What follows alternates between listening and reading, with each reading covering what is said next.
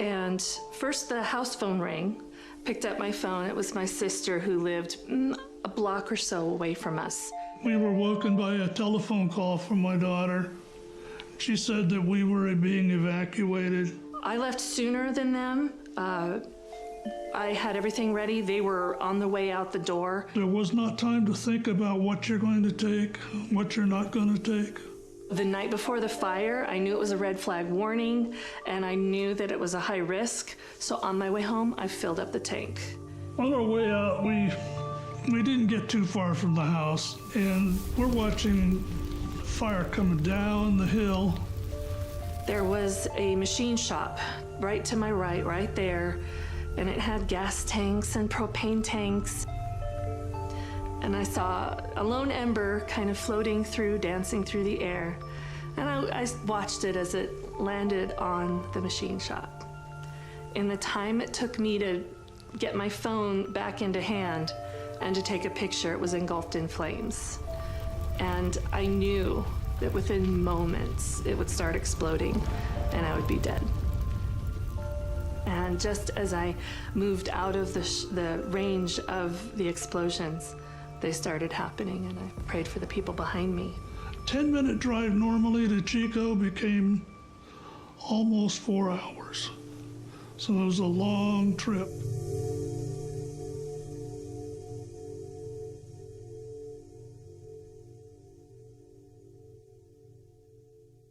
We started to hear a pattern. People kept telling us their story of how they escaped the campfire. And they talked about how if it wasn't for my neighbor who came and knocked on my door to tell me there was a fire, I don't know that I would have gotten out alive. If it wasn't for my son who lives next door picking me up and putting me in their car and driving me out of there, I don't know how I would have survived. And so I started really thinking about this connection between isolation and how connected you are to your community, to your neighbors, to your friends, to your family, and how that can be really helpful in a time of a disaster. So we were actually the beneficiaries of someone making that plan in advance to have that group of people that they were going to call. And that she saved my life that day. So absolutely having that network really saved lives. Find your five. The idea is that, find trusted allies that can be there and can be responsive and will check in with you if a disaster were to happen. So we recommend that you put people in your network that are down the street, that are maybe the next town over, that are outside the county, and maybe even outside the state.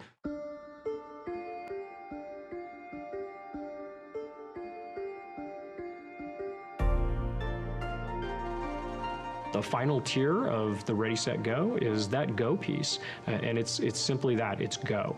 Evacuation information comes in two types. The first type could be an evacuation warning. This is essentially information that we're going to push out to the public, notifying them of a potential threat in their area where they may have to evacuate their home. An evacuation order is essentially that. We are telling people that it's time to go. There is an imminent threat to life, and we do not believe that you have much time to leave the area. Code Red is a opt-in alerting system that will dial your number. It'll send you a phone call, a text message, and an email notifying you of an emergency. That message is sent from our office, the Office of Emergency Services. It's going to be very targeted to your area, and it'll be specific to you. At 5:13, the phone rang with the Code Red call. And so as I was going up 49, I could look over to the left and see the flames in the canyon. The next layer is for staff to actually be out driving in the areas with a high-low siren. There's no other reason you'll hear that in an area unless we're putting out that evacuation order, not a warning, but an order. My day started routine patrol, came in and I was notified by dispatch to respond out to the Jones fire. Houses that. Right, good morning. Good morning, everyone.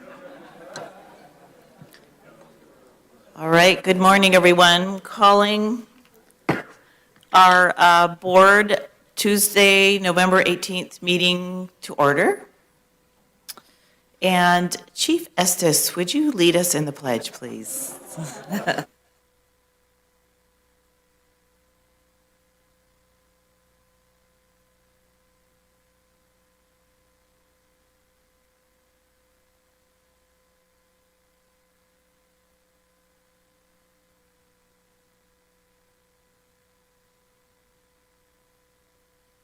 Fantastic.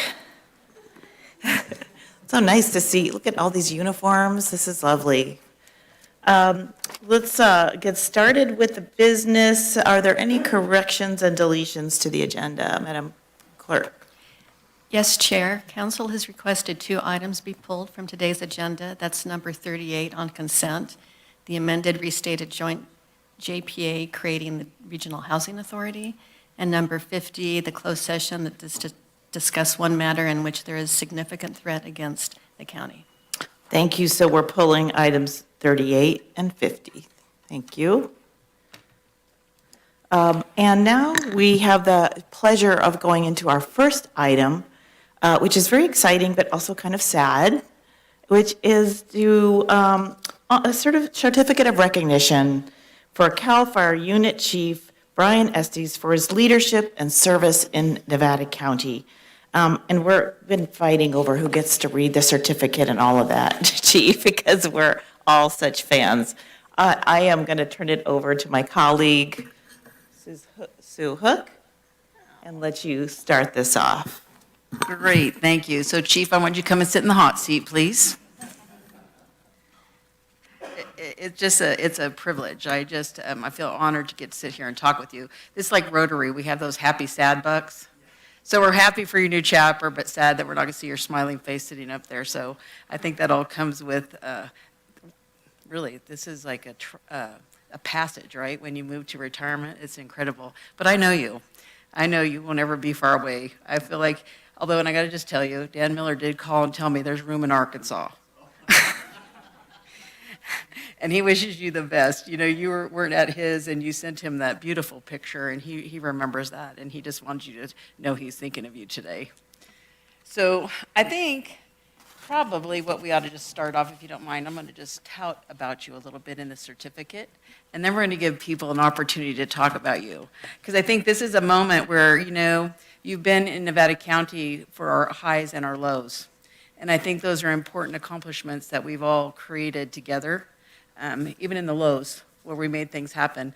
And here having you at the helm and being a part of that's been very important to all of us. I think your openness to communicate, teach us about fire, and to look at some of the ideas and how we move forward to make things better in a fire-prone area where we live. And not just mention the friendship that comes with that. I think that's fun. And it's exciting to look. I look and see all these folks in the audience. I think that's important to know how you help to build and create a unit that has that kind of camaraderie too, that becomes involved and engaged in a community.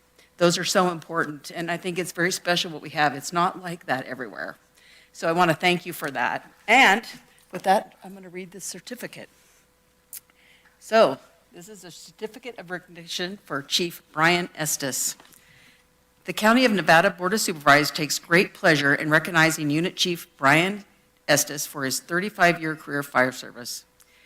He has been integral in leading some of the most transitional and transformational projects which have left a lasting impact on numerous communities.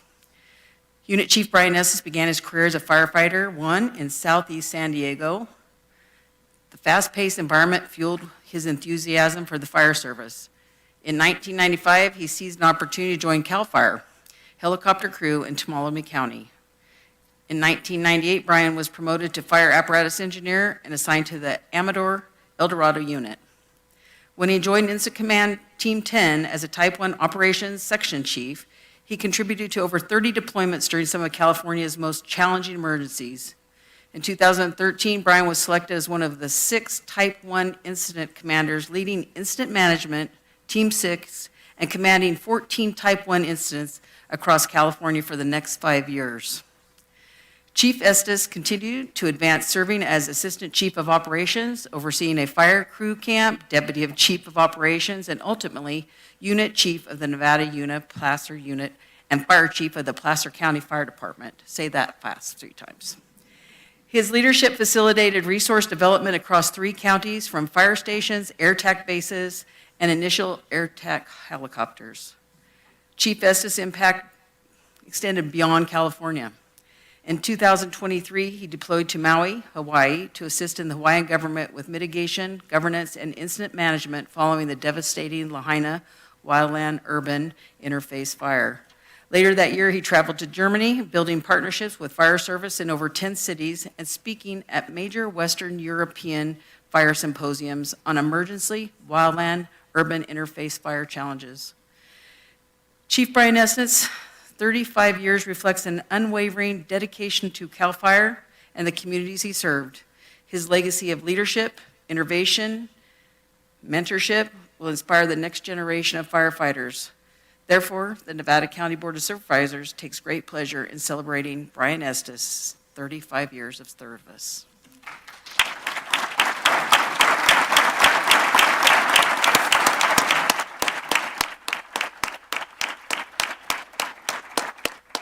I don't think people sometimes know that you don't always get to have a relationship with you folks.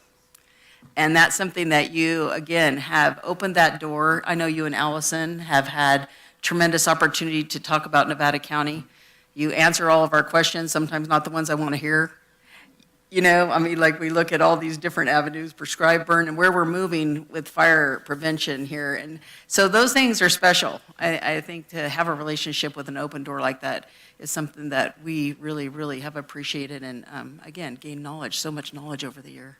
So with that, I guess, Heidi, I'm going to turn it back to you and let people get to Thank you. Yeah, keep them in the thank hot you. seat for a little bit. Thank you for getting this started. Yeah, we're going to want you to say a few words, Chief, but not yet. We're first going to pile some more compliments on you. So I'll start with, let's move it on with Lisa. So the first time I think I had a one-on-one conversation with Brian was when I was running for office, and he was very gracious and invited me to come down to Auburn to meet with him.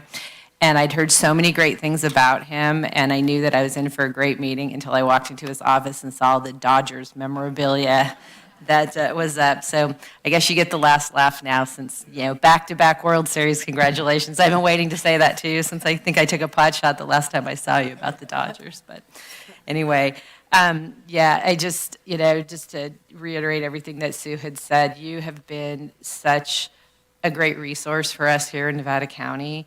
Anytime we have a question about anything, you have been willing to come and listen and answer our questions and really give us an open, honest opinion about the fire service and, you know, all the things that go along with it. So you are very much appreciated. I know that hopefully you're not leaving California. You're not moving to Arkansas. Come on. At least go to Tennessee. Okay. But yeah, all the work you've done here is just so much appreciated, and I know that you're leaving your agency in good hands, and I know we're going to get the same great service and resources that we've always had from CAL FIRE. So retirement is great. Don't do what I did and retire and then run for the Board of Supervisors, because that's not a true retirement, but you will definitely enjoy your time. So thank you.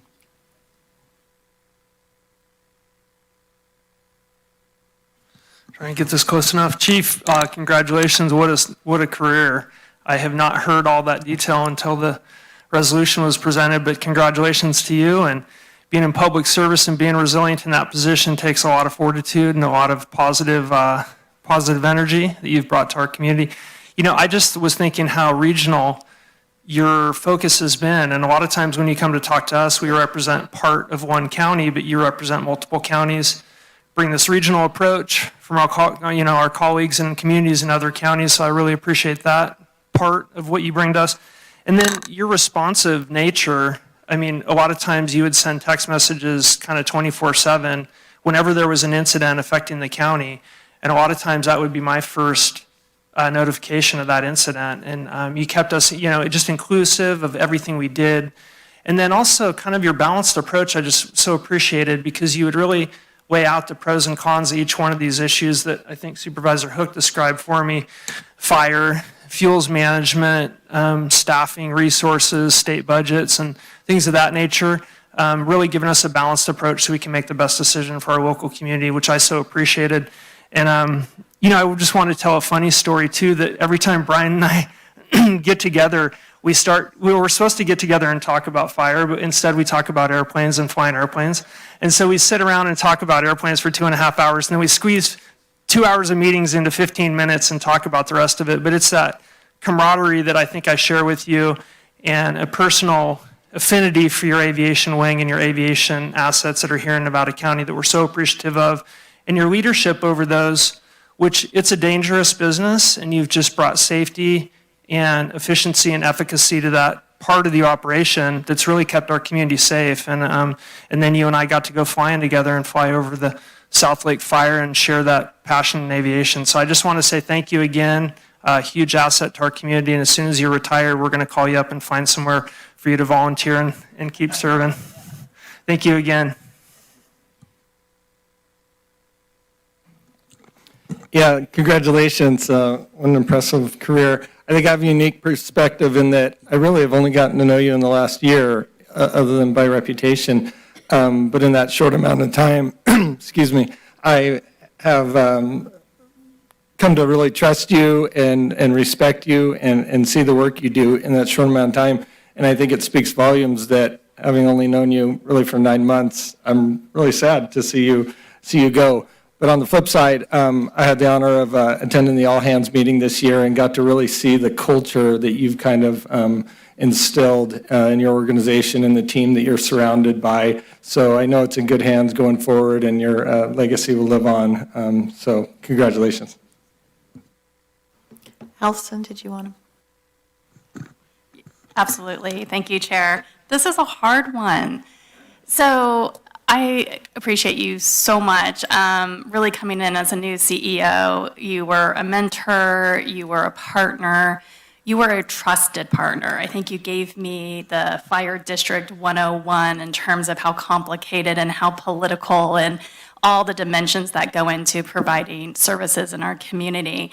As mentioned before, your communication, you just went beyond. No surprises, keeping us informed through texts, emails, really serving our board in a way that really is outside your role. And then even beyond that, you would make sure that when we did have a large event, we would take field tours with our elected officials. You would really bring us into the inner circle so we were more informed to better serve our community. And that takes work, and I just want to acknowledge, acknowledge that effort and that commitment on your end. Really valued our monthly meetings, just the consistency of that. I really think that helped in terms of strategy and better serving our community. And then the story that always stands out to me that just shows in terms of the character and the human that you are, it was a big snow event. It was Snowmageddon, and I get a call from Supervisor Hook saying that we had this elderly couple out in the ridge. Now, they are out there on like a road covered with snow, and we talked to our many partners. We weren't able to access them. They were out of firewood for heat. And I called you, and I said, hey, here's our situation. I don't know if there's anything you could do. And you said, I got it. I said, are you sure? Because here's the situation. And you said, nope, we got it. And you did. And that senior couple got the wood that they needed to keep warm for the days that they were homebound. So I just want to thank you on behalf of the county, on behalf of staff. What an amazing partner you've been. We wish you well in your retirement. And then just my closing thoughts is that being chief is just one dimension. You're just one of the most interesting people. Not only are you a strong administrator, you have expertise in fire, but you're this accomplished. You're also probably one of the best event producers I've ever met. If you ever go to a CAL FIRE event, every minute of the schedule is like planned out. The T's are crossed, the I's are dotted. So we definitely learned from you. So Chief, thank you for everything personally, professionally, on behalf of our team. We wish you the best in retirement. Great. And I get the last word, and then you get to say something. But I also want to thank you, first of all, to you and your team for keeping us safe all these years. I know it is a team effort, but the way the team works comes from the leadership, and you've been an exceptional leader, and that's kept us all safe. Thank you so much for that. I also want to thank you for the way you leaned in. For me, It's always about collaboration and communication, that the best thing for our community is when our organizations collaborate and communicate. And you leaned in immediately. You are the first one who came and talked to me and said, here's how things work. You took me out in the field. You answered all my hard questions, all my dumb questions, and, really educated me and all of us into what we needed to consider when we make decisions up here on the board as regards to fire and your work, and all the ways your work touches so many other things in the county. So you're a model administrator and leader for how you know how to work together and really put the community first, and you're able to set your ego aside and just lean into what everything that we need is and do whatever is needed. I am going to miss you so much, and I agree. I know you're leaving us in good hands, but it's been a pleasure and a joy to work with you. And I also wish you great success in your retirement. We're all going to come banging on your door and asking you to help, but you hold the line there, and I hope you do something that feeds your passion without the constraints of a 9 to 5 to 9 kind of job, right? So thank you so much, Chief, and I'm going to turn it back over to you if you want to say some things. Well, thank you, Chair Hall and members of the board, Allison, Julie, Kit, thank you so very much. If I could have some permission maybe to just call you by your first name, that is what I think is when I reflect on Sue's comments and Allison's comments and Hardy and yourself, everyone. The thing that's most special to me about the relationship I've had for the past 8 years in Nevada County here is the friendships and the personal relationships that I've built with all of you. I'm not a local boy to Nevada County, and in the fire service, sometimes that's a detractor, but sometimes it offers maybe a different set of lenses to look at things through. And what I've just appreciated so much about Nevada County is the humanity and the nature of yourselves as government leaders, the staff that Allison leads so competently, but with humanity and compassion.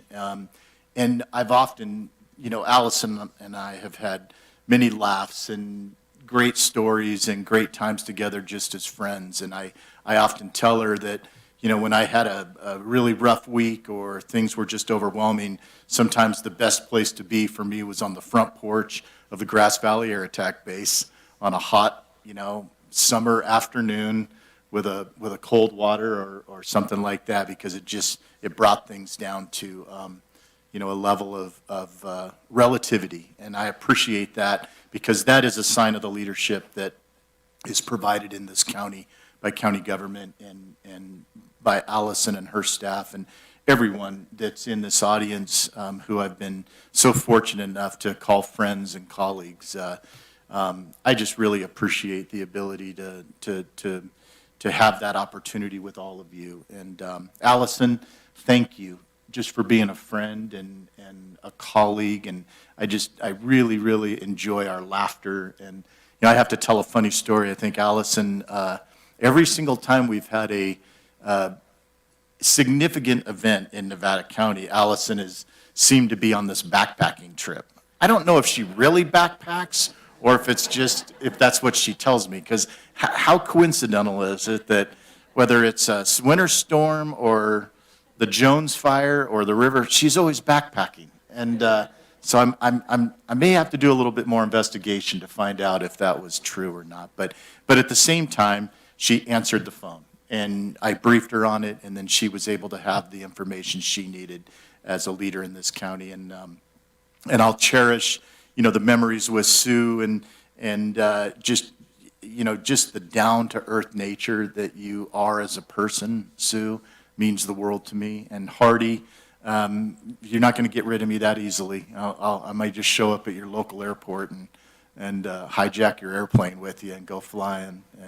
And all of you. And Heidi, we've known each other just as long from the first day, and I really appreciate you, and for Lisa and Rob, just you approaching me right from the beginning and asking, about my philosophy and my leadership style and how I viewed the Nevada County Board of Supervisors and government meant the world to me that you would reach out. So thank you for all that. And I do just want to speak to, the team behind me. I cannot think of a more qualified leader than Chief Jim Hudson to take the reins of the unit, and yeah.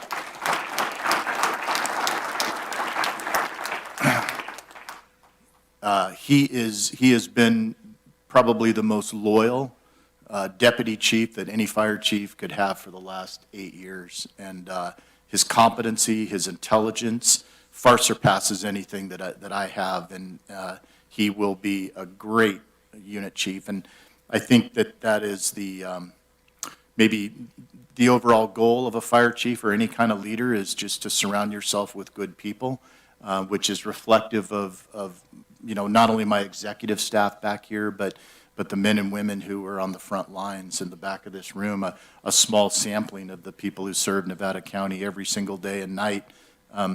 But I do feel if there's one accomplishment that I've made, and that is I've built a pretty darn good team, and that team will take this leadership of this unit and the service to Nevada County into the future, and I don't even think you're going to see a ripple in the water. I'm confident of that. So thank you very, very much. I appreciate it.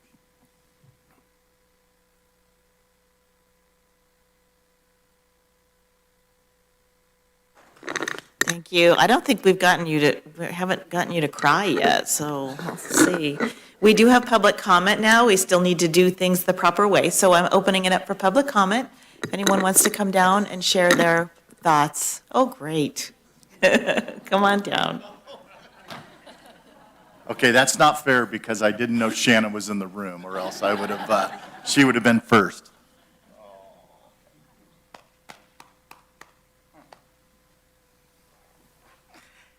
Chair Hall, Board of Supervisors, really appreciate the opportunity that you give so that we can congratulate a great friend, a peer, someone that has been very trusted for me in my scope of work as the sheriff of Nevada County. When I took office and having all of the great conversations with Brian, recognizing he truly understands what joint command means. And, we can talk a lot about the incidents, pretty significant incidents that we've been in joint command in Nevada County. But it's not about those incidents that I'm going to remember the work with Brian. It's the day-to-day.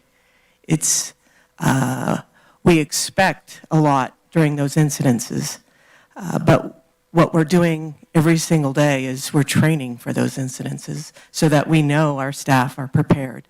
And I think when, the most profound question that I get from community members is what keeps you awake at night? And it's always about, am I doing enough for my staff? And I know I share that with Brian throughout the years because when we show up for those incidences and we perform very courageously and heroically, and we do a great job together, it's those little incidences, those gaps in between that are making all that happen, and that keeps you awake at night. And to do this job for 35 years, and definitely the last years that you've been in command of the NEU, and I always say it starts with an N. It always starts with the Nevada. My peers in Placer and Yuba, I've spoken with them throughout the years. They also have great relationships with Brian. So it is that regional approach that we're able to connect and just really say congratulations on behalf of the men and women of the Nevada County Sheriff's Office in joint command throughout the years. I say thank you for your leadership, your friendship, and again, the legacy that I know you're leaving is we're going to continue with that great friendship and leadership. So thank you. Congrats.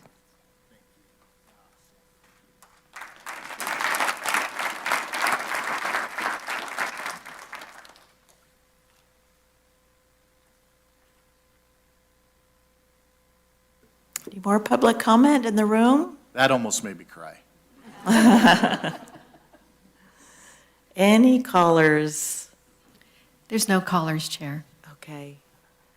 All right, I'm going to close public comment. We don't have to take an action on this. We're just here to say thank you, but we'd love to take a photo with you, Chief.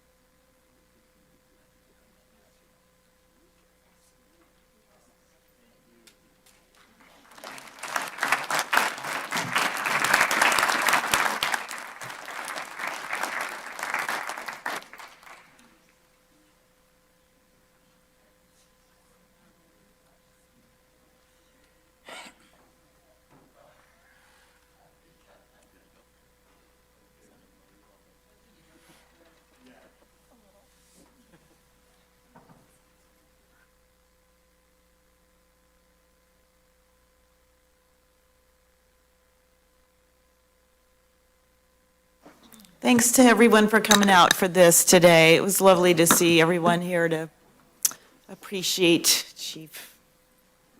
Give you all a minute to leave the room.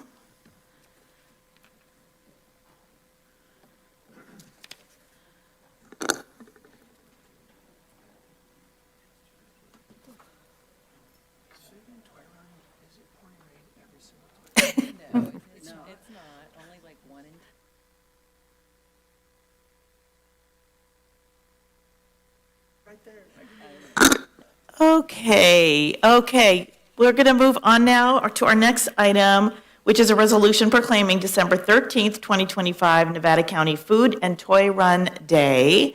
Carissa, take it away. Good morning, Chair Hall, members of the board. Carissa Sear, your Senior Management Analyst in your office. And we have another fun item for you this morning.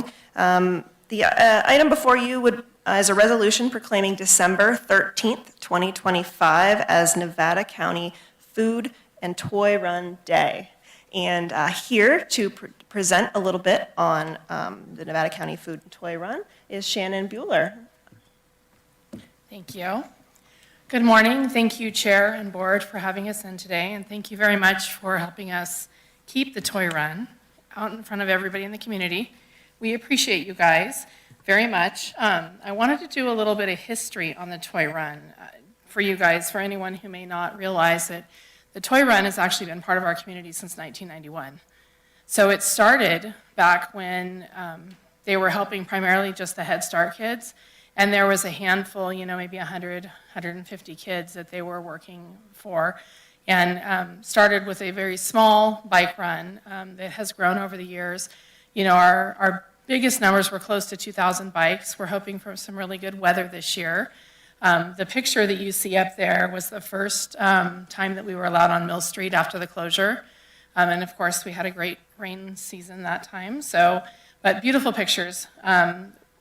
Through the years, we have helped so many children in this community. Last year, we actually opened up the day before the Toy Run on Friday at the fairgrounds to let community members drop off toys and food and stuff for the Toy Run. And we had so many families stop by that were either children that were recipients of the Toy Run at one point, or parents that had brought their children to the Toy Run to be recipients. And we're just super thankful. So I feel like it's a real big part of our fabric up here in Nevada County. So this year, there's always little added challenges. So last year, we were able to serve just under 700 families and close to 2,200 kids. This year, we have, at this point in the year, over 500 families signed up. We're providing 550 meals this year. Not every family who comes to the Toy Run will take a meal. Any meals that we have left over get put back into the food system with IFM and the food bank, who are partners of ours, and will be distributed at their holiday distributions. And anyone who leaves the Toy Run without a meal will have the opportunity to get one through one of those resources. So, we're seeing the food need is big this year with everything going on with SNAP benefits and everything in the community. We chose this year not to do our Stuff the Bus program so that all the food donations would go directly into the food system with IFM and the food bank. And they're, big supporters of ours, so we're going to work with them for the other food that we give out. Typically, each family who wants to will leave with either a ham, a turkey, or a chicken, as well as all the sides for their meal. And then we have shoppers. I don't know, some of you I know have been out to the Toy Run, but we have shoppers that work with the kids. So we've had families signing up for about a month, and we'll have families signing up all the way up to the day of the event. To run the Toy Run, we need about 150 volunteers the day of, which we're working on right now. We're blessed to have enough volunteers for that. But we work with local Boy Scout troops and a lot of different local organizations, Rotary groups, and everything to make sure that we have enough hands to help those families through the process. And, we try and make it as fun as possible. If you haven't had the opportunity to visit us when the bikers come into the fairgrounds, it's a pretty incredible experience. I spent many years watching the Toy Run from the sidelines and then participating with my daughter as a volunteer project. But there's nothing like being in that building when the bikers start coming in. It's just it's an incredible thing. Our biker community up here is a very giving community, and we connect with biker groups all over California. We actually have a couple that we've connected with in other states now that we're sharing information with to try and make sure that we're doing everything the best that we possibly can. Something you guys may not know about the Toy Run is it's completely run by volunteers. So our board members are all volunteers. There's no paid staff. Every dime that gets into the Toy Run is given back out to the community. So we're super thankful for you guys. I was going to show you, thank you. So in 2024, we served 658 families the day of the Toy Run, and then worked in an additional 60 families with 250 kids the day after. So we always have a wait list of families that we try to work in that day. If we're unable to get them in that day, then we use Sunday to finish that. And we also work with some of the other local organizations that give out toys, so things that we have left over are able to be redistributed in the community. This year, as I said, we've planned for 550 holiday meals. We could not do this without our partnerships with the local community. Nevada County is one of the most giving communities. I mean, I'm lucky and blessed to have been born and raised here, but anybody who calls this place home they know that this is one of the best communities to be a part of. I mean, we have people who donate to us from all over Nevada County and who want to participate and come out and help the day of the event. So it's super important. Ed Peavy is here with us. He is one of our board members, and he is a super special guy. He took the morning off to come here and help us talk a little bit about the Toy Run. And he's ridden in the Toy Run for as long as I know. Go ahead, Ed. Thank you, Shannon. Thank you, the board, for this opportunity and the partnerships we have in Nevada County, Grass Valley, Nevada City. Ed, could you speak right into the microphone there so we can hear you? Thanks. Yeah. I want to thank for the partnerships that we've had with you guys. It's awesome that Nevada County, Grass Valley, Nevada City, local law enforcement, CHP, sheriffs, Grass Valley PD, and Nevada County, or Nevada City PD, probation department, SPD, the local food bank, and IFM. That's actually me in that picture there. Yeah, it's a great ride. I mean, we got people coming out from everywhere, all over the state, from Reno, to ride in this opportunity, because it's giving back to this community is just gives us an opportunity to do that. And it's even this times what we're going through, it brings people together that even with political differences and stuff, all that's set aside to help this community. And it's a great opportunity. And I want to thank you guys for doing this.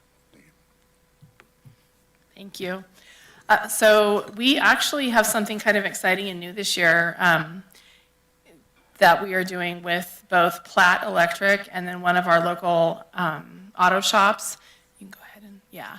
So they are actually helping us with a bike drive this year, so which is super exciting. So they are, a portion of every bill that is paid with them is going to buy bikes for children. Not every child obviously gets a bike. We usually hand those out to the ones that ask for them first. It's, the Nevada County Toy Run is one of those special things where the kids actually get to choose their toys, and we get to let them work with a shopper, so we know that we're filling their need and not someone else's, which is super special. So both Platt Electric and, you want to go over one more? Thanks. And Foothill Car Care are taking in donations right now to help us bring a lot of bikes into the toy run. We're working with another group on helmets, so to make sure that we have helmets for all the bikes, and if not, then we'll be purchasing those. So do you guys have any questions for us? Thank you so much for the great presentation and the way you're expanding and including other, this is so great. Really appreciate all the volunteer work you put into it too. I'm going to turn it over to my colleagues here for any questions or comments. Rob? Hardy? No questions, just thank you. Keep up the good work. Hopefully it won't rain, but I admire you for being out there when it's raining. Great work. So this is one that's very near and dear to my heart. I was there in 1991 for your very first one, and for 30 years after that at every single one by virtue of having a business in downtown Grass Valley. And, there's 2 or 3 really iconic events that happen in Grass Valley, and you guys are one of them. This event, the donation day parade that they do during the holidays, and a few other street closure events. But this is one that everybody really looks forward to.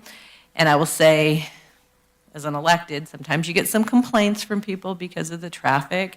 And this is one I justify. It's a short period of time, and it's for an amazing cause. I've been out to the fairgrounds and watched the work that you do out there, and just to see how this event has grown from the very first one where, maybe you had a few hundred people to, I can remember years where there was over 1,000 people who came down and rode in the event, and it's just amazing. And thank you to Shannon and your people for taking over after Tom decided that he was going to retire, because we were really concerned about what was going to happen with the event. So thanks for taking this on, for providing this amazing service, for making it bigger and better every single year. And I will be out there again this year, so keep up the good work. Thank you.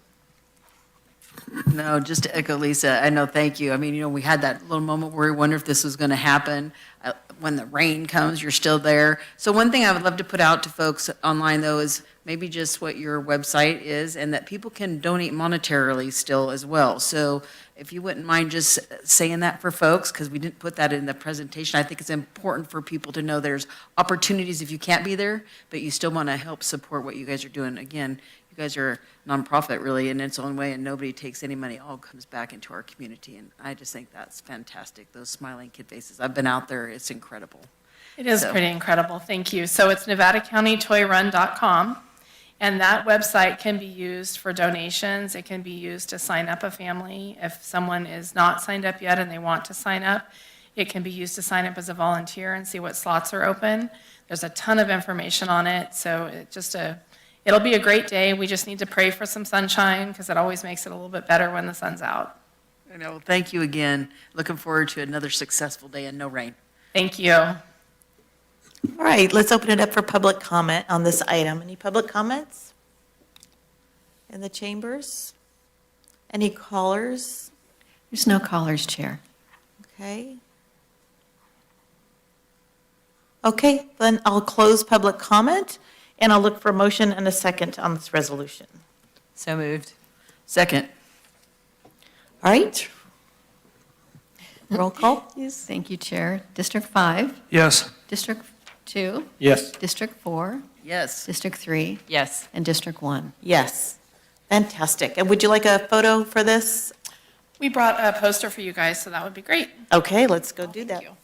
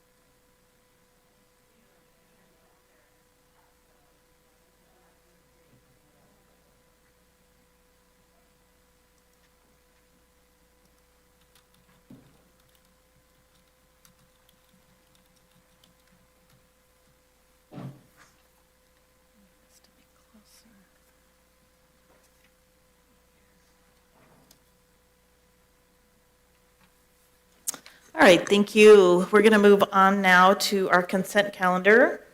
These are items 3 to 37. These items are expected to be routine and non-controversial. We will act upon them at one time without discussion. Does any of my colleagues want to pull anything on here? Okay, then let's open up public comment. If there's any public comment on the consent calendar. Any callers? There's no callers, Chair. Okay. Closing public comment. No one wants to pull any items, so I will ask for a motion and a second to adopt the consent calendar. So moved. Second. Motion and a second. Madam Clerk, please call the roll. District 5, Yes. District 2, Yes. District 4, Yes. District 3, Yes. and District 1. Yes. Thank you. All right, we are now moving into general public comment. Folks call in now if they want to make a comment. It takes a minute to get through the system. Members of the public shall be allowed to address the Board of Supervisors on items not appearing on today's agenda that are of interest to the public and within the subject matter jurisdiction of the board. Everyone will have 3 minutes and 1 bite at the apple. So let's open up public comment.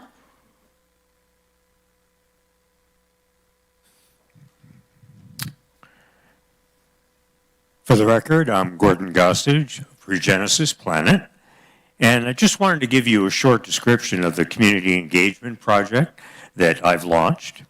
The project uses AI-enhanced deliberative democracy to co-create housing solutions and to strengthen local government.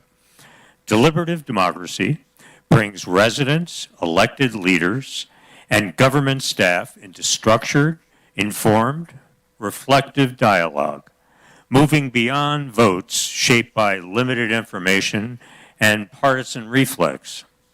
Random selection forms mini-publics, so everyday neighbors and affinity groups are represented. Deliberation cannot be isolated from real institutions.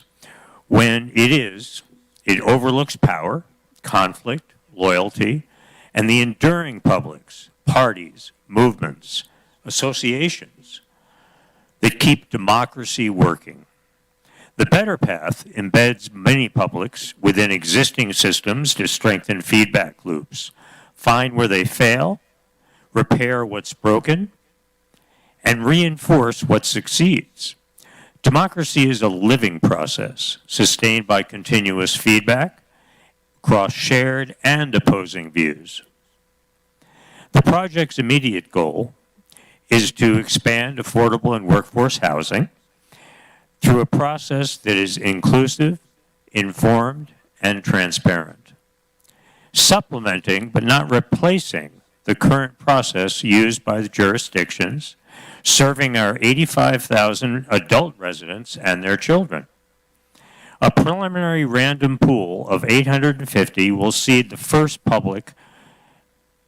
The project can contain 64,000 residents by email and will be analyzing 44,000 parcels to ground choices in real conditions. Used in a tech for good spirit, AI will help us move beyond unrepresentative meetings and performative social media toward structured, inclusive problem solving. At scale, AI surfaces shared understandings, strengthens cohesion, reveals cross-group common purpose, and helps craft workable compromise. So every voice feels heard and democratic resilience grows. I really look forward to continuing our conversations. Thank you. Thank you. Do we have any callers, Madam Clerk? Yes, Chair, we do have one caller. Okay, let's bring them in. Can we bring the caller in, please? Hi, this is Matthew Coulter, Nevada County. I'm a little dismayed to see that there's only one public comment and one call-in. I would hope the Board of Supervisors, as well as the other local government groups that have public meetings, could encourage the public to participate with all kinds of different comments. Maybe even comments that might ruffle some feathers and disturb people, because if they either don't agree, or they don't like how it comes out, or they don't like how it's received, or they don't like how somebody else is going to ask the official, why is that person asking this question in this way? So for Grass Valley to continue to drag me into court, get restraining orders because they don't like what I say, there's never been any threat of violence, suggestion, anything. Yet they keep going over and over and over with this stuff. This started in 2018, and it just keeps going. So when I hear things being shortcut because there's no money to do things, it's really easy to see the expenditures that are being squandered and the taxpayer money that's being squandered to do things that are obviously, blatantly against what the public wants. And the officials are working for the public, not the other way around. And people go to meetings and I guess that's why it's so empty these days. People have just lost faith in our government. It's very, very sad. And I think I'm a good example as a poster person for what the government can do to someone if they choose to. If they don't like what you say, if they don't like your opinion. And I'm not the only one that these type of things have been done to. Many people have been run out of this town for many years. But again, unfortunate expenditure of taxpayers' money. It needs to be audited and looked at more closely all the way around. Thank you. Thank you. Any other public comment in the chambers? Okay. I'm going to close public comment. Thank you. And we're going to move into, actually, we're going to recess as the Board of Supervisors and convene as the Nevada County Sanitation District #1 Board of Directors. We're going to introduce the consent calendar for the Sanitation District, items number 39 to 42. And I'm asking if there's any public comment on those on the consent calendar. Any callers? I'm not seeing any callers, Chair. All right, closing public comment. Any board members want to pull any item from consent for discussion? Nope. Then I'm going to call for a motion to approve the consent calendar. A motion and a second, please. So moved. Second. Motion and a second. Madam Clerk, please call the roll. Thank you, Chair. District 5? Yes. District 2? Yes. District 4? Yes. District 3? Yes. And District 1? Yes. Thank you. And then we have one more public comment for general public comment for the sanitation district. Any comments? Any callers? No callers. All right, closing public comment there. And adjourning as the Nevada County Sanitation District Number 1 Board of Directors and reconvening as the Nevada County Board of Supervisors. All right, we have a moment for a quick break now. Okay, 5-minute break, is that enough? Okay, we'll be back here around 9:55. Thanks.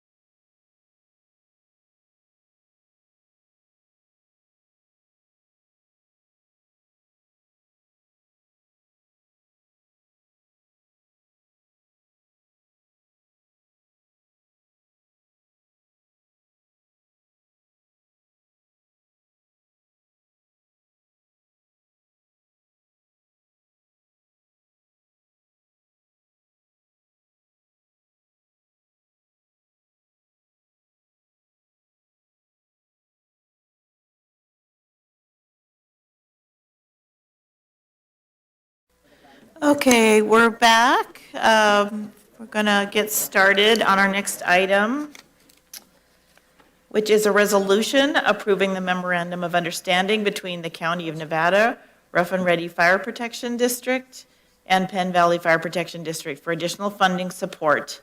And I'm going to stop there and turn it over. Oh, we have folks coming down, Patrick and Craig, who will walk us through this item, and Aaron. Thank you. I'll turn it over to you, Patrick. All right. Good morning, Chair Hall, members of the board. I'm Patrick Eidman, your Assistant County Executive Officer, joined today by Craig Griesbach, IGS Director, who is co-presenting this item with me on behalf of the Ad Hoc Fire Services Committee, and Aaron Mettler, Deputy CEO and CFO, who will be available to answer finance-related questions. The item before you is 25-2193, a resolution approving an MOU between the county, the Penn Valley Fire Protection District, and the Rough and Ready Fire Protection District for additional direct funding support not to exceed $1.5 million for a 5-year period expiring June of 2031. There's a long, proud history of independent fire districts in Nevada County, but for purposes of this item, we'll provide a summary that is more recent. The county executed an MOU in August of 2023 with the Rough and Ready Fire Protection District, the Penn Valley Fire Protection District, and the Nevada County Consolidated Fire District to support a broad consolidation of the districts and to financially support the operations of Rough and Ready Fire Station number 59. Though the county continues to strongly urge and support the broad consolidation, the districts ultimately cleaved that effort, with Penn Valley and Rough and Ready pursuing a reorganization and Nevada County Consolidated and Ophir Hills seeking a separate reorganization effort. Financial statements provided by the Penn Valley Fire Protection District to both LAFCO and the county demonstrate a sizable financial deficit that would prevent approval of the reorganization by LAFCO, which relies on a 5-year financial projection to determine whether the consolidated district is financially solvent. Should the current reorganization effort fail, Rough and Ready Fire Station number 59 faces potential closure and dissolution of the fire district. To maintain dedicated fire service in this area of the county, this item proposes a 5-year MOU that would provide restricted, short-term gap funding to support the reorganization effort between Penn Valley and Rough and Ready fire districts, and to ensure that Fire Station number 59 remains open, operational, and staffed during the consolidation and over the course of the next 5 years as the new reorganized district is established. I'll now hand it over to Craig, who will provide more information on the MOU. Good morning, Chair Hall and members of the board. Again, Craig Griesbach, your agency director for information and general services. We would like to highlight some of the key points specifically in the MOU. Keep in mind these aren't all inclusive, but some of the high points and main points of the memorandum of understanding. So in general, the language in this MOU is substantially similar to past MOUs your board has approved for these districts. That includes an initial MOU, 2 amendments, and then also a repeal and replace memorandum of understanding since 2023. This MOU will be initiated at the start of the 2026-27 fiscal year and has a term of 5 years as highlighted by Patrick. This gap funding is exclusively to support the operations of Rough and Ready Station 59. Gap funding will not exceed $1.5 million and not more than $500,000 is to be spent per fiscal year. There are several reporting deliverables, including budget accounting and annual audits, similar to standard county contracts and agreements. The districts will complete the reorganization process with LAFCO and submit final statements of reorganization of the new districts by December 1st, 2026. With this said, if the MOU is approved today, the districts plan to move forward quicker and try to get that done by spring. Continued enhanced emergency services, response services will be provided in these districts, including advanced life support services. The districts will partner with the county and other fire districts to facilitate a minimum of 2 community workshops to educate the community and engage them regarding fire district funding mechanisms, challenges, sustainability, and the other aspects to improve overall community awareness.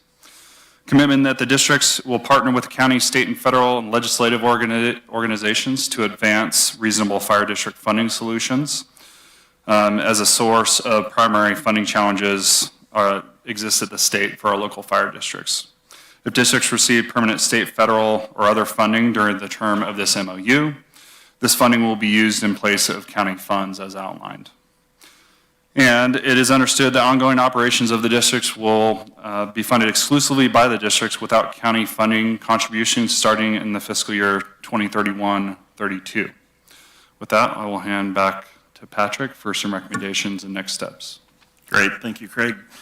It's important to note here that the county recognizes the value and importance of financially healthy local fire districts while also acknowledging that special districts are independent of the county with their own boards, management, staff, revenue streams, and budgets. The county does not operate fire services and has no specific financial obligation to any independent fire district. That said, the county intentionally and broadly supports all local fire districts through legislative advocacy for improved district funding, co-managed projects, grants, Homeland Security funding, Prop 172 funding allocations, property partnerships, forest reserve funding, and other opportunities. Over just the last 5 years, the county has provided more than $5.8 million in funding contributions to local fire districts. The recommendation from your Fire Services Ad Hoc Committee is to approve and accept the MOU in order to provide the minimum funding necessary to ensure that Rough and Ready Station number 59 remains open and operational. Thank you, and we're happy to answer any questions. Thank you, Patrick and Craig. I'm going to start by asking my colleagues just to, if they have any clarifying questions. So, Sue and Lisa, since you were on the ad hoc, let me see if you have any, let me start with you. Any clarifying, we'll do comments later, but any clarifying questions at this point? Well, I'm not sure I have any clarifying questions, so I would like to make comments as we go forward. You know, this has been such a long process. I think it's been an involved process between working with LAFCO and staff. I think we've had some roadblocks. You know, sometimes the attorneys get involved and we had questions and we had to find this. The MSR took a long time to come out. We've had some changes. I think that everyone has worked in a positive attitude to move this forward. We have a numerous amount of people in the Rough and Ready area that depend on fire services. I think we all depend on each fire services together because we work as teams. We heard that today even with CAL FIRE. So when there's a void, there's a challenge. I like to really, I just as a comment, like to say that there's been a lot of hard work that's gone into this. And I want to make Pin Valley specifically, I think they've given a lot to try and make sure this station has stayed open. There was a lot of work with Consolidated, and right now we're working with Grass Valley as well, so it just shows that teamwork can work. Do we want to see a bigger consolidation over time? We do, I think, but right now the question is how do we keep Rough and Ready and that area protected? Think about the Lobo fire and some of the areas coming up the Deer Creek, and those areas were really are very fire prone. And I do think the other key component here is the ALS services, because of course that's a key component. I have a little we have a trailer park with a lot of older folks that live across the way. Our community has a lot of older folks in that area, and ALS is a very important component of this. And being able to run our ALS team is going to be very valuable. So, any more, you, Lisa, you want to talk to it? I mean, when you look at our map, I think that's going to be kind of an interesting conversation. Yeah, I don't have any clarifying questions, and I think I'll wait until I hear from everybody else, maybe public comment, and then I have some comments to make. Hardy. Yeah, thank you. Thanks to the ad hoc. I know there's been a lot. It's been a long process and a lot of work, so thank you for dedicating the time and being the patience to go through that process. And thanks to the fire agencies for representing the community and being out there to save lives. We can't do any of it without you. Just a couple of questions, and I'm not sure who they're directed to, so feel free to bring up supporting people as needed. But the LAFCO timeline, so the application, as I understand it, was submitted in August of 2005, and that's a one-year application. But you brought up December 1 of 26. Supervisor Bullock, that is correct. The consolidation application was submitted, I believe, in July of this year. So if this was approved and moved forward based on the deliverables in the MOU, it would meet that time frame. Okay, so is it 1 year, basically? For the period of the LAFCO to be active, I believe so. And Patrick, I don't know if you know those timelines. Only that it was delayed as they worked out the financial considerations, ensuring they could show 5-year projections that showed the district would be solvent. Essentially, there's roughly now a year left, but Penn Valley and Rough and Ready are moving forward more aggressively and plan to have that. Got it. Okay, done so we have a year to finish it. One of the questions that came up for me was, what role does the county play in acting as a successor agency? And I know that term comes with some legal interpretation. I was just hoping that maybe Kit or Patrick or Craig could weigh in on exactly the legal definition of what that means for us. So I'd be glad to weigh in. When this initially came up, one of my concerns, it was talked about the county becoming a successor agency. There are counties that have fire services and provide fire services. So I want to clarify, in our county, we do not have fire services. The taxes that are collected with Rough and Ready are for the specific purpose of fire services. So all that we would do as a county, if we were a successor agency, would be, ultimately, we wouldn't be able to collect those taxes except for finalizing any debts that were owed or winding the agency down. So we would become basically a fiscal agency only to close that organization down. Once those taxes have ended, in terms of we wouldn't continue to be able to collect those, they would no longer exist. They would have to start over. So at this stage of the game, the county's role is really acting precursory to that winding down part. As a successor agency, we're intervening to try and make a collective community improvement. Excuse me. So in what they're trying to do right now is so that the county is not the successor agency. If there's an annexation with Penn Valley literally becomes the successor agency. If they are providing the services, then they actually get to continue as a successor agency and step in the place of Rough and Ready and be able to do all of the things that Rough and Ready board was able to do. Okay. Okay, that makes sense. And so if we move forward, as you've described, Patrick, the two would be inextricably connected, so that if Rough and Ready had a problem, it would be essentially Penn Valley's issue, and they would become one, renamed and governed by a single board? That's correct. Okay. Yeah, and further, we've requested as part of the MOU, though, to ensure that the county funding is specific to operations for 59, that the financial records or books be maintained to reflect that. But yes, they, once consolidated, would be functioning as a single organization. Okay.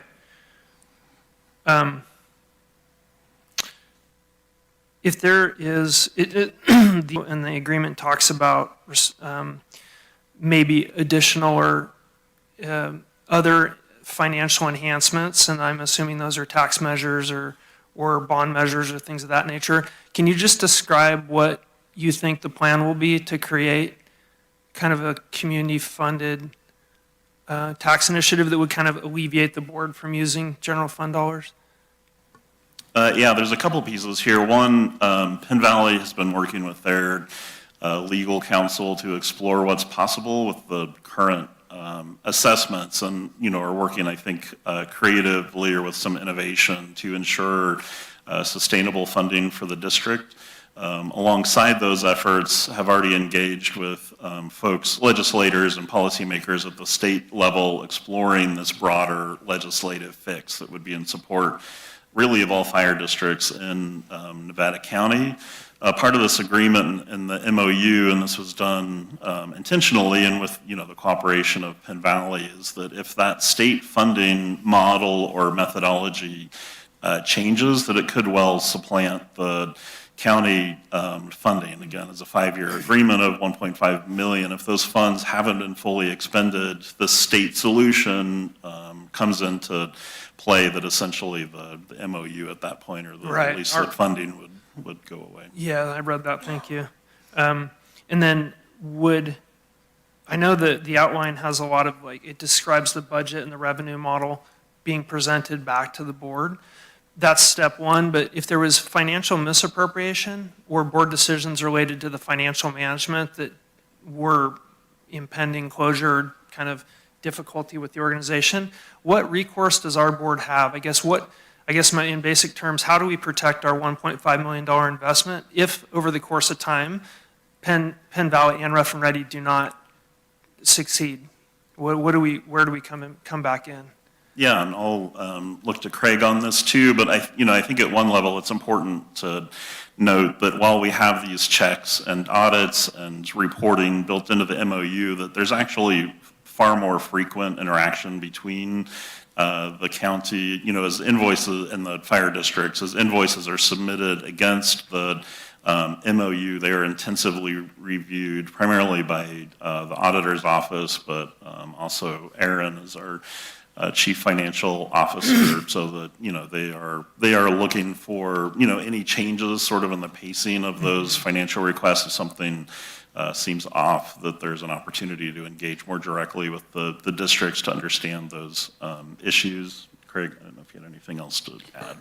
Yeah, Supervisor, just to add on with what Patrick said, essentially there's deliverables in the contract that bind them to submitting budgets to show fiscal solvency over the 5-year period.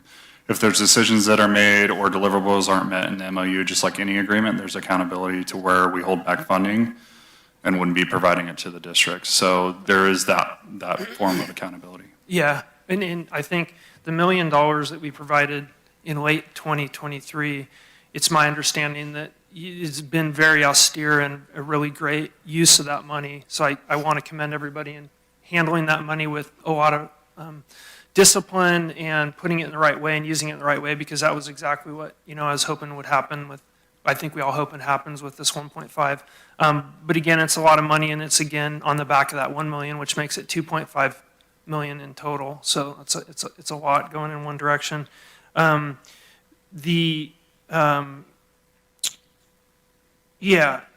There is in here, to your point, Craig, there is a lot of responsibility on the county. There's a lot of staff oversight time, and there's a lot of subjective interpretation in this agreement that's going to put a lot of workload, I think, on our staff and the board. And one of the things, I don't know if the Penn Valley Rough and Ready Fire Board's here, but if they are, I'd just like to ask them a couple questions about kind of, have you braced internally your staff and your organization for some tough times ahead? Because this money is taxpayer money. We all have made huge cuts in the last year, and we anticipate additional further cuts in our budget. And I just wanted to hear from the board themselves on what their plans are to kind of brace for these impending tough times coming at us. Is there anybody that can help describe that for me?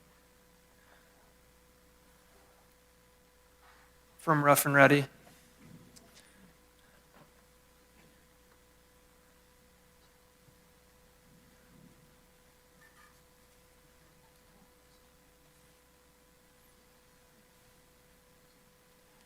Hi, Board of Supervisors. I am Doug Whitler. I am the sitting chair of the Rough and Ready Fire District, and I'm here to certainly answer your calls, or your questions, sir.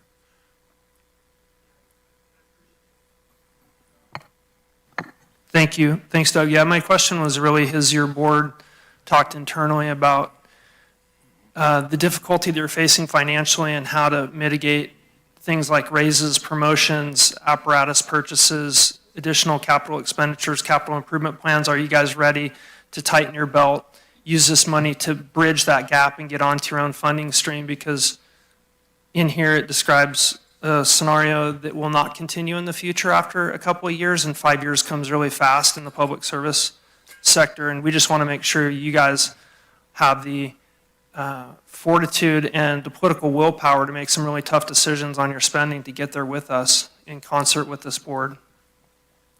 Absolutely. So the last $1 million gap funding that you have reached out and supplied us with, we've been very frugal with that. We've actually stretched it further. I know that that was supposed to be for 2 years. We've actually stretched it out to about 2.5 years. Myself, working with Chief Wagner and now Joey Jordan, the Penn Valley Chair, we've been very, I don't know, I guess you can call it penny pinching. We've been into this now for maybe 4 years now, and I'm starting my 9th year as a board member there, and we have been in financial hardship for at least 4 years now. So we've had many financial meetings. I have been on the financial ad hoc with Rough and Ready, and we go through this monthly.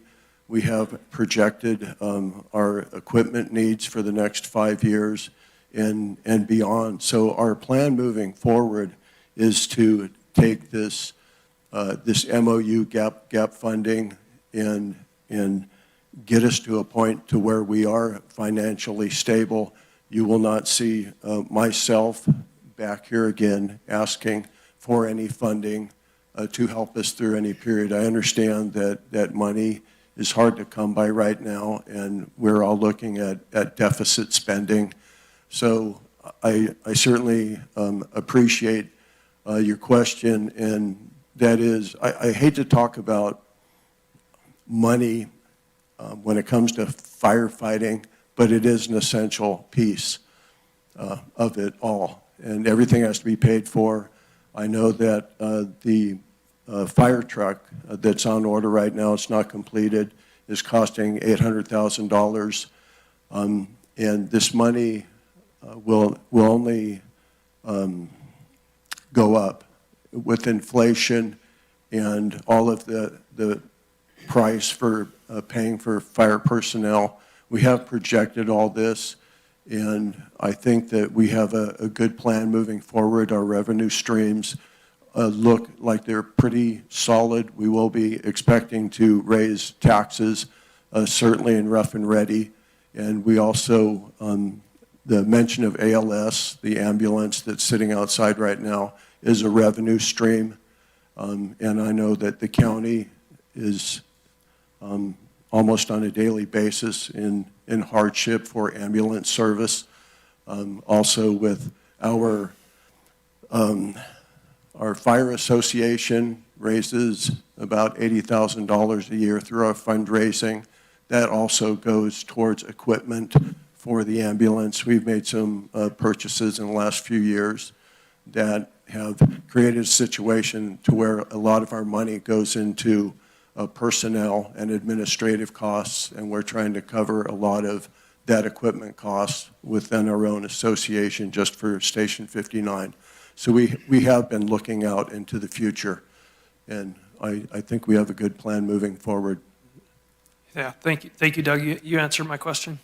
Okay. I think I have some more, but I'm going to wait till comment and public comment. Thanks. Yeah, I think Hardy addressed most of my questions. Just a couple clarifying questions. The $5.8 million in the last 5 years that the county has used to support districts, that's not this specific district, that's countywide, correct? Supervisor, that's correct. That's countywide. Okay. And then the other question that may be slightly subjective. So we talked about 2 years ago, we were in a similar spot before my time and provided some of this gap funding. I would assume that at that time, we weren't anticipating being here 2 years later, kind of going through the process again. Can you just quickly summarize maybe why the gap funding from 2 years ago, we're here again, sort of doing it all over again, and why going forward we won't expect to be here in another few years or 5 years at the end of this, doing the same thing. So I guess what were the barriers in the last 2 years that led us to be back here needing to consider additional funding? Supervisor Tucker, that's a, a long conversation for sure, the evolution of this project. I think overall, this effort, it started with keeping Station 59 open. There were many conversations there. It evolved into a 4-district effort, devolved into 2 bifurcated efforts. And so we've had many hard conversations. It's evolved a lot since 2023. And so based on the current effort and the separate reorganization applications submitted has really created this initiative that's elongated this entire thing. And so there's many other reasons why we're trying to fill fiscal gaps, but as of right now and where we're at with the 2 districts, trying to focus on keeping Station 59 open, that's the 1.5 is really the last piece that it will take to get them solvent for a 5-year period, and it's a commitment to not come back to the county to solve that problem. So ultimately, whether that's state, federal, or other funding solutions, the districts has also talked about if we don't have a solution over that 5-year period, that they would entertain looking into a voter initiative to fill that gap. But this is overall a commitment over that 5-year period that we will not provide additional funding after that period. And I would invite Patrick and the ad hoc if they have any further comments. No, thank you. Can I ask a follow-up question? Craig, maybe it was just the way it was presented, but you said if the gap funding didn't complete, is it if or is it in parallel with will a tax measure be brought forward? My question is the way the agreement reads, and I had questions on it. I mean, my thought would be that as soon as this has a wet signature on it, Penn Valley and Rough and Ready would start, as Doug described, looking for alternative funding methods, which could include, potentially very lengthy tax measures. Tax measures take years to perfect and essentially make it get on the ballot and get it passed. Would that happen right away?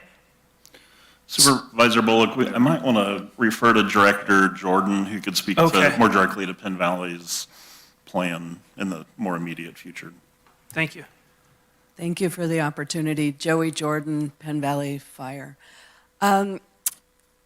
We have multiple options before us, and our board of directors will be meeting this evening to further discuss those, and we would welcome all public to be there. What our plan is to be completely sustainable once we can get through the consolidation. The consolidation process has been delayed repeatedly, and it is now not able to, we're not able to utilize the funding that we will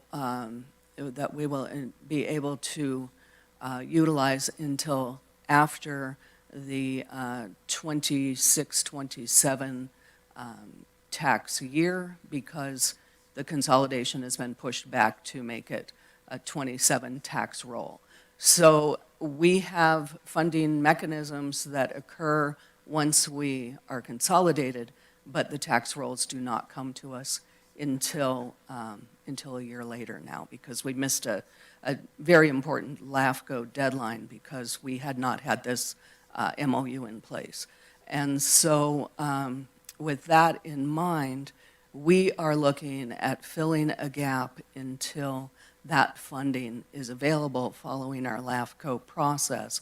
We are on the, we believe, the track to be fully consolidated by March, and that will put us into the funding cycle that will then take place the following December.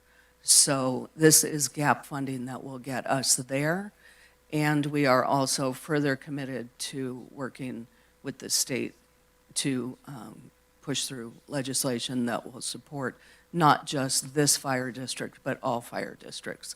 And that is to help us rectify, as you are aware, we had requested reopening a tax share agreement.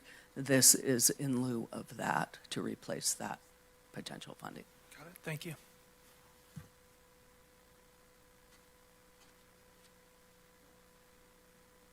Okay, we're going to open it up for public comment, and then we'll come back and we'll have further discussion and maybe additional questions. But let's start with public comment. Go ahead. Good morning, Madam Chair and the rest of the supervisors. My pleasure to be here. Clayton Thomas from the Penn Valley Fire District. Going back to what Supervisor Hall said earlier about communication and collaboration, that's been key in this process from day one. And it's been a long road. We've got most of the boards for both districts here, and I think they can all attest to that, as well as the county staff. And Allison's been a great partner in this.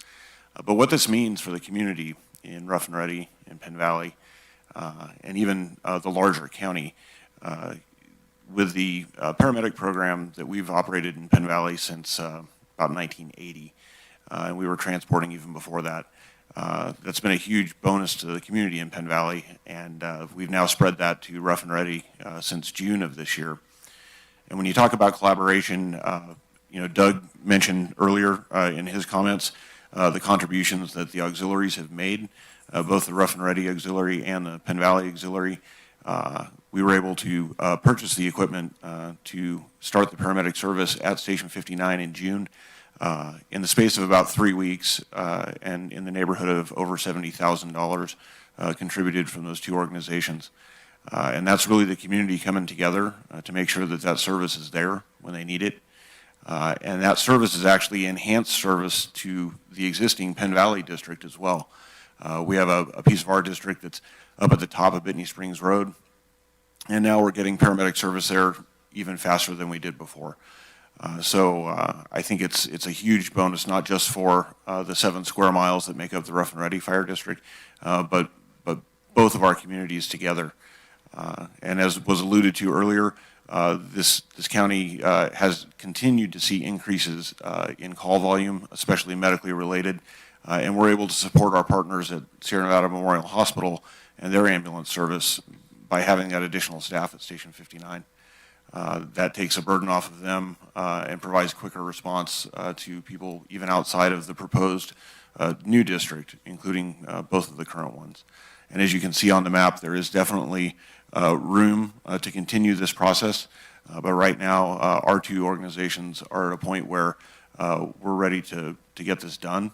And as Director Jordan said, we are confident that by March of the upcoming year, we should be finished with the LAFCO process. So in conclusion, I would just like to thank the supervisors, all of the county staff, the directors here seated behind me, as well as the fire district staff that's present, because everybody's been working really hard on this, and we do appreciate the communication and collaboration that we've had. Thank you.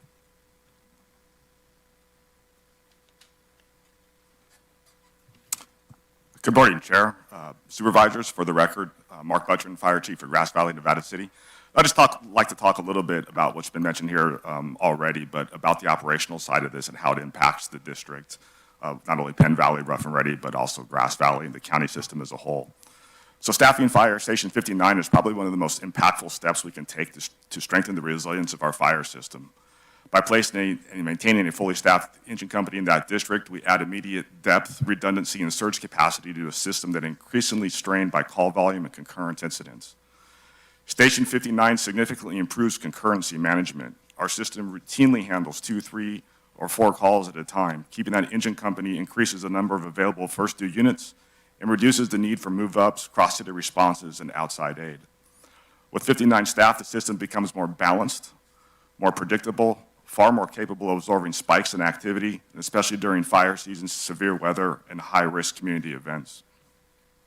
Your return on investment in staffing Station 59, not only from the engine company perspective, but also from the advanced life support transport perspective, is significant.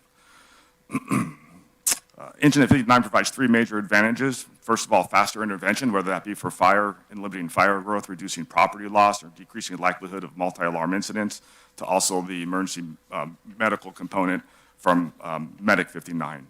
Reduce dependency on auto aid, which keeps resources within their jurisdictions and not having to move around as much. And preservation of core coverage and just maintaining a system status within the greater fire system in Nevada County.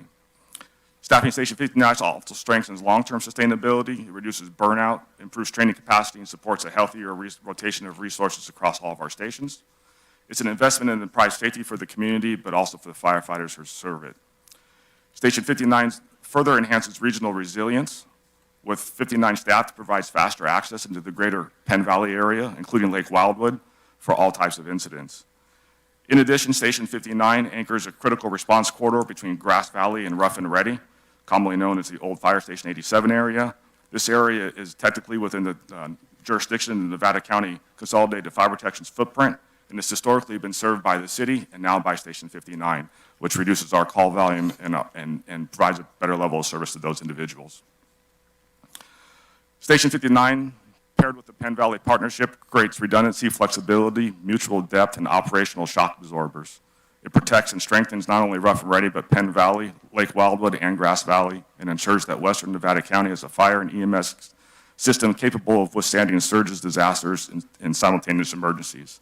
And we're happy to play a small part in this, in that the Penn Valley Board and Chief Wagner have allowed us to help assist in staffing Station 59 on occasion, and that's a great opportunity for us as well. I'd be happy to answer any questions. Thank you.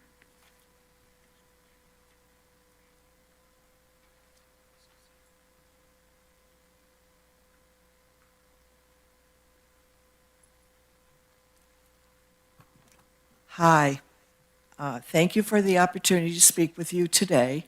My name is Bambi Flanagan, and I'm proud that I am the new elected president of the board of the Penn Valley Fire Auxiliary, and I've been a volunteer since the year 2007. We have 70 volunteers working in the thrift store, all of whom care passionately about supporting our fire department. Most live within the district boundaries, but some drive from Grass Valley, one lives in Colfax. In 2023, our auxiliary paid for cash for an ambulance to replace a previous ambulance at our Lake Wildwood Fire Station. In 2024, we were able to donate a record-breaking $250,000 to the Penn Valley Fire Department. We are on track to break that record this coming year. We are working around the clock to help provide funding for our fire department, and I ask that you please support this MOU, that we will keep Rough and Ready Fire Station open until the consolidation funding kicks in. Rough and Ready Station 59 supports Penn Valley, making us all safer. Thank you. Any questions?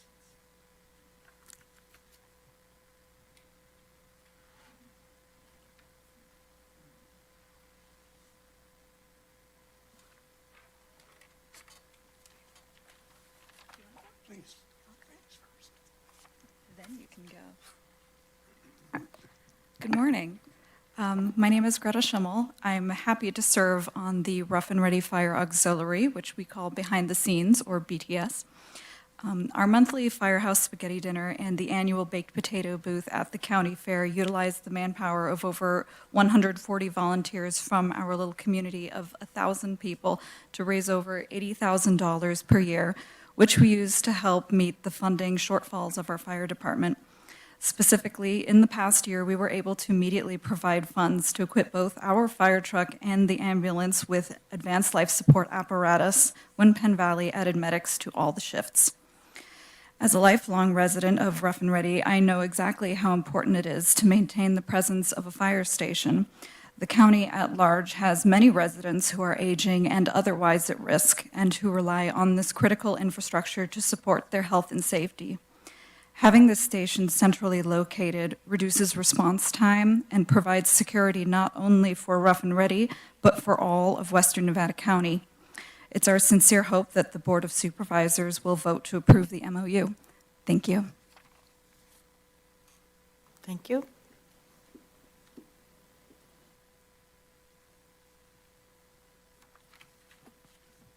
Good morning. In August of 2020, as the Jones fire was still smoldering, I received conflicting reports as to whether or not I still had a house. Chief Wagner was good enough to drive out and send me a photograph of my home still standing. I can't describe the emotion one feels in such a moment.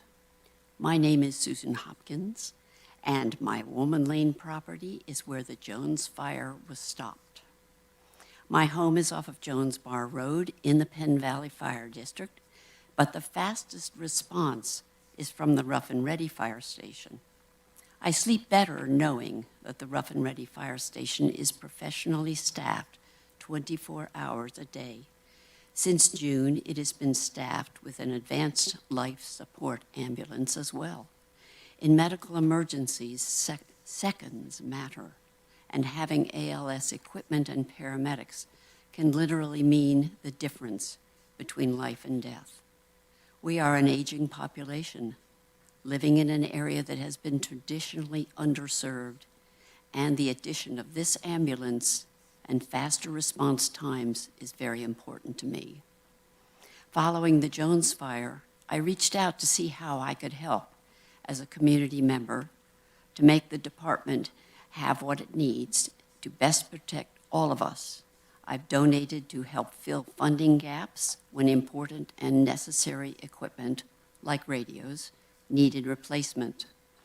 As a community, we come together to help as best we can because we have learned the value of having enough staffing and the right equipment to properly respond to emergencies. We all are benefited by the Rough and Ready Fire Station and the addition of a medic-staffed ambulance. I ask that you support this proposal to help bridge the funding gap as Penn Valley and Rough and Ready consolidate.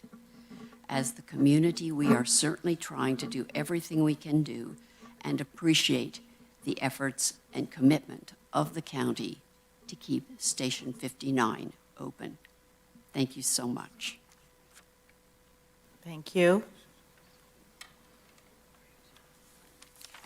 Good morning, Madam Chair, members of the board.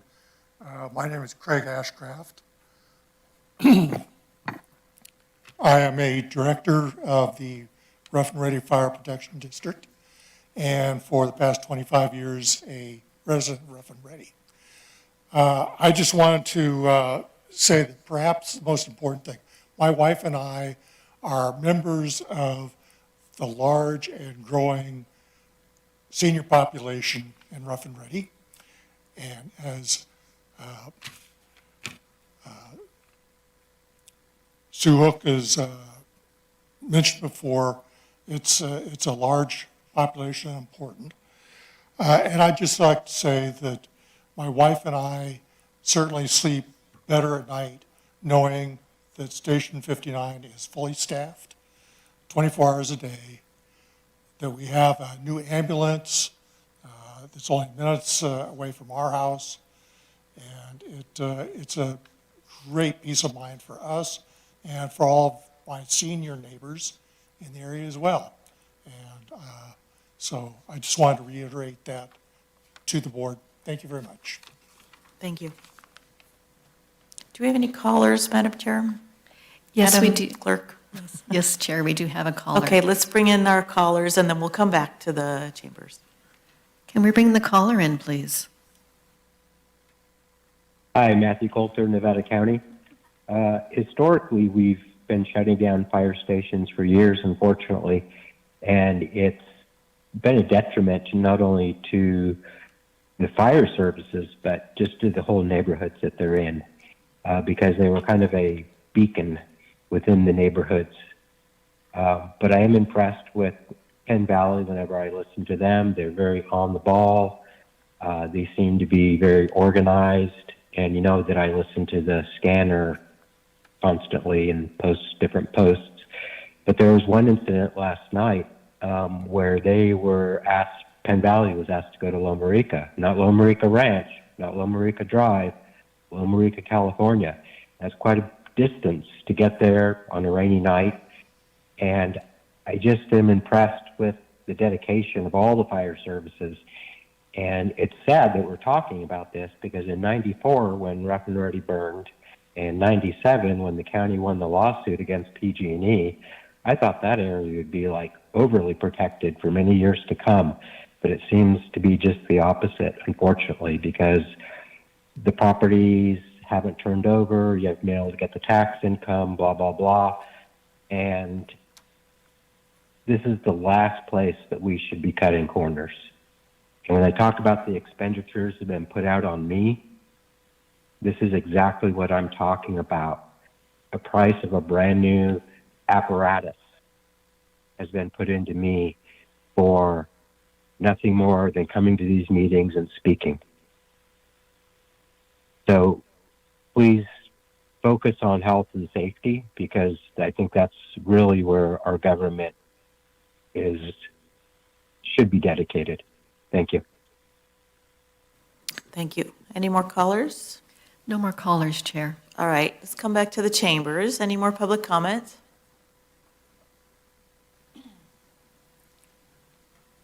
Good morning. Good morning, Chair Hall and Board. Thank you for the opportunity to speak. If you hear my voice shake today, it's not because I'm nervous. I'm really cold. It's like a fridge in here.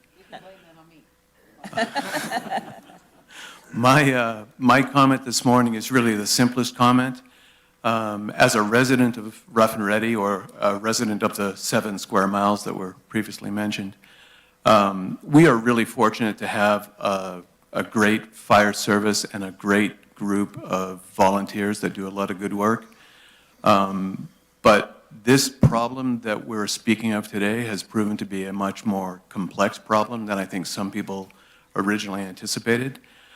So my comment today is really just to say thank you to all of the people in Penn Valley, Grass Valley, Rough and Ready, all of the people on the fire service side, and also the auxiliaries that have dedicated time to this. But I also want to acknowledge the work that's gone into this from both county staff and electeds.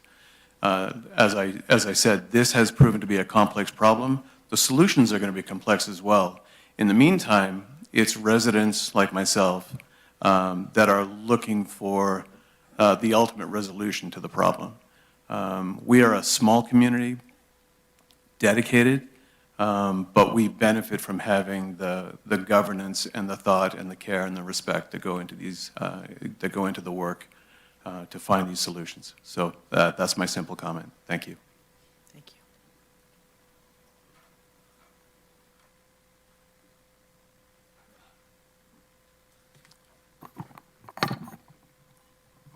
you. Good morning. I'm John Wetzel. I'm a director on the Rough and Ready Fire Board. And I just wanted to say a couple things that will help you with more information. Just as a typical example, I'm getting feedback here, I guess. An example was that in September of this year, there were 59 calls to the Rough and Ready Fire Station. 12 of those calls were to service the existing Rough and Ready Fire District. The rest of those calls were to Penn Valley or to Nevada Consolidated areas and stuff. And so I want you to understand that we have a really central location in terms of providing services both in Rough and Ready, of course, but also to Penn Valley and throughout the county that surrounds us. This is done on a daily basis. A final comment I'd like to make is on a personal note. About 2 years ago, I had occasion, unfortunately, but fortunately, to use the services of the Penn Valley paramedic services. And I was delighted that they were there so quickly. I would have been delighted if the Rough and Ready paramedic unit had been available at that time, because they would have been there that much faster. But the point is, these services are critical to the well-being of our citizens that live in our areas, and the services that the Rough and Ready provides both to Rough and Ready, to Penn Valley, and throughout the Nevada Consolidated Fire District and Grass Valley and Nevada City are just an example of how this whole community fits together and how important it is that we keep all those pieces in place. Thank you very much. Okay. Thank you.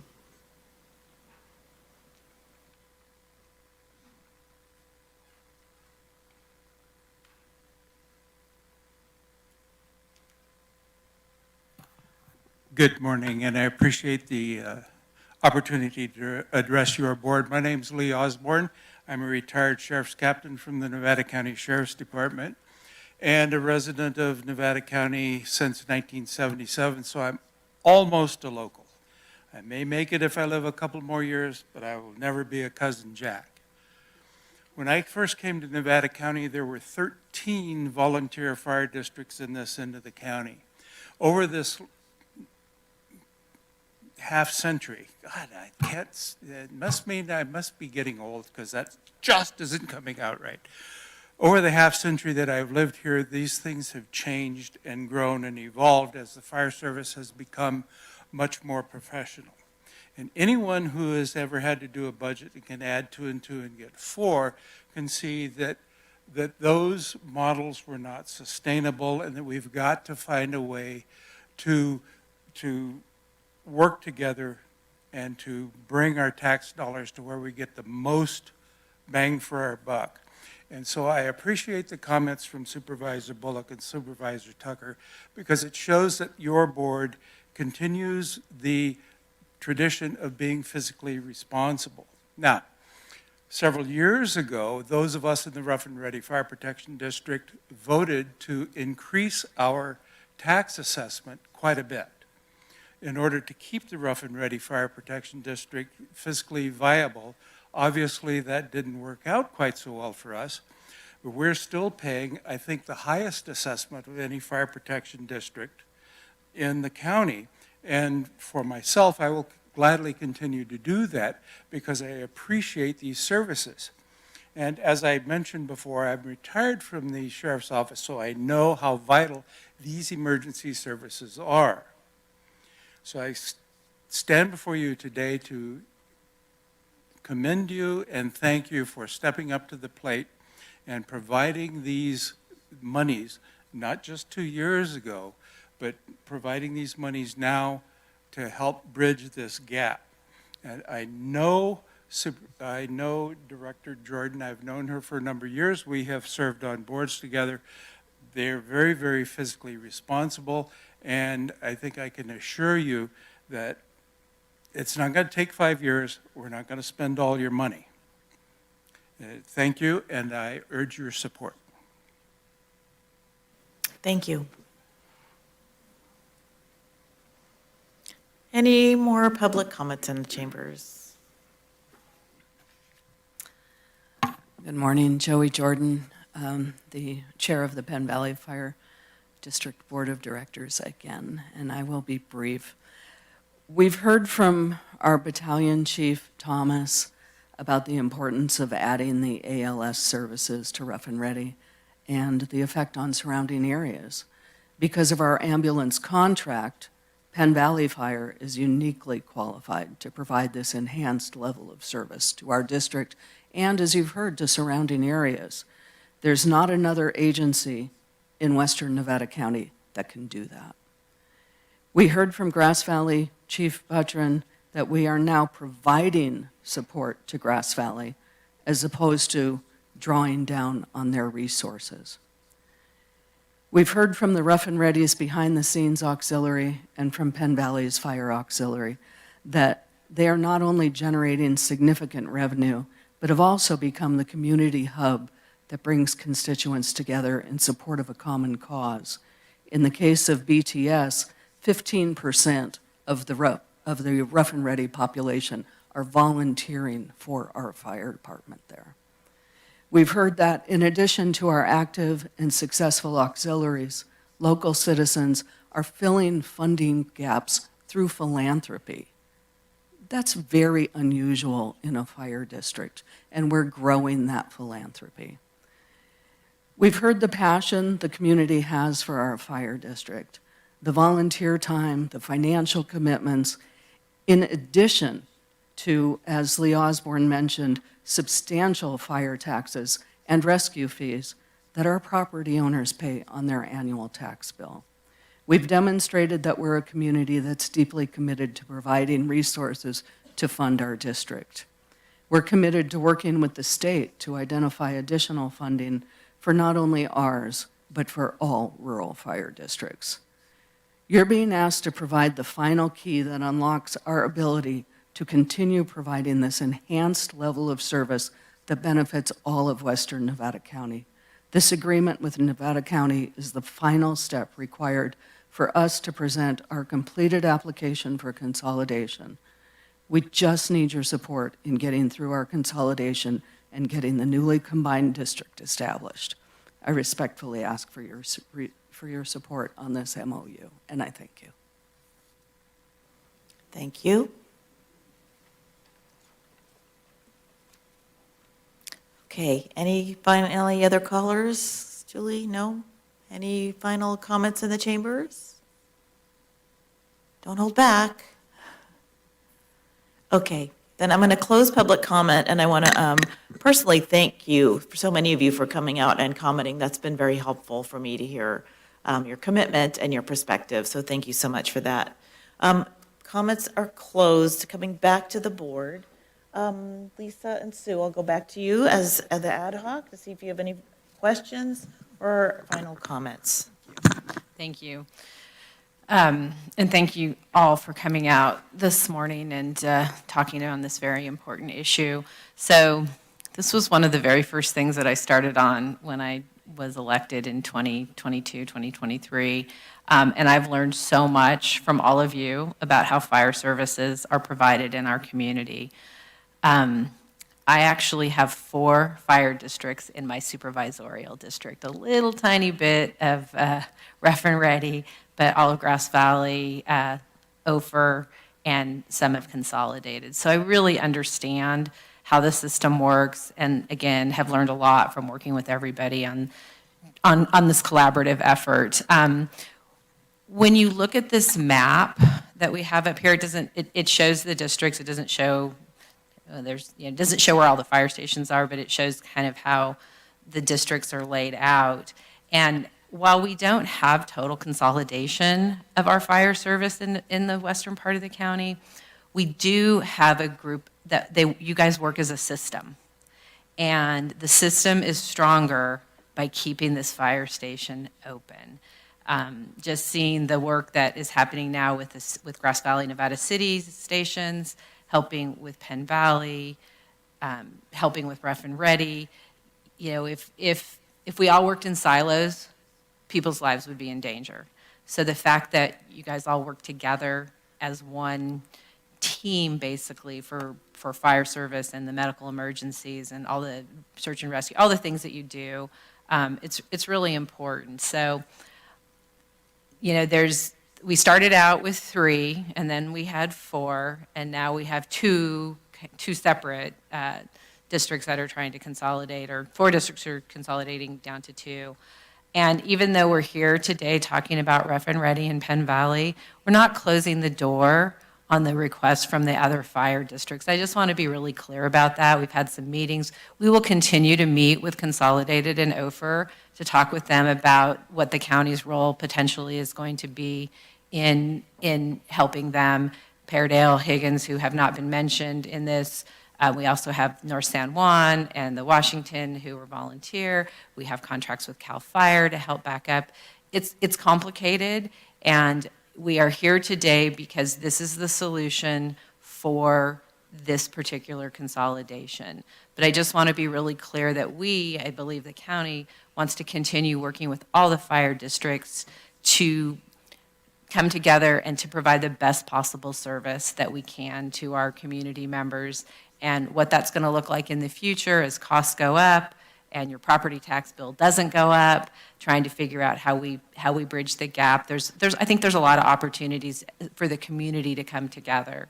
One of the things that I would strongly like to see with all the fire districts, and this goes back to the question of, you know, having the county, the money that we have spent helping all the fire districts over the last few years, is to maybe look at doing a standard of cover study so that the community really understands where you live. I can't tell you how many people call me because they have a Grass Valley address and they think that Grass Valley is their fire department, but it's not. They're actually in the Consolidated District, or they might be in the Ophir Hill District. So really, we need to spend some time educating the public about how the districts work, what district you're in, why you pay the special taxes that you do to support the fire service. So I want to continue working with everybody and collaborating, but I think this is the first step in saving a resource that we have by keeping the Rough and Ready station open, because you can see by the maps that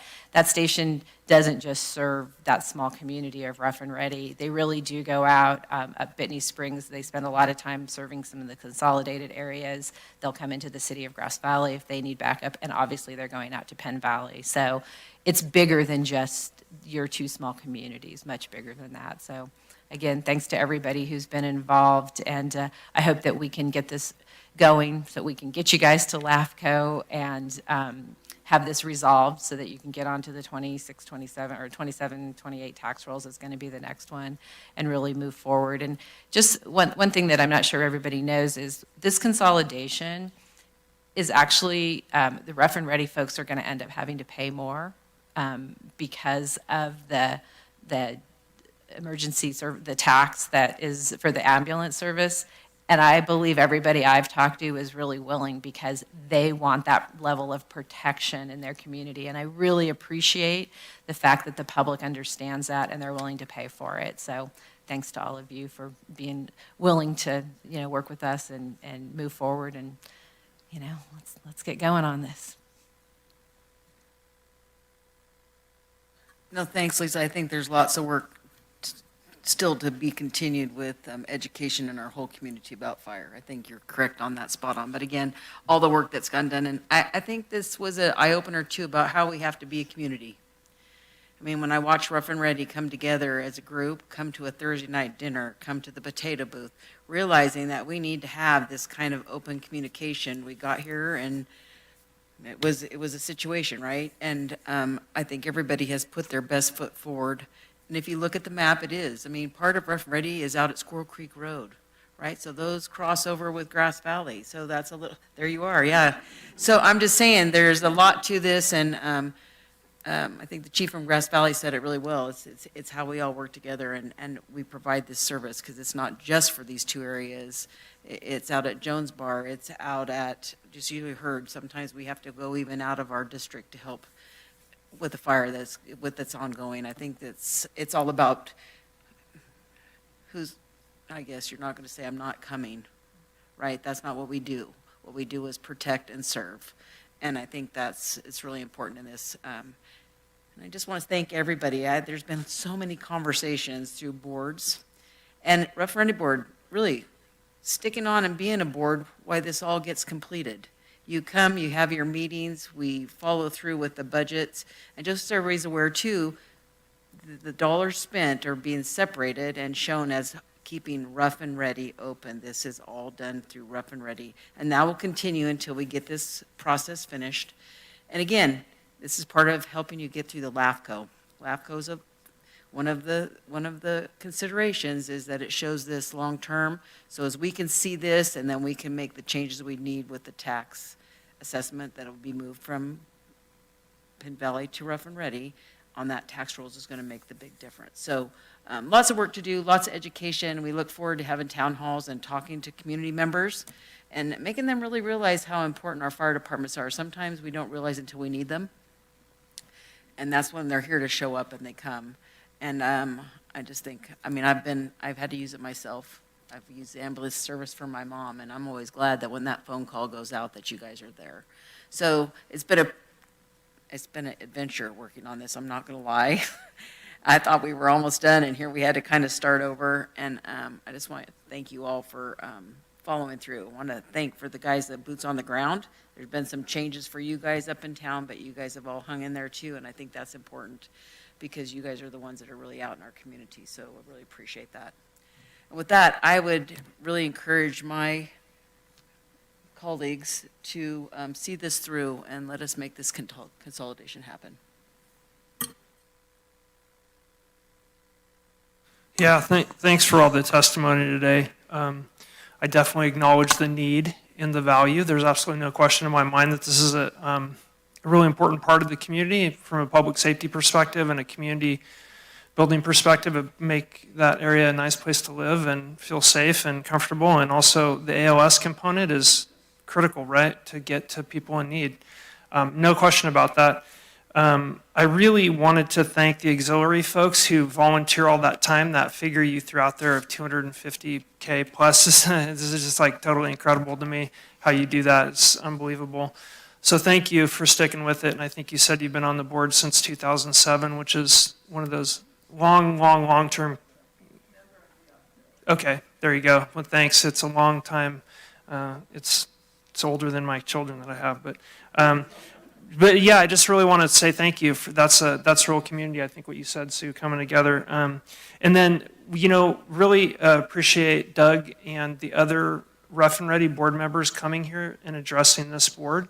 We have some really tough decisions to make in your testimony, and Doug, you answered my question. It was my core question is, will you be here with us as we go through this journey together, trying to make you guys whole and sustainable? And your answer was yes, and you looking at me and telling me that means something to me. So that is really heartening to me to have that. At the same time, I come from the East County where it's the land of special districts because we were unincorporated in Truckee for a long time, and so it spawned all these special use districts with water and sewer and fire and all these other things. And so special districts, including fire departments, and are independent entities with their own governing bodies, with their own financing terms and their own statutory requirements. And so I can't overlook the fact that you're responsible for the money, you're responsible for the people, you're responsible for the service. It's all on you. And we are not in the fire service business, although we seem to be talking a lot about it. Just in my tenure here, we spend more time talking about fire, OES, and fuels reduction and forestry, I think, than maybe anything else we do. But one piece too, and this is both an acknowledgement and kind of a hope and goal, I think, for the process, is that once Rough and Ready is incorporated or consolidated into Penn Valley, it becomes Penn Valley's problem, if you will, for lack of a better term. And now it's on you to meet any gap funding, and so that comes with a huge responsibility. So Supervisor Tucker brought up one of my questions, but I mean, that question it became self-evident to me that now you're in charge of it when our funding comes to termination. I don't think it's going to be the last time that fire departments or something is here in front of us, and I'm happy as well to work on legislative fixes. But I did want to mention really quickly, and then I'll be quiet, but the tax, the bond, and the legislative fixes are huge undertakings. They take a lot of political willpower and a lot of volunteer time. My community just finished Measure G, which was a library bond measure that had a huge amount of effort and time and money that went into it. So please don't overlook the fact that, that's going to take some effort on everybody's part. And I think the county is, again, here to help you get there if we can. But I want to support this measure and I want to be part of it, but I have some concerns. And two of my concerns are related to the agreement under 3E and then one on number 8. And I think I've expressed the others, but these are just nitpicky things that I think the ad hoc would likely agree with me on and maybe fix as they travel over time through the agreements. But one of them on the messaging for item 3E is, could we have some insight into the messaging so that our community understands how the need to create additional funding mechanisms to keep the fire department open? I guess I'm just saying that in plain terms because I want the community to understand if you choose not to pay for it in the long term through bonding or tax or legislative support, you may not have that service, and that's a real reality. I've seen that with other special districts. I'd like if we could add that to the agreement. And then the other one is the provision of documents in support of the financial management, which is item E. I would just like to see some sort of time frame put in there, like you must provide the documents within X amount of days or weeks or whatever the case may be. We've seen in other areas of the county that gaining access to important financial documents can be a huge obstacle to creating decisions from this board, and so we just ask that maybe there's a time frame there. With that, I'm happy to support it, and I look forward to working with you.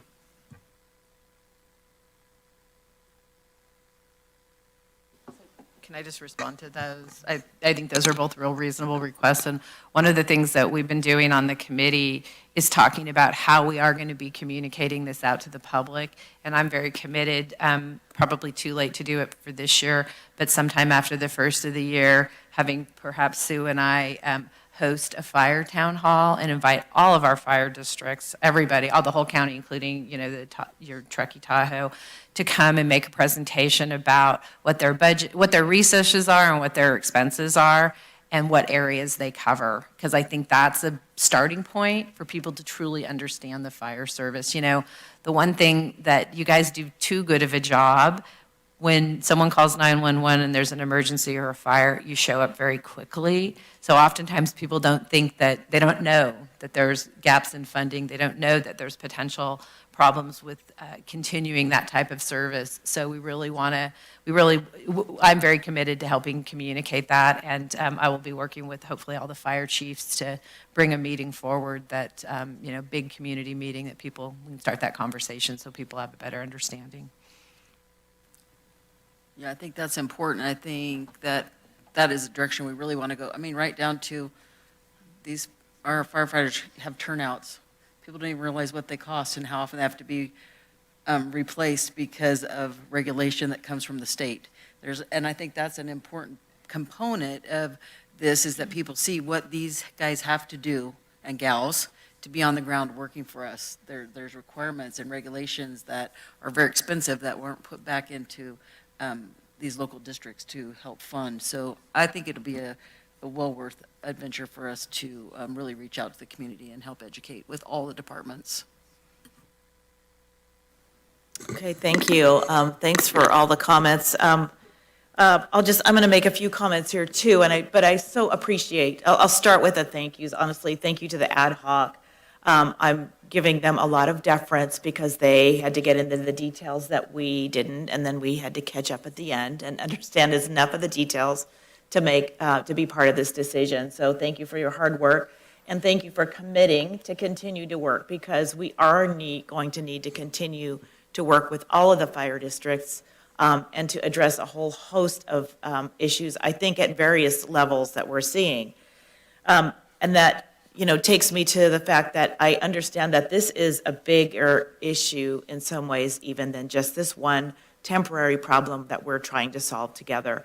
I acknowledge that there's a statewide issue with fire agencies needing more help to stay functional. And I think we need to be working together and collaborating on that statewide advocacy to make the changes that we need, because this is beyond sort of what we can fix at this level. I've also spoken to some of my colleagues in other counties to ask how they're dealing with this problem or this challenge. And I've gotten several answers. So there are agencies who have said they're leaning full in to help with funding, but they see a crisis coming and know that they cannot do that again. And I've talked to counties who have already reached that point and said, no, we're not providing any more funding. We cannot. So it is a bigger issue. We're all in this together, but the responsibility, as we've heard here, is joint to fix this problem temporarily, but ultimately the responsibility is on the fire districts to do what they need to stay functional. And so that, you've heard that conversation up here, and I'm going to emphasize that you're going to have to raise bonds or raise taxes. You're going to have to help people understand that they're going to need to pay more. And some of you don't like that. None of us want to pay more taxes, and some of you are philosophically opposed to taxes, period. You're going to have to get over that, because this is going to be your responsibility, and you're hearing that we are in this with you to try to raise more money, and you're going to have to sell that to your constituents, that they're going to probably have to pay more for the good services they're getting. So you have to lean into that, and that can be tough. That's not easy. You've heard how hard that was for other tax measures that we've had.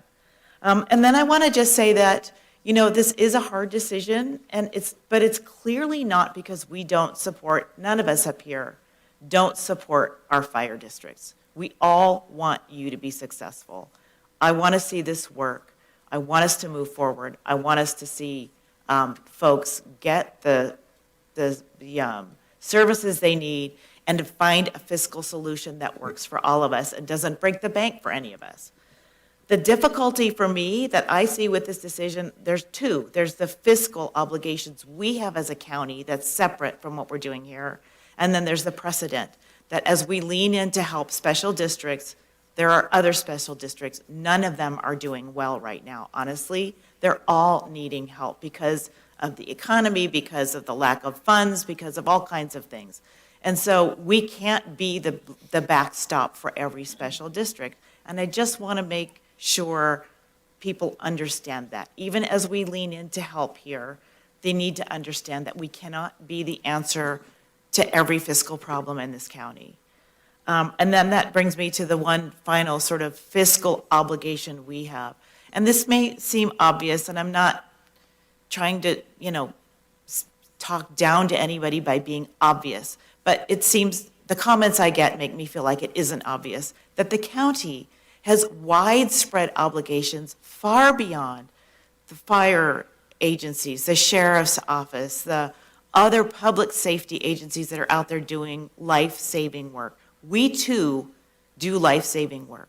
We are the safety net for this entire county, for 100,000 people.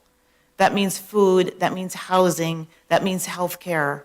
We too, if we can't fund our programs, are going to let people down and cause public safety problems. We have taken a hit this year. We expect it's going to be even harder next year in our budget. And we have had to cut back programs that help people live healthy lives. Those are the hard decisions we're making. Those are the hard decisions you're having to make as well. So, I just need people to understand that the county also has a mission that includes protecting people's health and safety and allowing them to live decent lives.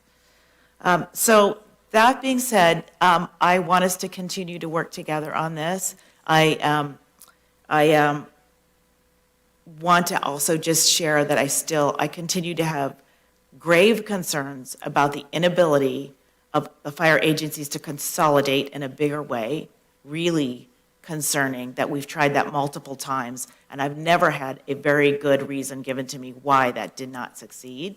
So I want to see us continue to move towards that, and I don't have a lot of patience in terms of, arbitrary reasons why that might not work. So I want to support this effort to start this consolidation, to keep moving forward with the other fire agencies, to keep supporting you any way we can. Just want to hear acknowledgement, which I feel like I heard today, that you take this responsibility seriously, that you understand that we also have fiscal obligations that make this difficult for us. But I want to support our ability, your ability to provide the public health and safety services that you want to provide and that we all need in this county. So thank you all for your efforts in this, and I'm going to bring back to the board for any final comments or questions before we take a vote. So no more comments, but I'm happy to make a motion if everybody's ready.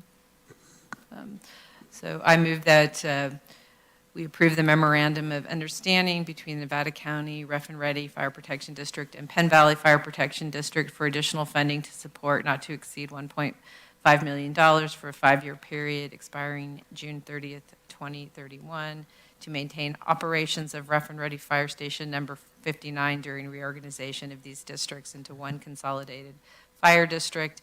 And I believe Supervisor Bullock had a couple of additions that he wanted to put in there, which is a communications plan with the community, and then a time frame on, Hardy, what was it? Was time frame on the reporting? Provisions of supporting financial documents, and that's in the agreement, item 8. Okay, so it include both of those things. So let me get clarification. Is this something we could put on as an addendum, or? Yes, we could capture it in the motion, and if passes, we'll go ahead and incorporate that into the MOU. Great. So I'm looking for a second. Second. Great. Julie, can you do a roll call vote, please? Thank you, Chair. District 5? Yes. District 2? Yes. District 4? Yes. District 3? Yes. And District 1? Yes. Congratulations. Let's move forward. Okay, I'm going to call for like a 10-minute break here. Thanks.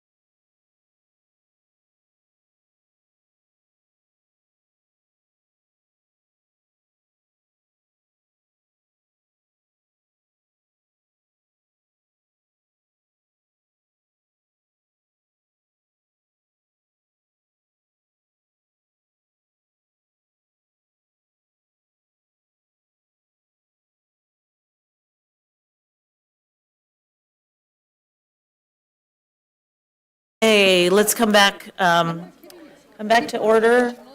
For folks who are remaining in the chambers, we are turning up the temperature a tiny bit. And let me see where we are. Thank you, Tyler, for being ahead of us here.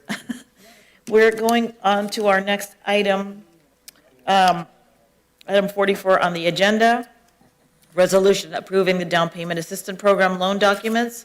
And I'll turn it over to Tyler Barrington to walk us through this. Thank you. Thank you, Madam Chair, members of the Board of Supervisors. I have with me today Angela Masker, Senior Administrative Analyst with the Department of Housing and Community Services. She'll give you an overview of the program. But to start out, I want to give a little bit of background on how we got to where we're at today. So as a part of the board's leaning into housing, we're looking at workforce housing and creating incentives for workforce housing folks in the higher AMIs, area median incomes. This program was originally developed at the leadership and direction of the Housing Ad Hoc Committee in 2004, and I wanted to thank Supervisor Bullock and Supervisor Swarthout for their initial vision, and then Supervisor Hall and Supervisor Swarthout again in 2025 for helping help define some of the parameters. This potential program borrows from the town of Truckee and Placer County program examples, and Angela can speak to a little bit more, but we've been working with the town of Truckee on some of the different specifics of the program. The funding and the program itself was taken to the board workshop in 2025 and was a part of the housing charter, objectives charter, that went before your board in March of this year. The idea for this program was in the charter was that it would be implemented and commence in spring of 2026 and then be ongoing from there. And so we're here today to seek the board's blessing to move forward with it and then meet that timeline. And with that, I'll turn it over to Angela to give you some specifics on the actual program itself. Good morning, Chair Hall, members of the board. I'm happy to be here with you today to present the program structure and parameters for the county-sponsored down payment assistance program that's aimed at increasing affordable workforce ownership housing. And so with that history and background, I'll say that home ownership is an important pathway to housing stability. The purpose of this program is to support Nevada County residents in achieving home ownership that aligns with their income. State and federal-led programs do exist for lower-income households and up to 80% of the area median income, but programs for moderate and middle incomes are a funding gap at the federal level and are limited at the state level, but are necessary in high-cost areas because that second silent mortgage can bring down those monthly payments into reach for households that may still struggle with housing costs. With the median home price in Nevada County at about $600,000 and even home prices in Eastern County are even higher, household income for a family of four would need to be about 120 to 150% of the area median income to become affordable. With this program, we have the flexibility and the opportunity to tailor a program to the needs of Nevada County residents in both Western and Eastern County to promote that affordable home ownership within moderate to middle incomes. So this slide gives you that visual of percentages of the area median income and approximately the price of a home that could be afforded at that income level. The home price calculations were generated through a mortgage calculator with some basic industry ratios for affordability, for benchmarks to get an understanding of what income levels to serve with the program. Area median income for Nevada County for a family of four is $124,500 per year. At that income level, a household could afford a home in the $550,000 range. By increasing that income level of the household served up to 120% of the AMI, we get closer to that median home price of about $600,000 in Nevada County. And once we increase it a little bit more, up to 150% of the AMI, we get closer to home prices in Eastern County, with the median home price running around $900,000. So to that point, the general structure of this program targets income levels up to 120% area median income for Western County and up to 150% of the area median income for Eastern County. By increasing the Eastern County income eligibility, the program is better able to provide assistance to that higher cost area. $50,000 of down payment assistance will be offered to all eligible applicants. It's a loan of 30 years at 3% simple interest. Repayment of that loan is deferred until the home is sold. And once that home is sold, we can recoup that principal and interest to continue the program and continue doing down payment assistance loans to eligible applicants. To serve Eastern County, in addition to qualifying applicants through our program, we are also collaborating with the Town of Truckee's Home Access Program to stack with their funds to serve eligible applicants making up to 150% of the area median income in the Town of Truckee. This allows our dollars to stretch further and will be more meaningful in that high-cost area. The Truckee program has found that this program reaches applicants such as contractors and construction workers, those in the service industry, healthcare, government employees, and recreation employees that stay year-round. So we can expect to see similar applicants in Western County. Total funding available for the program is approximately $550,000 with a goal to serve 11 households. Western County up to 120% AMI, Eastern County up to 150% AMI. The department also has plans to create an additional program with Cal Home Program income funds that we do have on hand. Those will serve households that make up to 80% of the area median income, allowing us to give a broad range of down payment assistance to eligible applicants in Nevada County.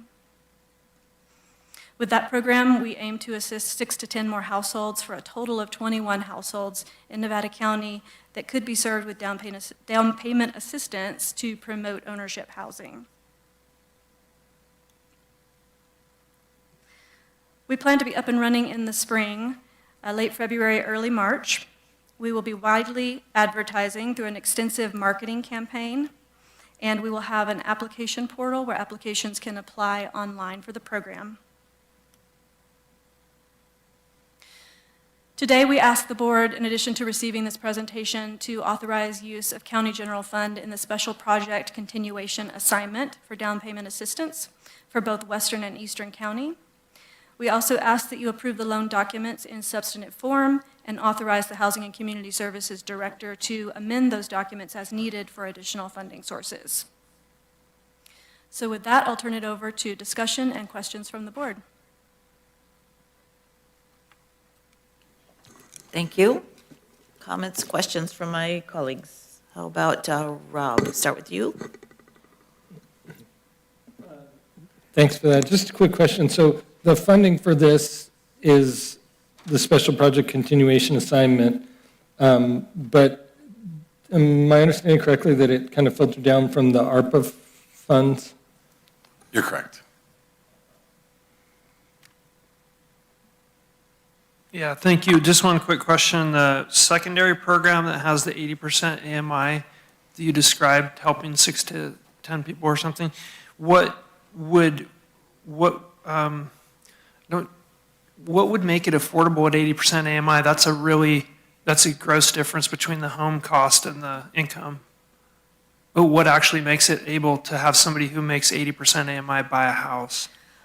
Yeah, good question. So it would be a less expensive house for sure, and also the Cal Home program allows a larger down payment to assist those who are 80% AMI or less, and so we have the flexibility to be able to offer that to those at a lower income so that they can actually get into a home that they can afford. So you have to make the down payment larger by percentage to the mortgage. Okay. Yes. Thank you.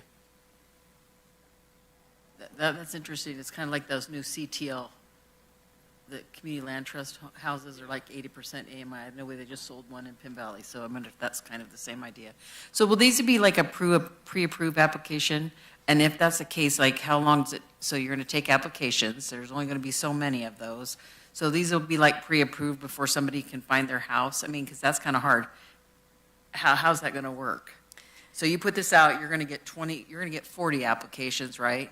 So you've got people hanging out there. So, I mean, what's the timing? What's the timing going to be in this? Yeah, so the intention is to have people pre-approved through a lender. So we'll be working with lenders to identify those that will work with our program. And before applying to the program, we will ask people to be pre-approved so that they can come into the program with that pre-approval. And once they get approved for our program, they can go forward to look for and purchase their home. Okay, just, sounds good.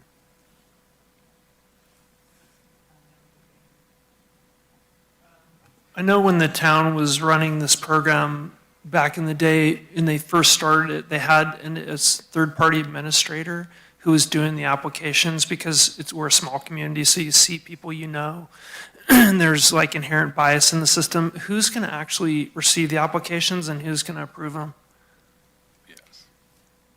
We will be working internally within our department to look at and review and approve applications. If there is a conflict of interest, because we are a small community, we can work within our department, I believe, to mitigate that.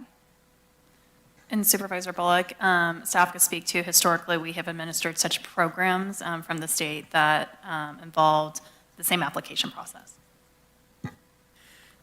And so is there a point system that is for like people that live here versus people trying to move here? I mean, how do we look at that kind of application? Yeah, we would be considering people who live here, first of all. And yeah, we want to target those people who are living in Nevada County and who are already residents. And Supervisor Hook, because these are general funds, the board has the policy authority to direct staff to incorporate any of those decisions into the application process. Okay, just want to make sure, sorry, Chair.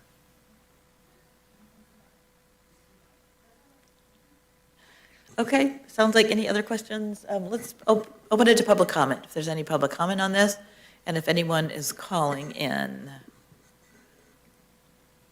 I'm not seeing any callers right now, Chair. Okay, I don't see anyone stepping up to the podium, so I'll close public comment and bring it back to the board. Any more questions or comments or a motion? I have a comment or question. Yeah, I would definitely support looking closely at how to ensure there's no bias within the process. And then also, because when you say they live here, that's like that's a pretty ambiguous term, right? Like how long and who and where are they, all those different things that come into play. And there's other jurisdictions out there, and I point to Truckee because it's something I know something about, but they definitely have had some pretty tight criteria around what it means to live in the community, and then workforce housing requirements for being employed and such. But I would encourage staff to look closely at those two pieces. I'm hearing agreement on that up here as well, so that would be great. Okay, do I have a motion? So moved. I'll second that. Okay. District 5? Yes. District 2? Yes. District 4? Yes. District 3? Yes. And District 1? Yes, all right, the resolution passes. Thanks for your good work. Thank you. Thank you. Okay, we're going to move on to item 45. Introduce, waive further reading and ordinance repealing number 26 and adding number 16 of the Nevada County Code pertaining to speed limits on Soda Springs Road. Patrick and David, take it away. Thank you, Chair Hall, Supervisors, David Garcia, Public Works Director, and I'm very happy to introduce your Road Commissioner and Principal Engineer, Pat Perkins. Good morning, Chair, board members. Today we're here to talk a little bit about the Soda Springs Road Speed Ordinance and making some modifications to the speed up on Soda Springs Road. First of all, I know we've talked about this topic quite a bit as far as setting different speeds throughout the roads within the county. One of the things I wanted to let you know is that throughout all of the roads that the county maintains is we do go out and do what's called an engineering and traffic survey. And that involves, if you take a look at the slide up there, basically we put this little box on a tree or on a telephone pole or something like that over a period of 3 to 4 days. We measure all the speeds for the vehicles that are going out. We also get counts for the number of traffic. So that's the way we actually go out and get the data. Once we get that data, we come down and we kind of do our engineering thing with it. And we put together a graph, and this happens to be for the Soda Springs Road. And as you can see, the majority of the traffic is running somewhere right around 33 miles an hour is the average. Part of the information that we get out of this is called is the 85th percentile. And that is the key number that we use for setting speeds based on California Vehicle Code as well as the MUTCD, is that all of our speeds are based on this 85th percentile, which is the speed that 85% of the drivers are going, and that's how you try to set it up so that it encompasses all of the traffic that's going through. This is just another graph kind of showing about where all of the traffic is going, how it's going. The speed, as I mentioned, on Soda Springs Road, the 85th percentile came in at just under 37 miles an hour. This map shows Soda Springs Road as it runs from Donner Pass Road down to the Serene Lake subdivision. As you can see, the upper half is within the Nevada County portion. The lower portion there is in Placer County. We have reached out to Placer County, and recently they're doing some modifications to the speed limits on their section of Soda Springs Road as well. Within the Serene Lake subdivision, Placer County is setting the speed down to 25, which is what you would expect in a subdivision. But once you head out of Serene Lakes and start getting your way up towards Nevada County, Placer County, in their data that they came up with, is they're setting this section of the road at 35 miles an hour. Within Nevada County, we came up with very similar results to what Placer County did. And as you can see on the map, our proposal at this point, based on the 85th percentile, is to set Soda Springs Road at 35 miles an hour from the Placer County line up to the Soda Springs Ski Resort, at which point from Soda Springs Ski Resort to Donner Pass Road, we're recommending that we set the speed limit at 30 miles an hour. So we're dropping it by 5 miles an hour.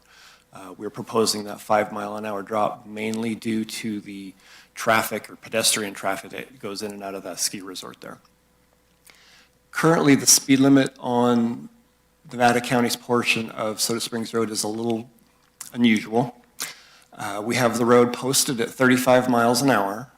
However, from November 1st through April 1st, the speed is 25. And then from April 1st to November, there is no speed limit. So as we go through our roads, we try to update, we try to catch these kinds of things. So what we're proposing is a year-round speed limit, again, 35 in the areas from Placer County up to the ski resort, and then 30 miles an hour from the ski resort up to Donner Pass Road. As I mentioned, all of the speed limits that we set within Nevada County are based on what they call this 85th percentile, and that's based on the California Vehicle Code as well as the MUTCD. So we really don't have a lot of leeway, if you will, when we're setting speeds. It is what it is. In this particular case, we are able to drop it by 5 miles an hour because of the speed or the ski traffic that we've got. And that's really during the holiday seasons, weekends, things like that. But for the majority of the time, we feel that a 30 miles an hour speed in that area is appropriate. In summary, what I'd like to recommend is that the Soda Springs Road be set at 30 miles an hour in the section from Donner Pass to the ski resort, and then 35 from the ski resort to Placer County. If this is acceptable, what we'll do is come back to the board for adoption on December 16th of this year.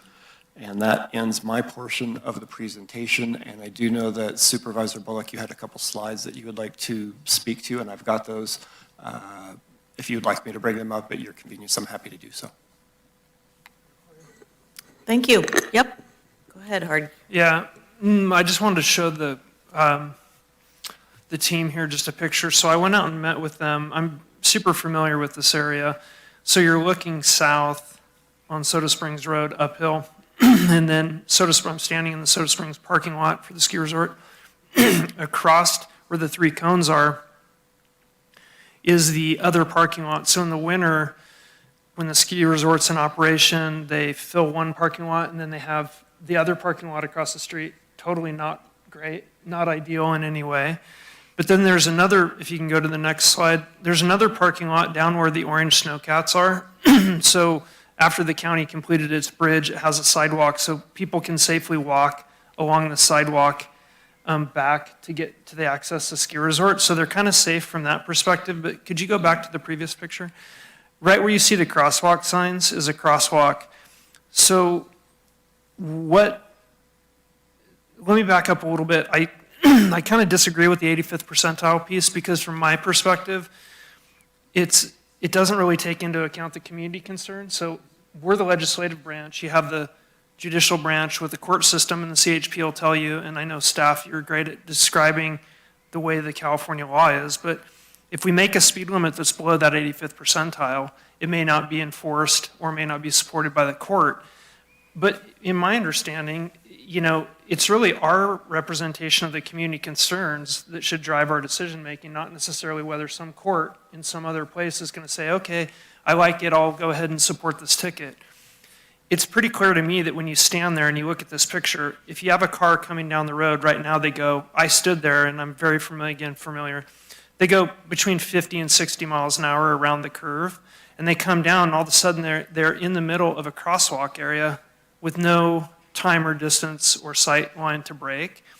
So whether the court believes that that should be 35 or 30 or 25, I don't know whether they support it. I know from my perspective it makes sense that if you have pedestrians constantly going across, it should be 25.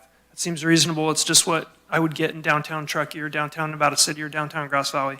So, I appreciate moving the speed limit down, and I recognize from your professional opinion that's the recommendation. I'd like to see it 25.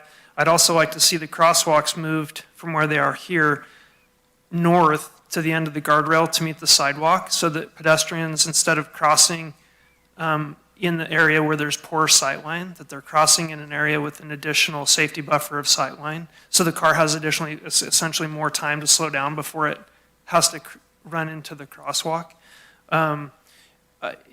With the ski resort manager, what I described is I said, hey, you've got a situation here under your permit conditions when they permitted this with the county, that there's conditions of approval that the county signed off on. This crosswalk was one of them, but the county didn't weigh in on the speed limit. And I told Mike, who runs the ski resort, I said, you're going to have to, likely get people out here with flags, and you're going to have to do some active traffic control to help prevent an injury. But I'm just stating for the record that I think the speed limit here should be 25. I think we should move the crosswalk, and I think we need to add some traffic mitigation measures to bring in here. I recognize that we have in front of us a 30-mile-an-hour, and I think that's a great start, and I would support that. But it's hard to understand why the court wouldn't see a reason to make it 25 when you look at the picture. Thank you. Go ahead, Patrick. I'm happy to respond to some of your comments now if you would like.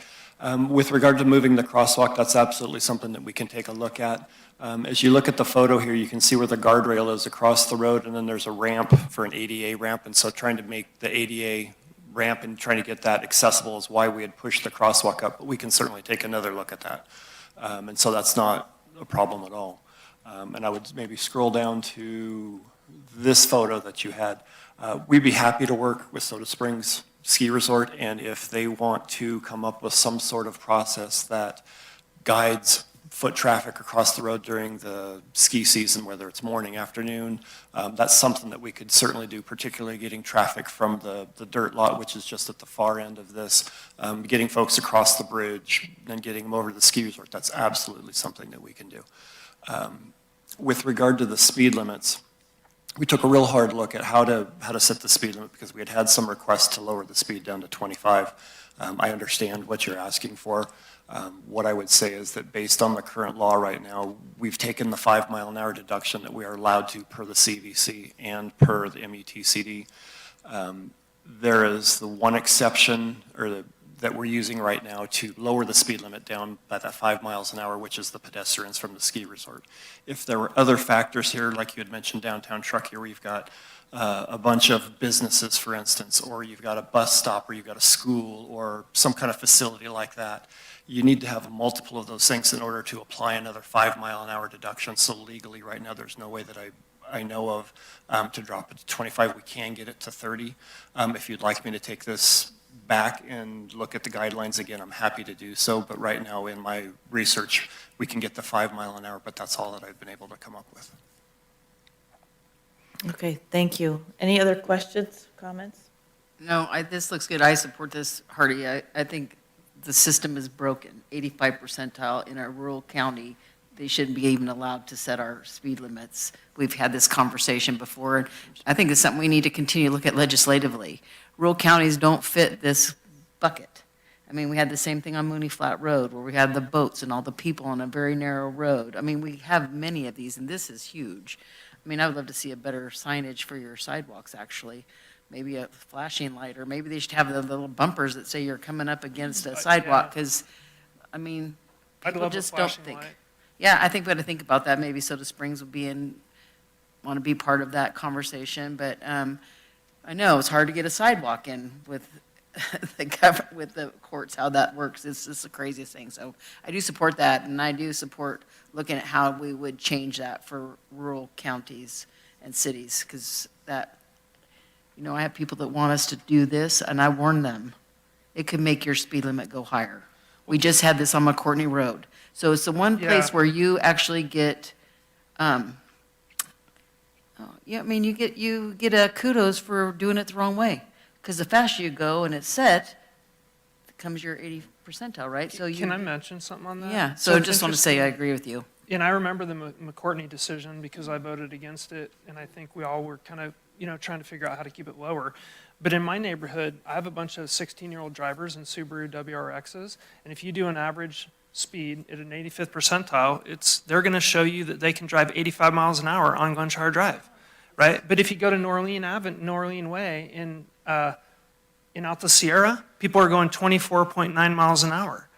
They just drive super slow. So you take an average of incorrect behavior and call that the fastest maximum applicable speed limit. It doesn't make any rational sense to me. Okay, I just want to bring this back to, we can't change state law up here. Let's just stay.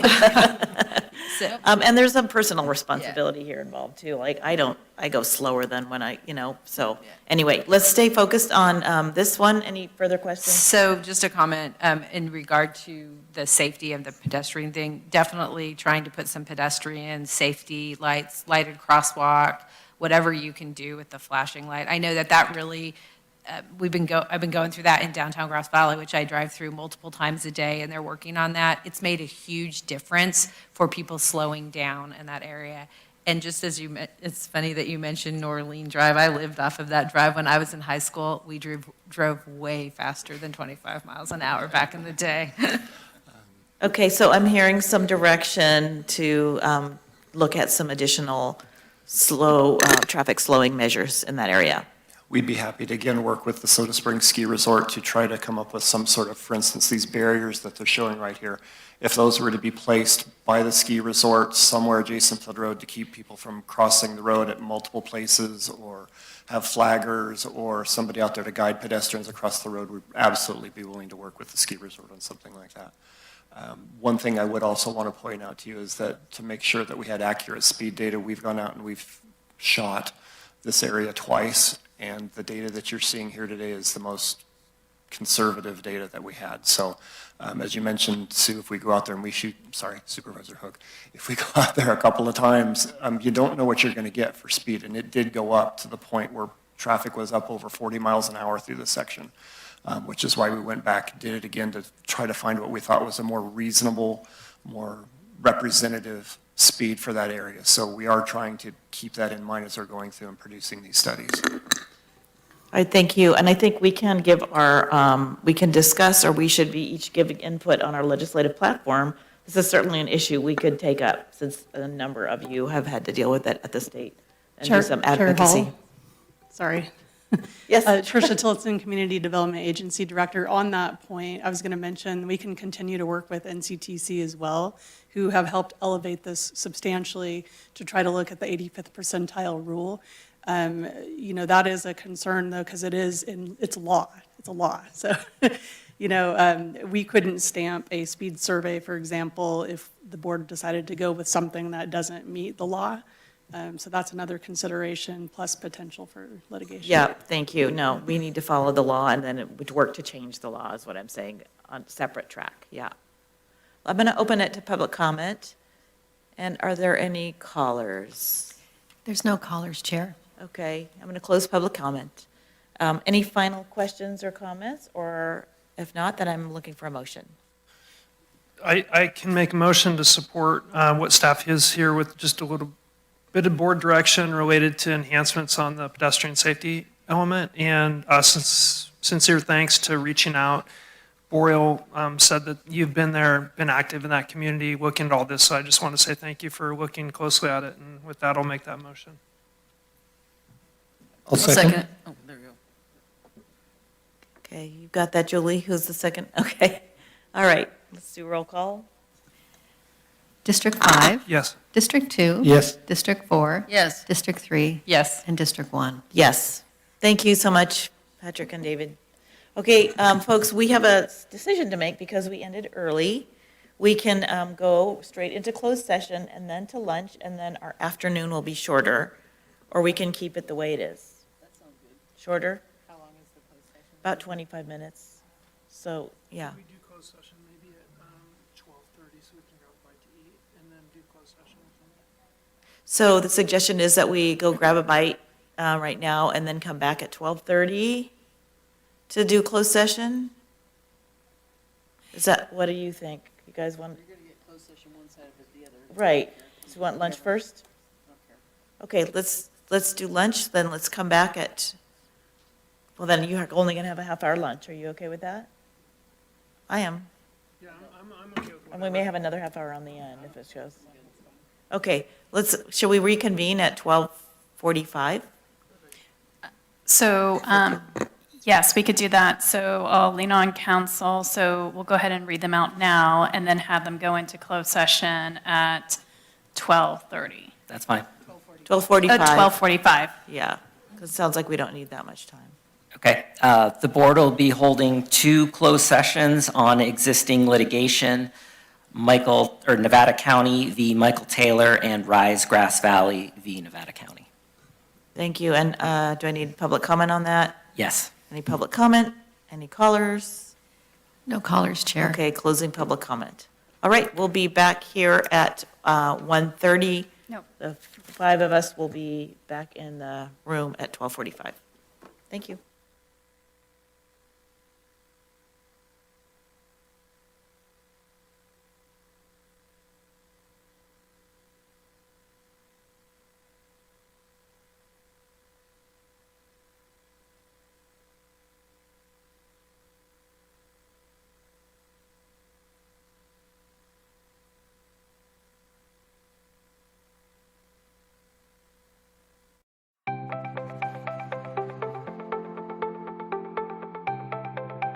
Ready Nevada County is an education campaign designed to help the public have successful outcomes during emergency events. We really focus on a whole host of disasters or emergency events. We want to have a broad spectrum. We want to be prepared for anything, but really we focus a lot on wildfire because we know that's one of the most likely events to happen in Nevada County.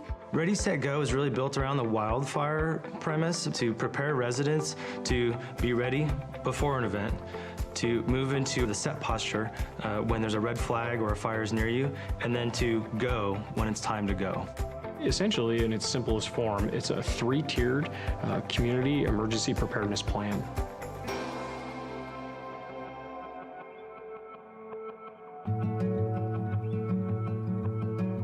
I have lived in this house, which we built, my husband and I, 26 years ago now, actually. We selected the hardy plank, the concrete siding, and also the metal roof. Then when we moved up here and heard about the 49er fire, that's when we started to say, wow, this really is even more important than we first realized. So the 49er fire is one of the most historic fires in Nevada County's history. They figured it changed the laws of the state of California that said this is how you have to protect your home. That came out of Nevada County. Steve Eubanks came from the Fire Safe Council, and the main thing we needed to pay attention to was the ladder fuels. Planting has been removed from the edges of the house so that it does not touch the house. It was an incredible service from the Fire Safe Council to come out and spend a couple of hours going through this property. So the ready phase is when there's no immediate threat to you and your family. This is the time when you should be doing education and planning, whether that be training, educating yourself, or accumulating equipment, hardening your home, creating defensible space. Defensible space is really all about creating a buffer zone between your house and flammable vegetation. We really focus on defensible space around the home, that first 100 feet, but also around the roadway too. Another aspect of the ready phase is hardening the home, and really what that means is making your home more resilient to wildfire. That's going to be putting the fine-grained mesh around the vents of your home so that embers won't get under your house or into the eaves of your house. That's going to be using non-combustible materials on your deck and around your home. So when an ember storm comes through, it's not going to ignite your home itself.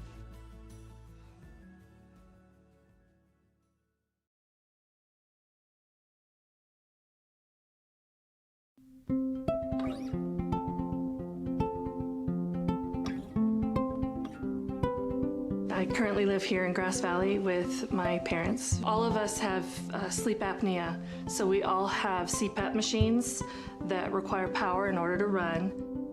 I also use a nebulizer, and that's used to disperse medication that I need to get myself breathing again. When we have safety shutoffs, we have to hook up our equipment to batteries that have inverters. We have a generator that powers some of the things around the house, but then I obtained a pretty substantial battery from Freed, and it was so easy to go through the process to obtain a battery that I would recommend it to anyone who might have medical needs that require power, or really anything. I would highly recommend contacting Freed. So whether it's a snowstorm or a public safety power shutoff, we really want folks to be thinking about, okay, what are the things I'll need on hand to weather the storm? Do I need to have candles? Do I need to have battery-powered radio? Do I need to have flashlights? So what are the things that you'll need to shelter in place or address the disaster at hand? So a go bag could be anything. It could be a backpack, it could be a suitcase. It's going to be something that you put together to sustain yourself, your family, your pets if needed. That's going to have food, water, medication, clothing, toiletries to get you by for 72 hours. You need to think of your go bag as the only resource you may have. Stores may be closed, the power may be out, so you may have to literally live out of this thing for a 3-day period as an evacuee. If you are someone with a disability, maybe you have a chronic health condition. For me, I have type 1 diabetes, I have an insulin pump, right? And so that's a critical piece that I need to plan for if I'm gonna ever evacuate or be away from my house, frankly, for any amount of time, right? What we find often is that if people don't evacuate with their CPAP machine, with their oxygen concentrator, with their wheelchair, walker, then it can be difficult on the other end. My name's Ulysses Palencia. I work in the 211 call center. I'm just a resident of Grass Valley. I have 2 daughters, a 4-year-old and a 1-year-old. In Nevada County, 211 is available 24/7. So what we provide for the community is information. That could be anything from directions to the resource centers. It can be letting them know where the fire is, if they are themselves in an evacuation center, if it's a fire, if there's any information as to whether their power's coming back on during a PSPS. 211 gets the information that we provide directly from the county, so directly from the Office of Emergency Services. The whole team cares. We're all local community members. We all just want to help.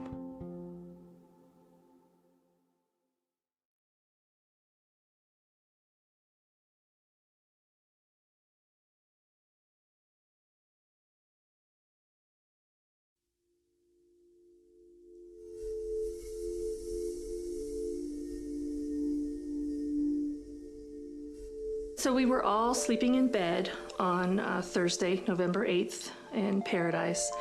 And first the house phone rang. Picked up my phone. It was my sister who lived a block or so away from us. We were woken by a telephone call from my daughter. She said that we were being evacuated. I left sooner than them. I had everything ready. They were on the way out the door. There was not time to think about what you're going to take, what you're not going to take. The night before the fire, I knew it was a red flag warning, and I knew that it was a high risk. So on my way home, I filled up the tank. On our way out, we didn't get too far from the house, and we're watching fire coming down the hill.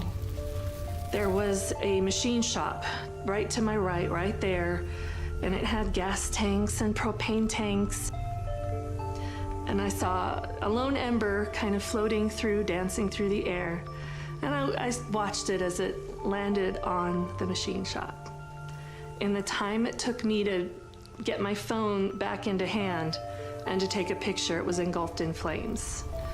And I knew that within moments it would start exploding and I would be dead. And just as I moved out of the range of the explosions, they started happening, and I prayed for the people behind me. 10-minute drive normally to Chico became almost 4 hours. So it was a long trip.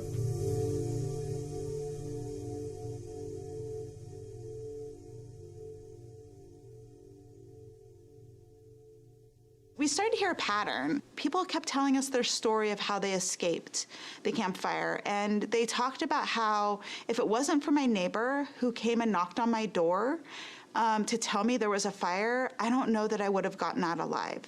If it wasn't for my son who lives next door picking me up and putting me in their car and driving me out of there, I don't know how I would have survived. And so I started really thinking about this connection between isolation and how connected you are to your community, to your neighbors, to your friends, to your family, and how that can be really helpful in a time of a disaster. So we were actually the beneficiaries of someone making that plan in advance to have that group of people that they were going to call.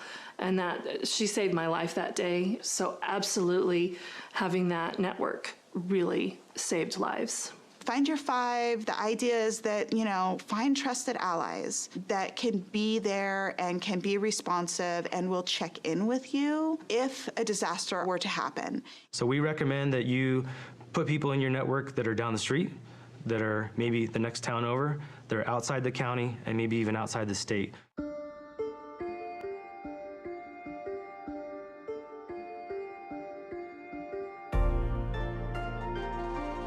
The final tier of the Ready, Set, Go is that go piece, and it's simply that, it's go.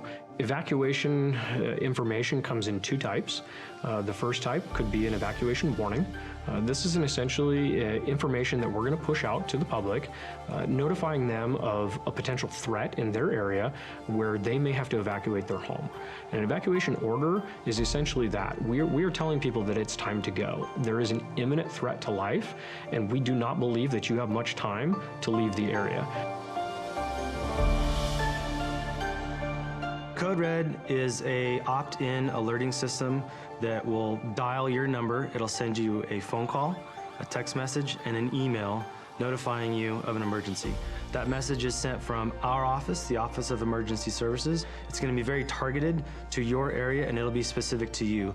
At 5:13, the phone rang with the Code Red call. And so as I was going up 49, I could look over to the left and see the flames in the canyon. The next layer is for staff to actually be out driving in the areas with a high-low siren. There's no other reason you'll hear that in an area unless we're putting out that evacuation order, not a warning, but an order. My day started routine patrol, came in, and I was notified by dispatch to respond out to the Jones fire. Houses that had evacuation tags made it so we could just pass by. We knew that the residents had already been evacuated. Residences that did not have the tags, we would have to physically go in, knock on the door, look in the windows, make sure there were no occupants inside.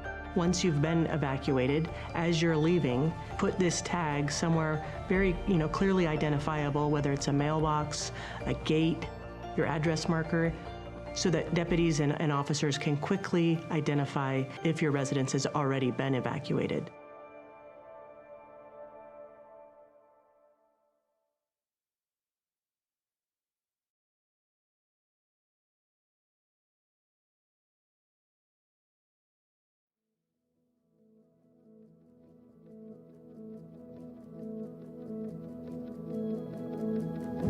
I mean, you look out my back window here on the east side, and you see how close this fire came.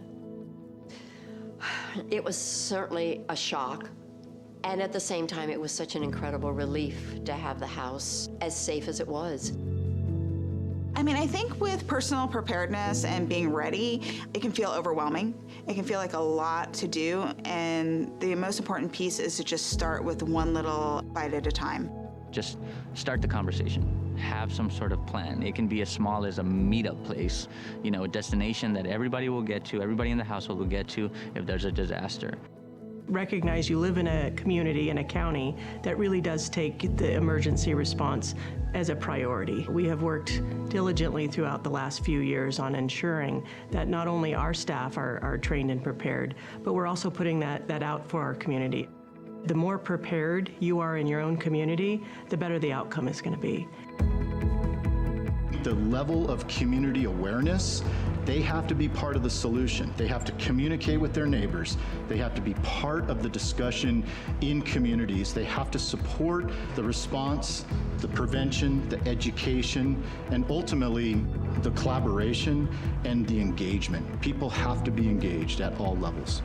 The more you think about it now, the easier it will be when the time comes that you need to evacuate.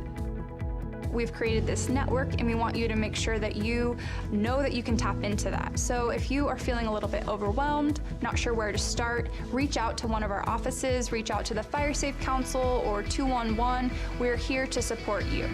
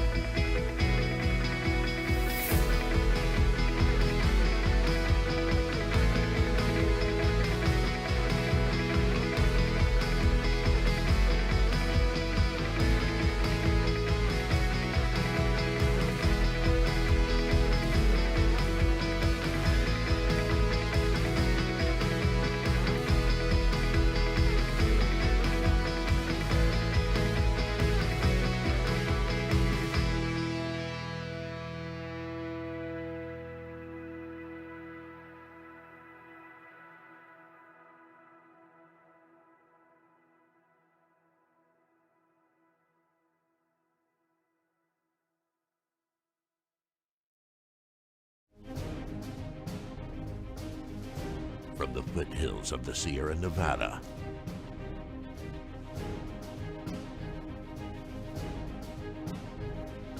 a new hero will emerge.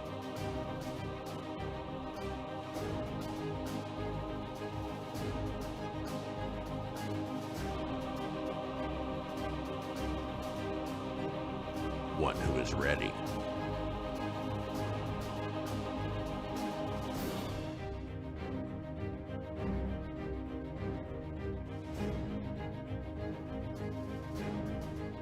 One who makes sure their friends and family are set.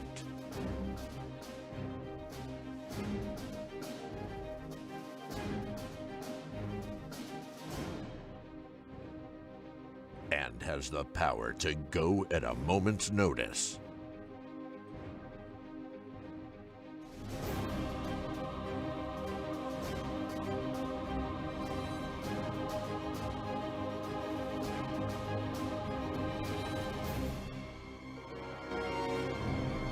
This fire season, you're the hero. We are Ready Nevada County.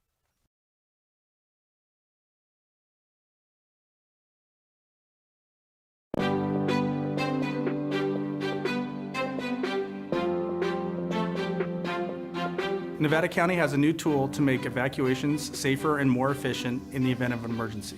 This new tool is called Zone Haven, and we need you to know your zone. In order to know your zone, you need to go to community.zonehaven.com, type in your address. Once your address populates in the pop-up window, take that information and write down the zone that is given to you where you know you'll find it in case of emergency. Zone Haven and knowing your zone does not replace Nixle and/or Code Red. It actually supplements them, and it makes those tools more powerful because you'll know what zones are being evacuated or which ones are being placed on advisory. And as a result, you won't have to do anything else other than listen to those messages and know if it's time to go. Even if you don't have internet, this could be done by word of mouth, it can be done by radio, or it could be us driving down the street, so please know your zone.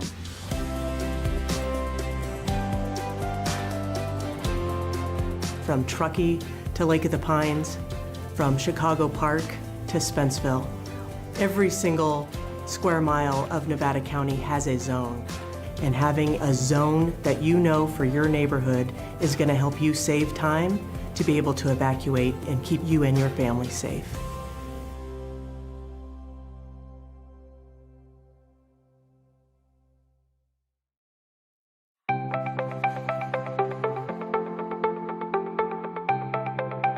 Ready Nevada County is an education campaign designed to help the public have successful outcomes during emergency events. We really focus on a whole host of disasters or emergency events. We want to have a broad spectrum. We want to be prepared for anything, but really we focus a lot on wildfire because we know that's one of the most likely events to happen in Nevada County. Ready, Set, Go is really built around the wildfire premise to prepare residents to be ready before an event, to move into the set posture when there's a red flag or a fire is near you, and then to go when it's time to go. Essentially, in its simplest form, it's a three-tiered community emergency preparedness plan.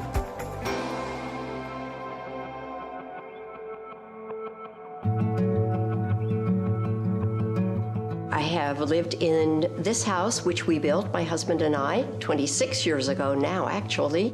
We selected the hardy plank, the concrete siding, and also the metal roof.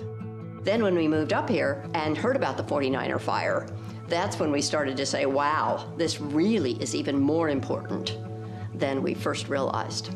So the 49er fire is one of the most historic fires in Nevada County's history. They figured it changed the laws of the state of California that said this is how you have to protect your home. That came out of Nevada County. Steve Eubanks came from the Fire Safe Council, and the main thing we needed to pay attention to was the ladder fuels. Planting has been removed from the edges of the house so that it does not touch the house. It was an incredible service from the Fire Safe Council to come out and spend a couple of hours going through this property. So the ready phase is when there's no immediate threat to you and your family. This is the time when you should be doing education and planning, whether that be training, educating yourself, or accumulating equipment, hardening your home, creating defensible space.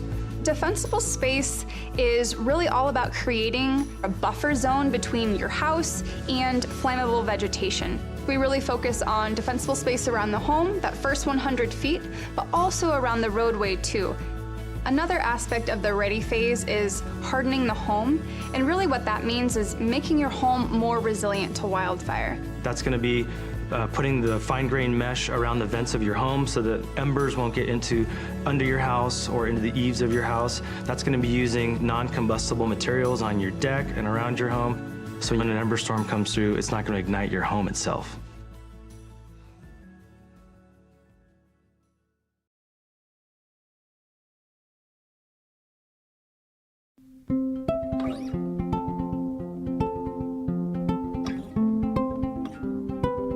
I currently live here in Grass Valley with my parents. All of us have sleep apnea, so we all have CPAP machines that require power in order to run. I also use a nebulizer, and that's used to disperse medication that I need to get myself breathing again.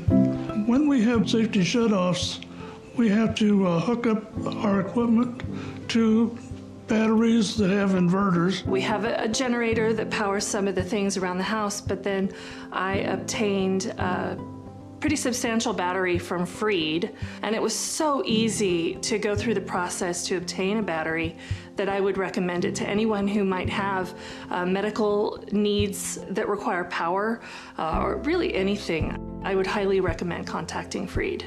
So whether it's a snowstorm or a public safety power shutoff, we really want folks to be thinking about, okay, what are the things I'll need on hand to weather the storm? Do I need to have candles? Do I need to have battery-powered radio? Do I need to have flashlights? So what are the things that you'll need to shelter in place or address the disaster at hand? So a go bag could be anything. It could be a backpack, it could be a suitcase. It's gonna be something that you put together to sustain yourself, your family, your pets if needed. That's gonna have food, water, medication, clothing, toiletries to get you by for 72 hours. You need to think of your go bag as the only resource you may have. Stores may be closed, the power may be out, so you may have to literally live out of this thing for a 3-day period as an evacuee.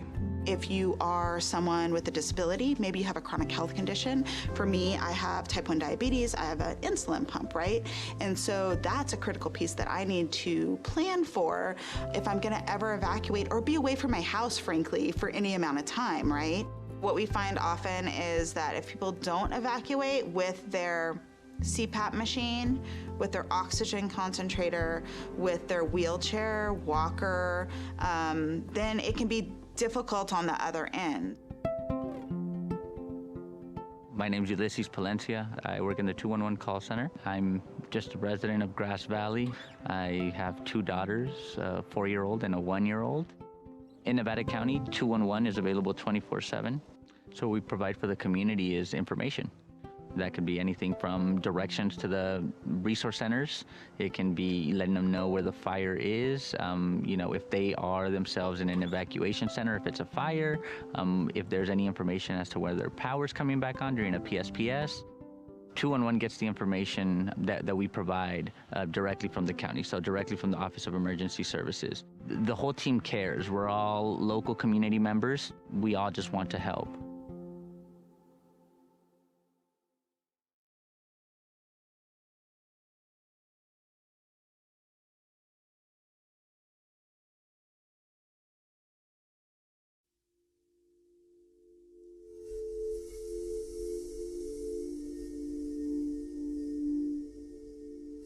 So we were all sleeping in bed on Thursday, November 8th in Paradise. And first the house phone rang, picked up my phone. It was my sister who lived a block or so away from us. We were woken by a telephone call from my daughter. She said that we were being evacuated. I left sooner than them. I had everything ready. They were on the way out the door. There was not time to think about what you're going to take, what you're not going to take. The night before the fire, I knew it was a red flag warning, and I knew that it was a high risk. So on my way home, I filled up the tank. On our way out, we didn't get too far from the house, and we're watching fire coming down the hill. There was a machine shop right to my right there, and it had gas tanks and propane tanks. And I saw a lone ember kind of floating through, dancing through the air. And I watched it as it landed on the machine shop. In the time it took me to get my phone back into hand and to take a picture, it was engulfed in flames. And I knew that within moments it would start exploding and I would be dead. And just as I moved out of the range of the explosions, they started happening, and I prayed for the people behind me. 10-minute drive normally to Chico became almost 4 hours. So it was a long trip.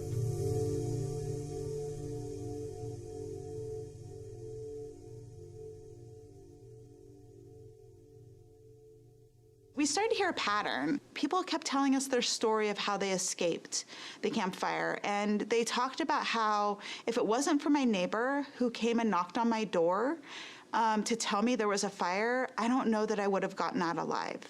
If it wasn't for my son who lives next door picking me up and putting me in their car and driving me out of there, I don't know how I would have survived.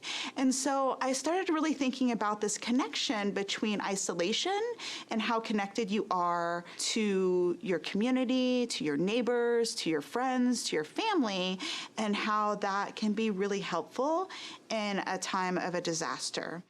So we were actually the beneficiaries of someone making that plan in advance to have that group of people that they were going to call. And that she saved my life that day. So absolutely having that network really saved lives. Find your five. The idea is that, find trusted allies that can be there and can be responsive and will check in with you if a disaster were to happen. So we recommend that you put people in your network that are down the street, that are maybe the next town over, that are outside the county, and maybe even outside the state.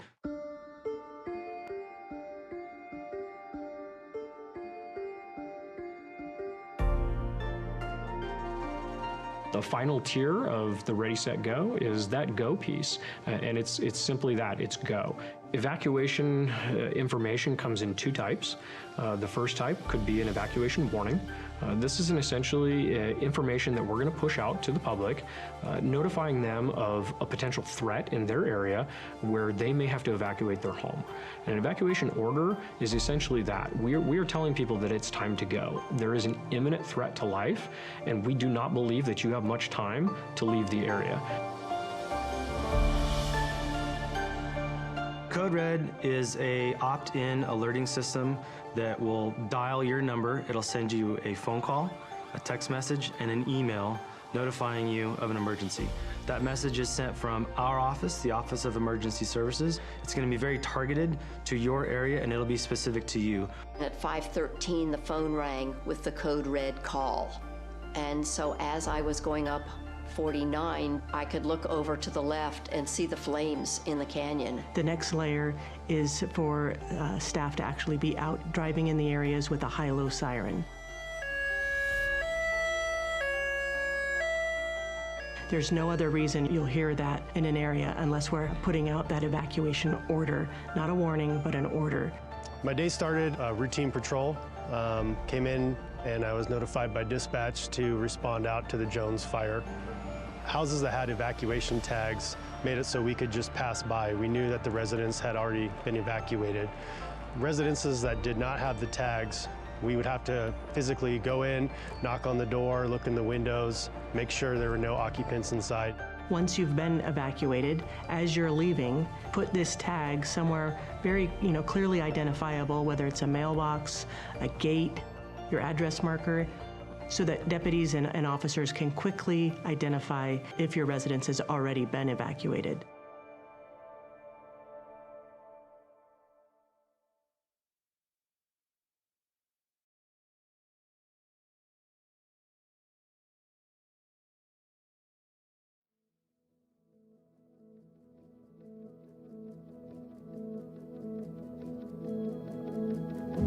You look out my back window here on the east side, and you see how close this fire came.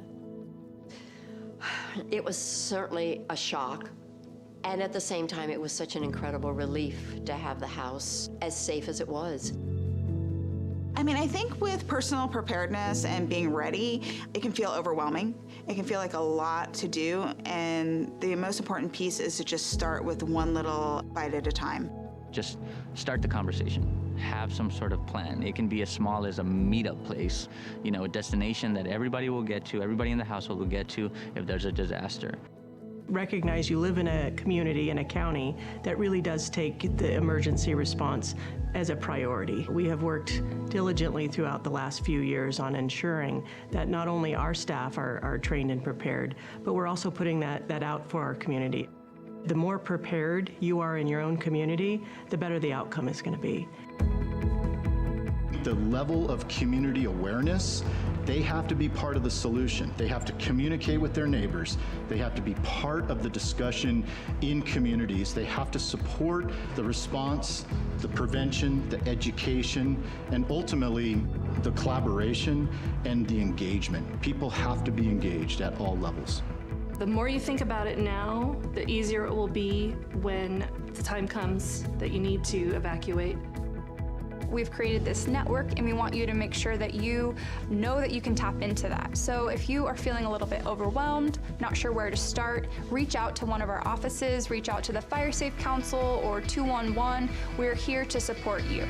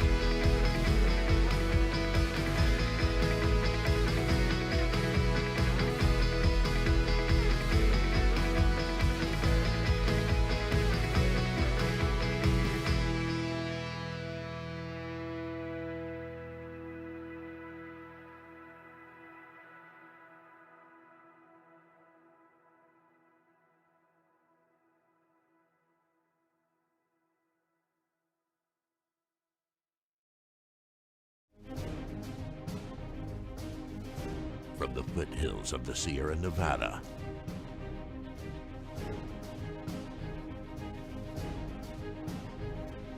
A new hero will emerge.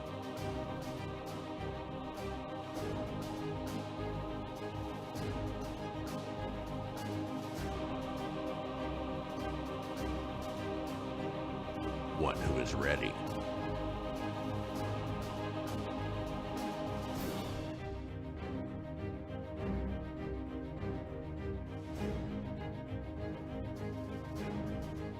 One who makes sure their friends and family are set.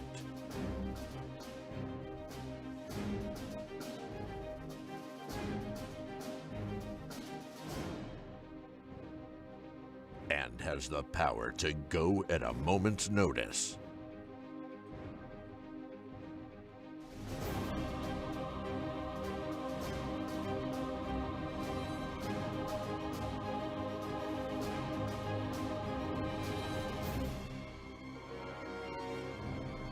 This fire season, you're the hero.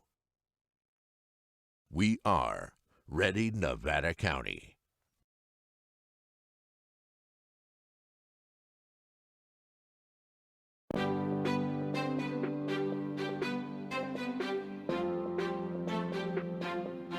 Nevada County has a new tool to make evacuations safer and more efficient in the event of an emergency. This new tool is called Zone Haven, and we need you to know your zone. In order to know your zone, you need to go to community.zonehaven.com, type in your address. Once your address populates in the pop-up window, take that information and write down the zone that is given to you where you know you'll find it in case of emergency. Zone Haven and knowing your zone does not replace Nixle and/or Code Red. It actually supplements them, and it makes those tools more powerful because you'll know what zones are being evacuated or which ones are being placed on advisory. And as a result, you won't have to do anything else other than listen to those messages and know if it's time to go. Even if you don't have internet, this could be done by word of mouth, it can be done by radio, or it could be us driving down the street, so please know your zone.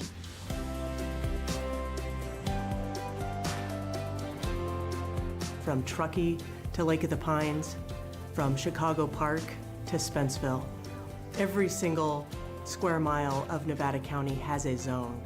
And having a zone that you know for your neighborhood is going to help you save time to be able to evacuate and keep you and your family safe.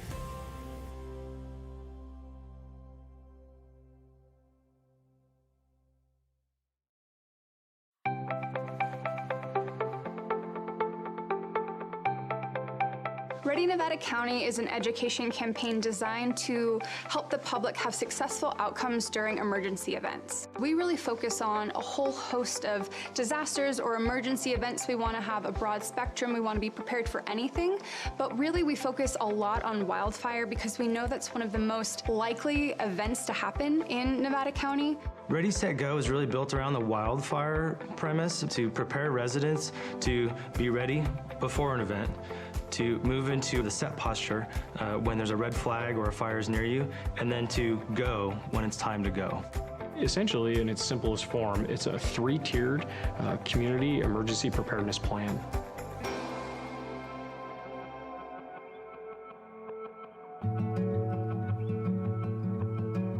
I have lived in this house, which we built, my husband and I, 26 years ago now, actually. We selected the hardy plank, the concrete siding, and also the metal roof. Then when we moved up here and heard about the 49er fire, that's when we started to say, wow, this really is even more important than we first realized.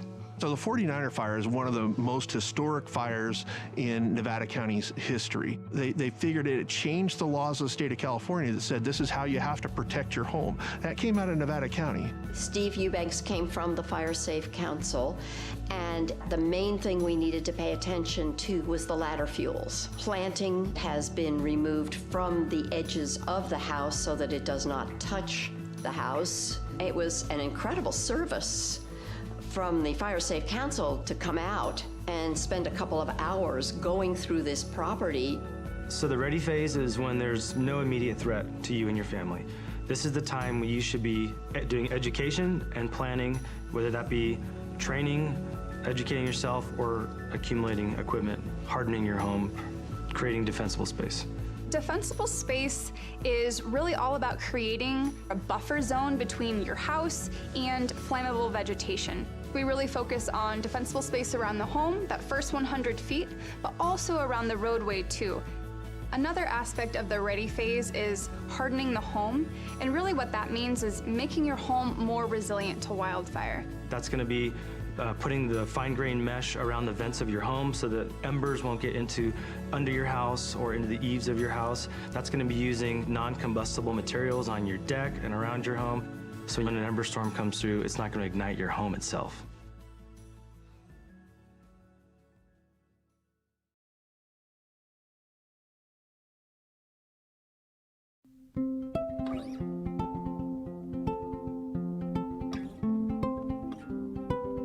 I currently live here in Grass Valley with my parents. All of us have sleep apnea, so we all have CPAP machines that require power in order to run.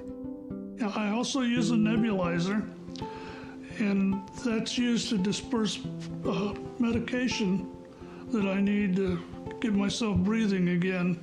When we have safety shutoffs, we have to hook up our equipment to batteries that have inverters. We have a generator that powers some of the things around the house, but then I obtained a pretty substantial battery from Freed, and it was so easy to go through the process to obtain a battery that I would recommend it to anyone who might have medical needs that require power, or really anything. I would highly recommend contacting Freed. So whether it's a snowstorm or a public safety power shutoff, we really want folks to be thinking about, okay, what are the things I'll need on hand to weather the storm? Do I need to have candles? Do I need to have battery-powered radio? Do I need to have flashlights? So what are the things that you'll need to shelter in place or address the disaster at hand? So a go bag could be anything. It could be a backpack, it could be a suitcase. It's going to be something that you put together to sustain yourself, your family, your pets if needed. That's going to have food, water, medication, clothing, toiletries to get you by for 72 hours. You need to think of your go bag as the only resource you may have. Stores may be closed, the power may be out, so you may have to literally live out of this thing for a 3-day period as an evacuee. If you are someone with a disability, maybe you have a chronic health condition. For me, I have type 1 diabetes, I have an insulin pump, right? And so that's a critical piece that I need to plan for if I'm gonna ever evacuate or be away from my house, frankly, for any amount of time, right?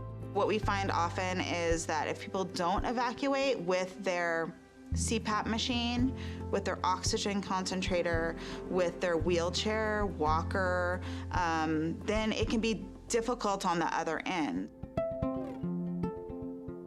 My name's Ulysses Palencia. I work in the 211 call center. I'm just a resident of Grass Valley. I have 2 daughters, a 4-year-old and a 1-year-old. In Nevada County, 211 is available 24/7. So what we provide for the community is information. That could be anything from directions to the resource centers.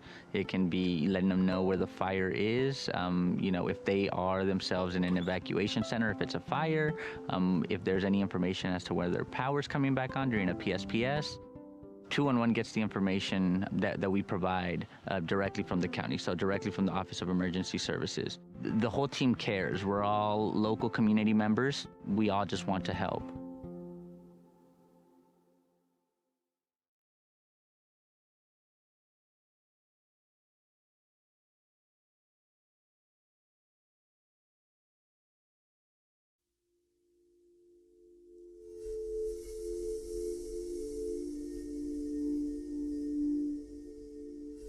So we were all sleeping in bed on Thursday, November 8th in Paradise.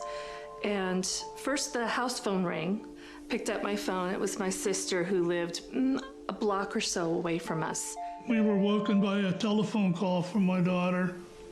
She said that we were being evacuated. I left sooner than them. I had everything ready. They were on the way out the door. There was not time to think about what you're going to take, what you're not going to take. The night before the fire, I knew it was a red flag warning, and I knew that it was a high risk. So on my way home, I filled up the tank.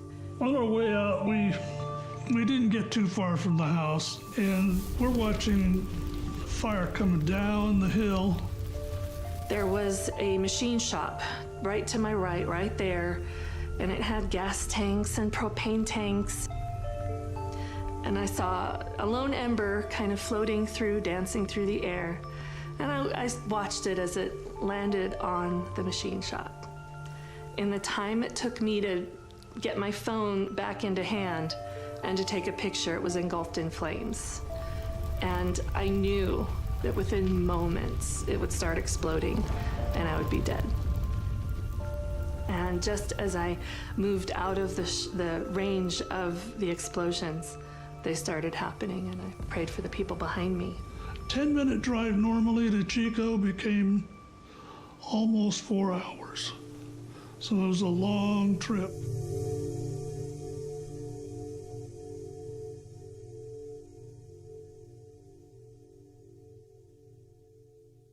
We started to hear a pattern. People kept telling us their story of how they escaped the campfire. And they talked about how if it wasn't for my neighbor who came and knocked on my door to tell me there was a fire, I don't know that I would have gotten out alive.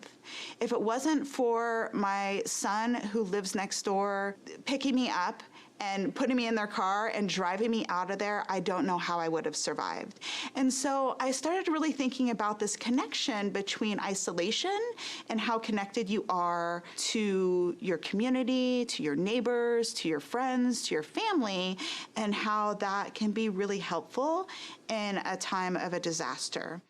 So we were actually the beneficiaries of someone making that plan in advance to have that group of people that they were going to call. And that she saved my life that day. So absolutely having that network really saved lives. Find your five. The idea is that, find trusted allies that can be there and can be responsive and will check in with you if a disaster were to happen. So we recommend that you put people in your network that are down the street, that are maybe the next town over, that are outside the county, and maybe even outside the state.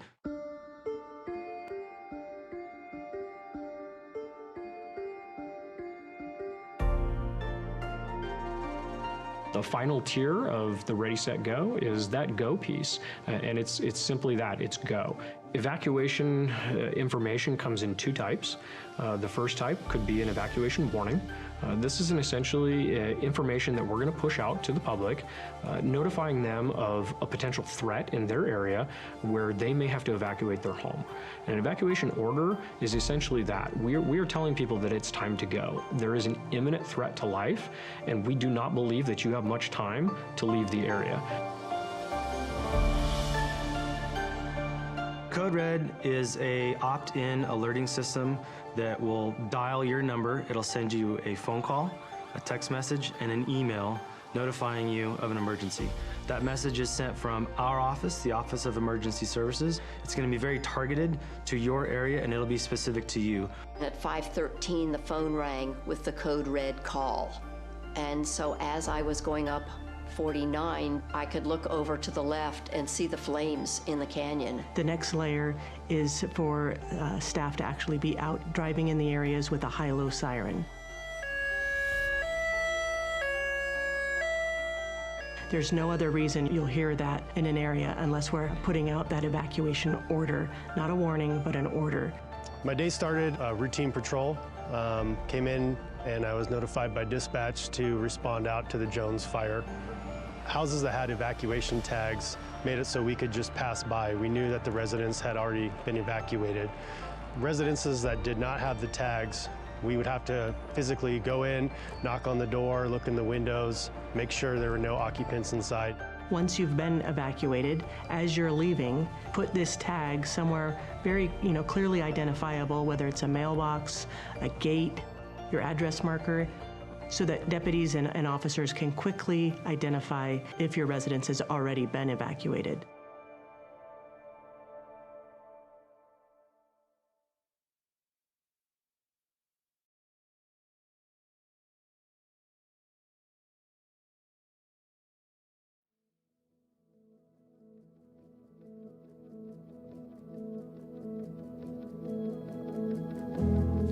out my back window here on the east side, and you see how close this fire came. It was certainly a shock. And at the same time, it was such an incredible relief to have the house as safe as it was. I mean, I think with personal preparedness and being ready, it can feel overwhelming. It can feel like a lot to do, and the most important piece is to just start with one little bite at a time. Just start the conversation. Have some sort of plan. It can be as small as a meetup place, you know, a destination that everybody will get to, everybody in the household will get to if there's a disaster. Recognize you live in a community, in a county, that really does take the emergency response as a priority. We have worked diligently throughout the last few years on ensuring that not only our staff are trained and prepared, but we're also putting that out for our community. The more prepared you are in your own community, the better the outcome is going to be. The level of community awareness, they have to be part of the solution. They have to communicate with their neighbors. They have to be part of the discussion in communities. They have to support the response, the prevention, the education, and ultimately the collaboration and the engagement. People have to be engaged at all levels. The more you think about it now, the easier it will be when the time comes that you need to evacuate. We've created this network, and we want you to make sure that you know that you can tap into that. So if you are feeling a little bit overwhelmed, not sure where to start, reach out to one of our offices, reach out to the Fire Safe Council or 211. We're here to support you.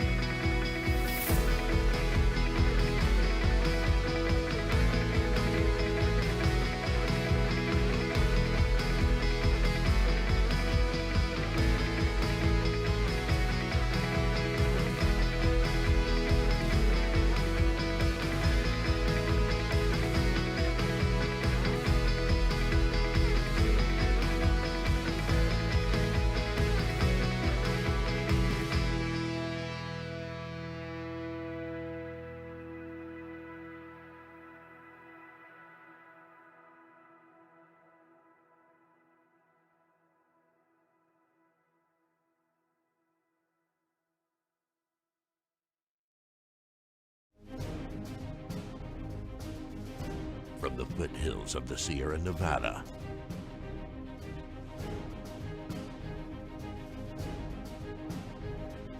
a new hero will emerge.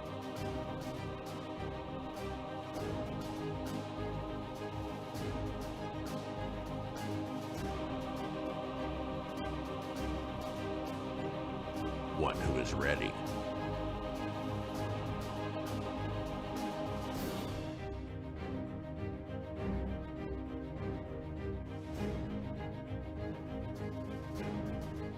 One who makes sure their friends and family are set.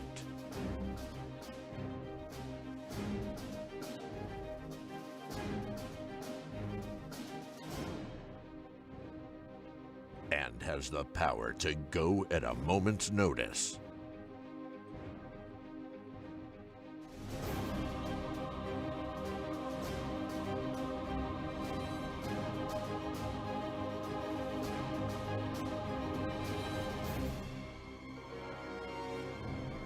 This fire season, you're the hero.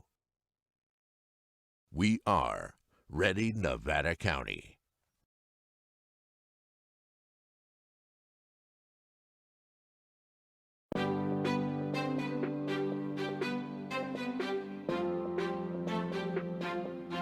Nevada County has a new tool to make evacuations safer and more efficient in the event of an emergency. This new tool is called Zone Haven, and we need you to know your zone. In order to know your zone, you need to go to community.zonehaven.com, type in your address. Once your address populates in the pop-up window, take that information and write down the zone that is given to you where you know you'll find it in case of emergency. Zone Haven and knowing your zone does not replace Nixle and/or Code Red. It actually supplements them, and it makes those tools more powerful because you'll know what zones are being evacuated or which ones are being placed on advisory. And as a result, you won't have to do anything else other than listen to those messages and know if it's time to go. Even if you don't have internet, this could be done by word of mouth, it can be done by radio, or it could be us driving down the street, so please know your zone.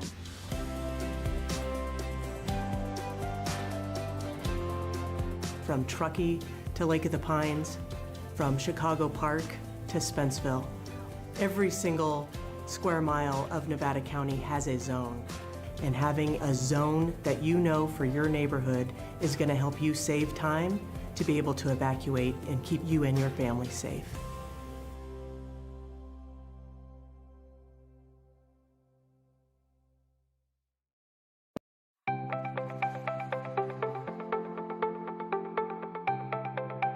Ready Nevada County is an education campaign designed to help the public have successful outcomes during emergency events. We really focus on a whole host of disasters or emergency events. We want to have a broad spectrum. We want to be prepared for anything, but really we focus a lot on wildfire because we know that's one of the most likely events to happen in Nevada County. Ready, Set, Go is really built around the wildfire premise to prepare residents to be ready before an event, to move into the set posture when there's a red flag or a fire is near you, and then to go when it's time to go. Essentially, in its simplest form, it's a 3-tiered community emergency preparedness plan.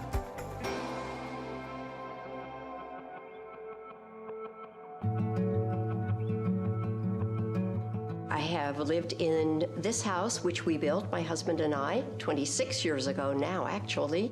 We selected the hardy plank, the concrete siding, and also the metal roof. Then when we moved up here and heard about the 49er fire, that's when we started to say, wow, this really is even more important than we first realized. So the 49er fire is one of the most historic fires in Nevada County's history. They figured it changed the laws of the state of California that said this is how you have to protect your home. That came out of Nevada County. Steve Eubanks came from the Fire Safe Council, and the main thing we needed to pay attention to was the ladder fuels. Planting has been removed from the edges of the house so that it does not touch the house. It was an incredible service from the Fire Safe Council to come out and spend a couple of hours going through this property. So the ready phase is when there's no immediate threat to you and your family.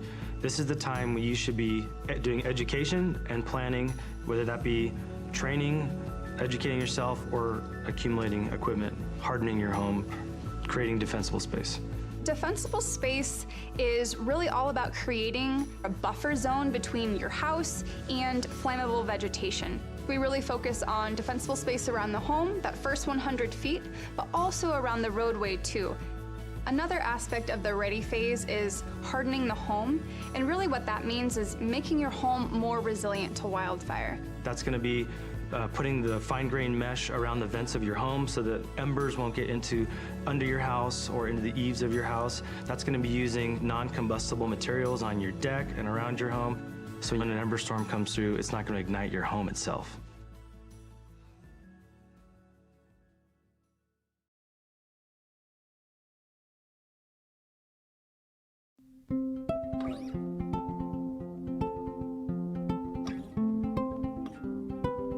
I currently live here in Grass Valley with my parents. All of us have sleep apnea, so we all have CPAP machines that require power in order to run. I also use a nebulizer, and that's used to disperse medication that I need to get myself breathing again.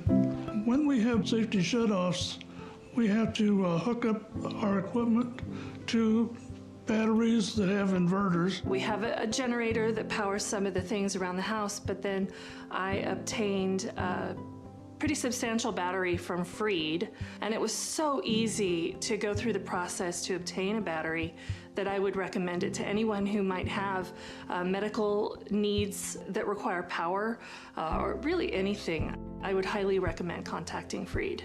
So whether it's a snowstorm or a public safety power shutoff, we really want folks to be thinking about, okay, what are the things I'll need on hand to weather the storm? Do I need to have candles? Do I need to have battery-powered radio? Do I need to have flashlights? So what are the things that you'll need to shelter in place or address the disaster at hand? So a go bag could be anything. It could be a backpack, it could be a suitcase. It's gonna be something that you put together to sustain yourself, your family, your pets if needed. That's gonna have food, water, medication, clothing, toiletries to get you by for 72 hours. You need to think of your go bag as the only resource you may have. Stores may be closed, the power may be out, so you may have to literally live out of this thing for a 3-day period as an evacuee.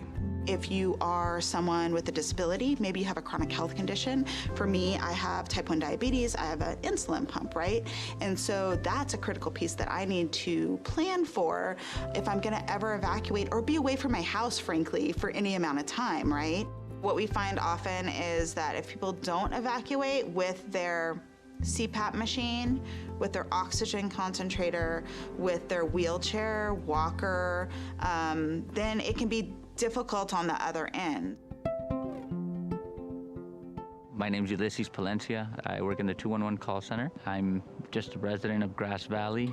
I have 2 daughters, a 4-year-old and a 1-year-old. In Nevada County, 211 is available 24/7. So what we provide for the community is information. That could be anything from directions to the resource centers. It can be letting them know where the fire is, you know, if they are themselves in an evacuation center, if it's a fire, if there's any information as to whether their power's coming back on during a PSPS. 211 gets the information that we provide directly from the county, so directly from the Office of Emergency Services. The whole team cares. We're all local community members. We all just want to help.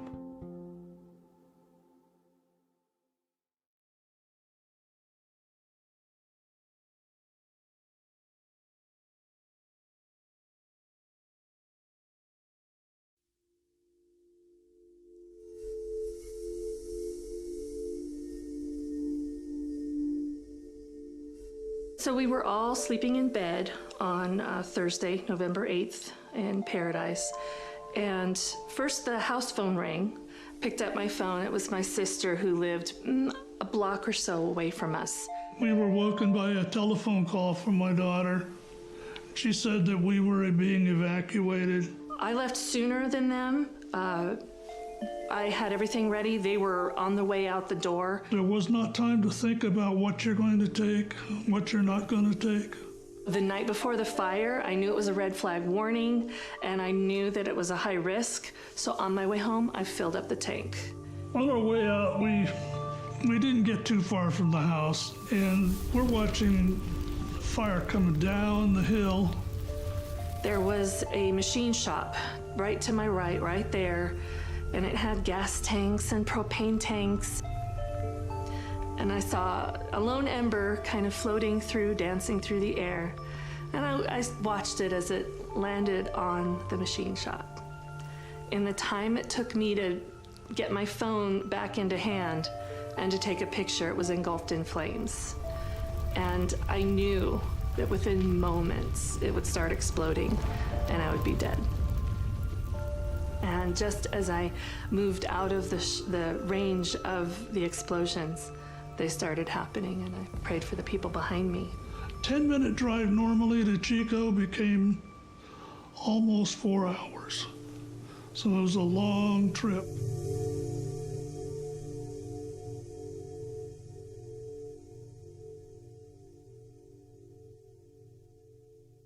We started to hear a pattern. People kept telling us their story of how they escaped the campfire. And they talked about how if it wasn't for my neighbor who came and knocked on my door to tell me there was a fire, I don't know that I would have gotten out alive.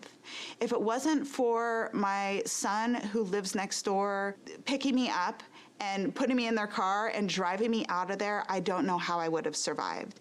And so I started really thinking about this connection between isolation and how connected you are to your community, to your neighbors, to your friends, to your family, and how that can be really helpful in a time of a disaster.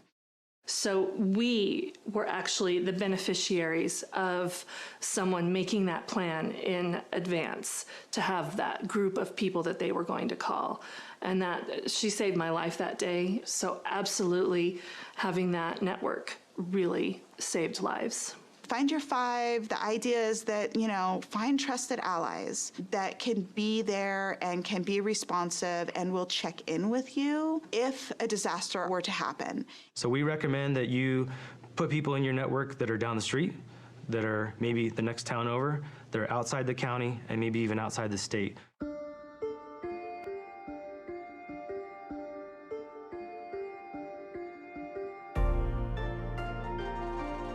The final tier of the Ready, Set, Go is that go piece, and it's simply that, it's go. Evacuation information comes in two types. The first type could be an evacuation warning. This is essentially information that we're going to push out to the public, notifying them of a potential threat in their area where they may have to evacuate their home. And an evacuation order is essentially that. We are telling people that it's time to go. There is an imminent threat to life, and we do not believe that you have much time to leave the area. Code Red is a opt-in alerting system that will dial your number. It'll send you a phone call, a text message, and an email notifying you of an emergency. That message is sent from our office, the Office of Emergency Services. It's going to be very targeted to your area, and it'll be specific to you. At 5:13, the phone rang with the Code Red call. And so as I was going up 49, I could look over to the left and see the flames in the canyon. The next layer is for staff to actually be out driving in the areas with a high-low siren. There's no other reason you'll hear that in an area unless we're putting out that evacuation order, not a warning, but an order. My day started routine patrol. Came in and I was notified by dispatch to respond out to the Jones fire. Houses that had evacuation tags made it so we could just pass by. We knew that the residents had already been evacuated. Residences that did not have the tags, we would have to physically go in, knock on the door, look in the windows, make sure there were no occupants inside. Once you've been evacuated, as you're leaving, put this tag somewhere very, clearly identifiable, whether it's a mailbox, a gate, your address marker, so that deputies and officers can quickly identify if your residence has already been evacuated.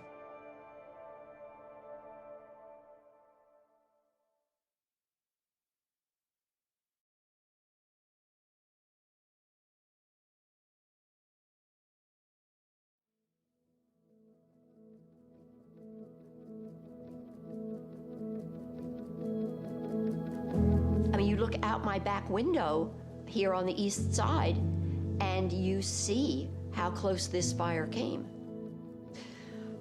It was certainly a shock, and at the same time, it was such an incredible relief to have the house as safe as it was. I mean, I think with personal preparedness and being ready, it can feel overwhelming. It can feel like a lot to do, and the most important piece is to just start with one little bite at a time.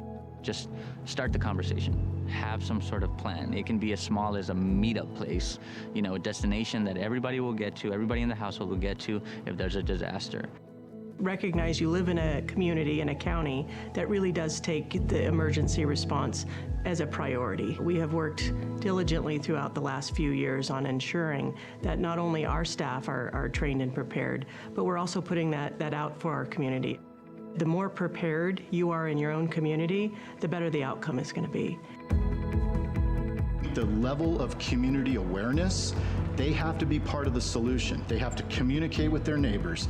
They have to be part of the discussion in communities. They have to support the response, the prevention, the education, and ultimately the collaboration and the engagement. People have to be engaged at all levels. The more you think about it now, the easier it will be when the time comes that you need to evacuate. We've created this network, and we want you to make sure that you know that you can tap into that. So if you are feeling a little bit overwhelmed, not sure where to start, reach out to one of our offices, reach out to the Fire Safe Council or 211. We're here to support you.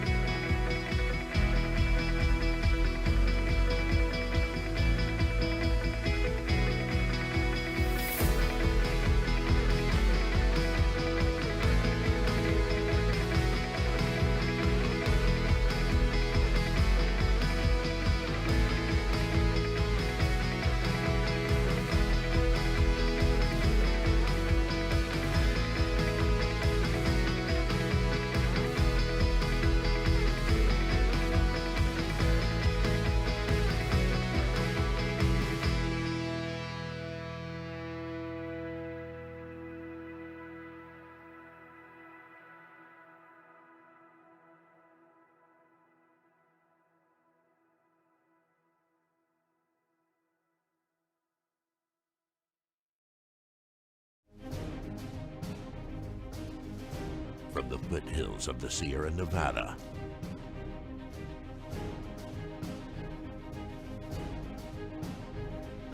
A new hero will emerge.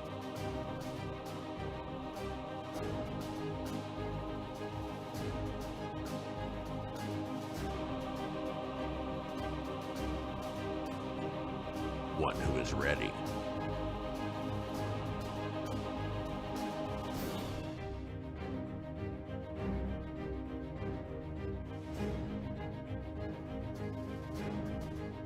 One who makes sure their friends and family are set.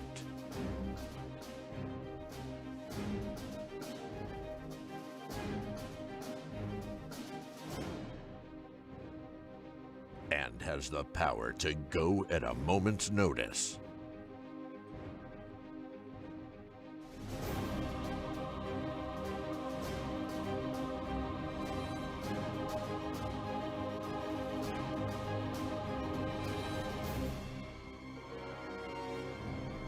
This fire season, you're the hero. We are Ready Nevada County.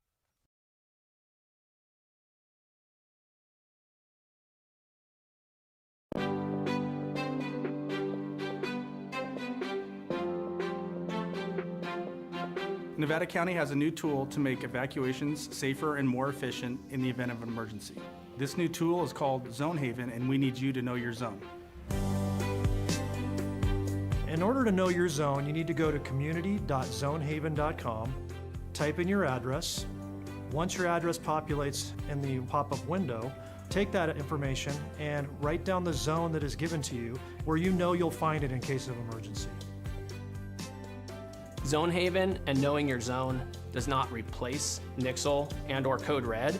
It actually supplements them, and it makes those tools more powerful because you'll know what zones are being evacuated or which ones are being placed on advisory. And as a result, you won't have to do anything else other than listen to those messages and know if it's time to go. Even if you don't have internet, this could be done by word of mouth, it can be done by radio, or it could be us driving down the street, so please know your zone.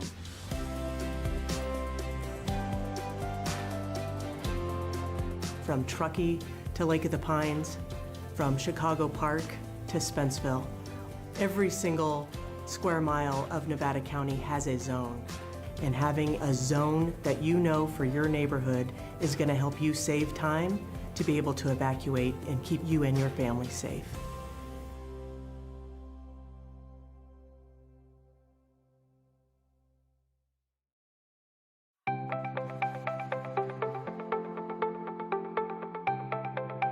Ready Nevada County is an education campaign designed to help the public have successful outcomes during emergency events. We really focus on a whole host of disasters or emergency events. We want to have a broad spectrum. We want to be prepared for anything, but really we focus a lot on wildfire because we know that's one of the most likely events to happen in Nevada County.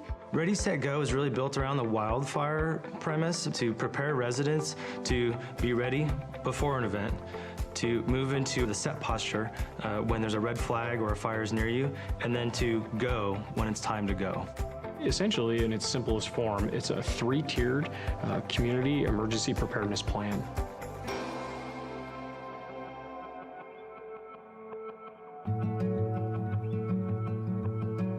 I have lived in this house, which we built, my husband and I, 26 years ago now, actually. We selected the hardy plank, the concrete siding, and also the metal roof. Then when we moved up here and heard about the 49er fire, that's when we started to say, wow, this really is even more important than we first realized.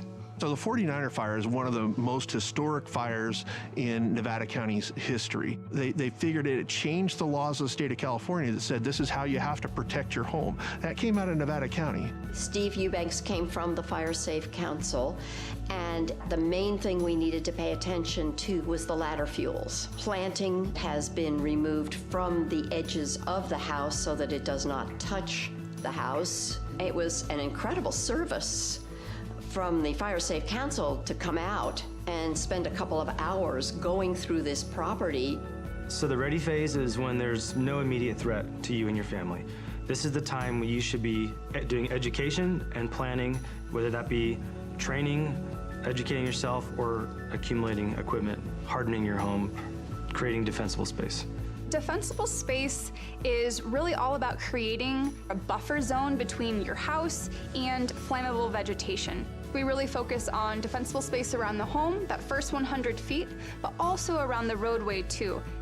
Another aspect of the ready phase is hardening the home, and really what that means is making your home more resilient to wildfire. That's going to be putting the fine-grained mesh around the vents of your home so that embers won't get under your house or into the eaves of your house. That's going to be using non-combustible materials on your deck and around your home. So when an ember storm comes through, it's not going to ignite your home itself.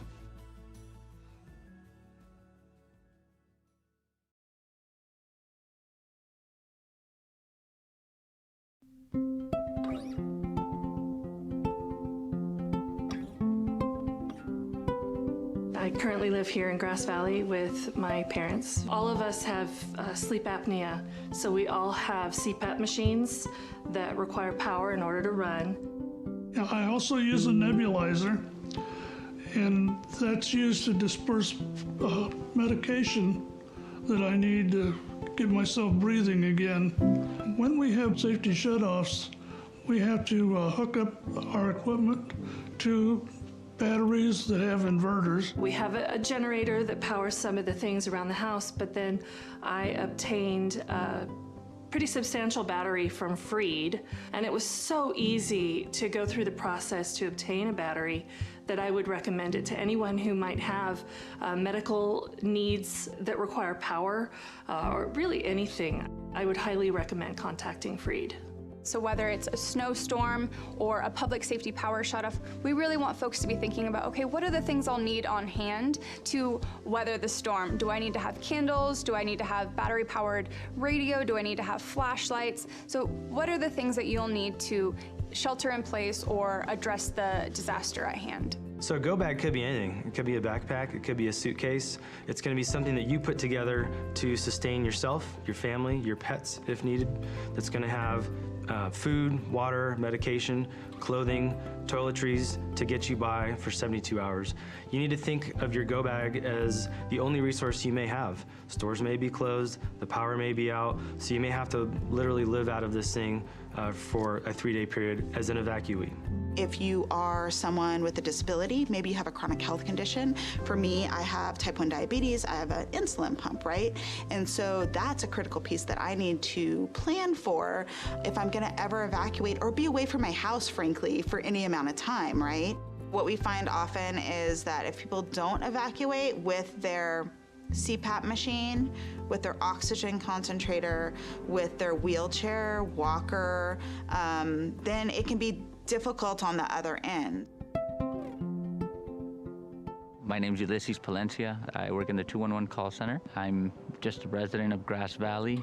I have 2 daughters, a 4-year-old and a 1-year-old. In Nevada County, 211 is available 24/7. So what we provide for the community is information. That could be anything from directions to the resource centers. It can be letting them know where the fire is, if they are themselves in an evacuation center, if it's a fire, if there's any information as to whether their power's coming back on during a PSPS.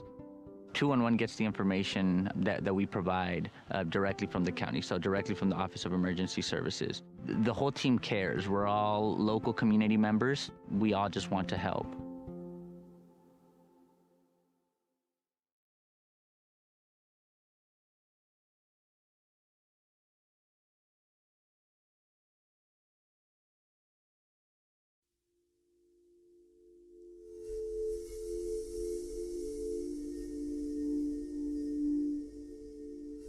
So we were all sleeping in bed on Thursday, November 8th in Paradise. And first the house phone rang. Picked up my phone. It was my sister who lived a block or so away from us. We were woken by a telephone call from my daughter. She said that we were being evacuated. I left sooner than them. I had everything ready. They were on the way out the door. There was not time to think about what you're going to take, what you're not going to take. The night before the fire, I knew it was a red flag warning, and I knew that it was a high risk. So on my way home, I filled up the tank. On our way out, we didn't get too far from the house, and we're watching fire coming down the hill. There was a machine shop right to my right there, and it had gas tanks and propane tanks. And I saw a lone ember kind of floating through, dancing through the air. And I watched it as it landed on the machine shop. In the time it took me to get my phone back into hand and to take a picture, it was engulfed in flames. And I knew that within moments it would start exploding and I would be dead. And just as I moved out of the range of the explosions, they started happening, and I prayed for the people behind me. 10-minute drive normally to Chico became almost 4 hours. So it was a long trip.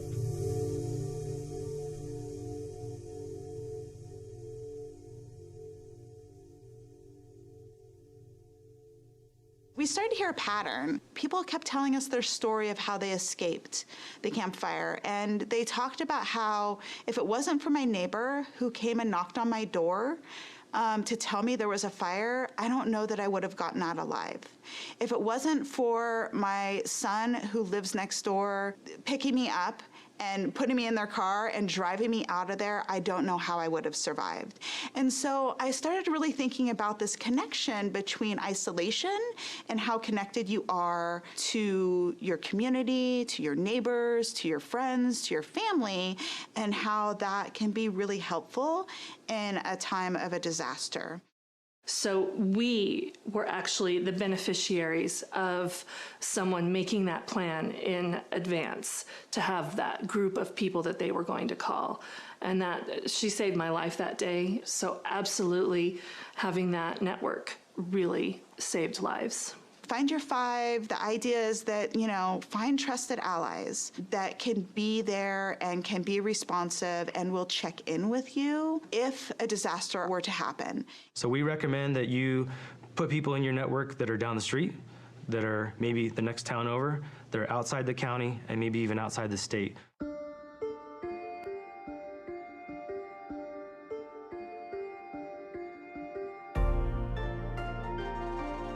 The final tier of the Ready, Set, Go is that go piece, and it's simply that, it's go. Evacuation information comes in two types. The first type could be an evacuation warning.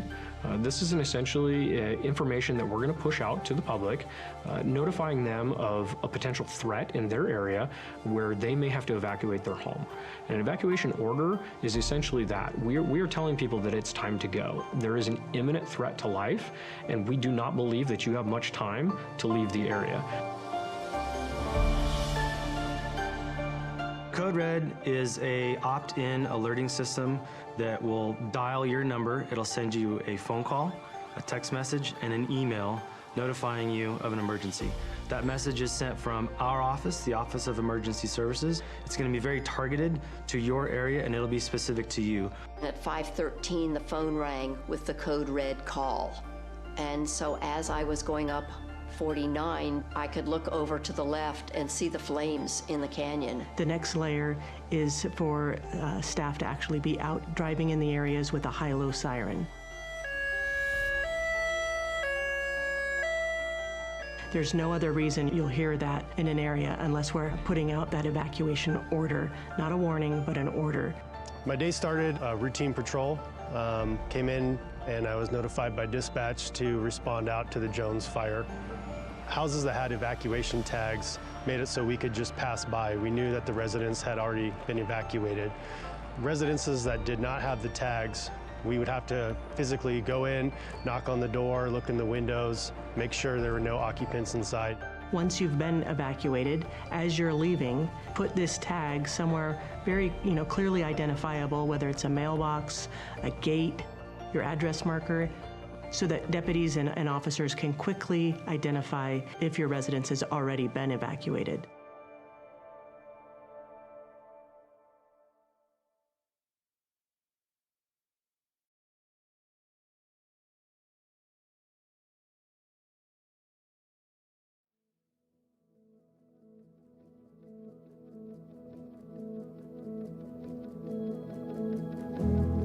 look out my back window here on the east side, and you see how close this fire came.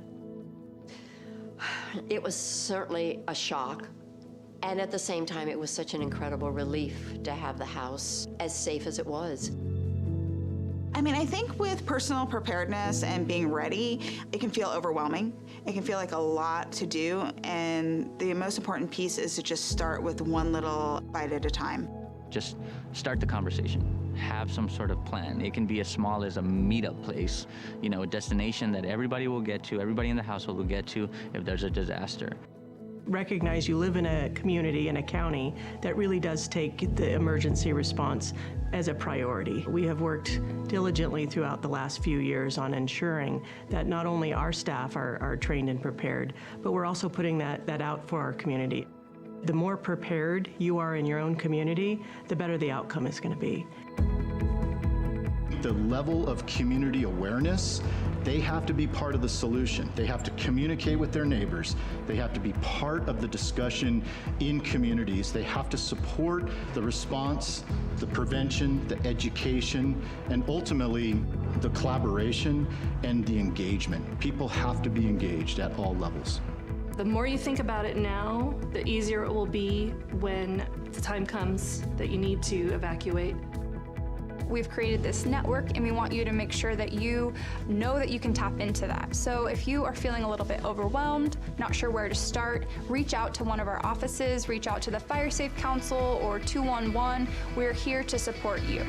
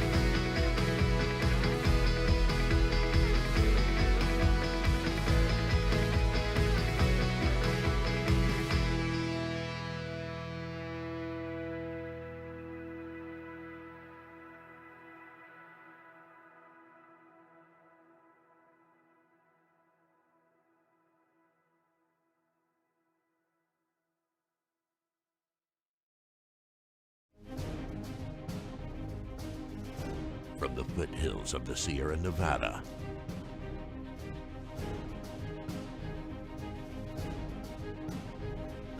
a new hero will emerge.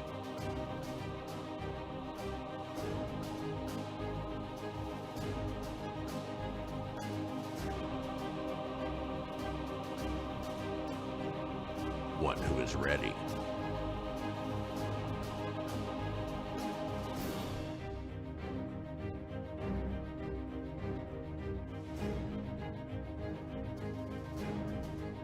One who makes sure their friends and family are set.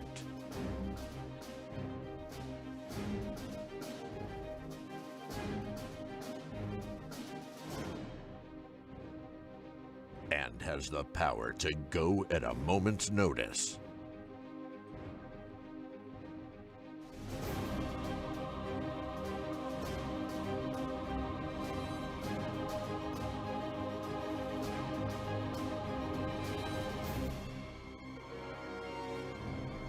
This fire season, you're the hero. We are Ready Nevada County.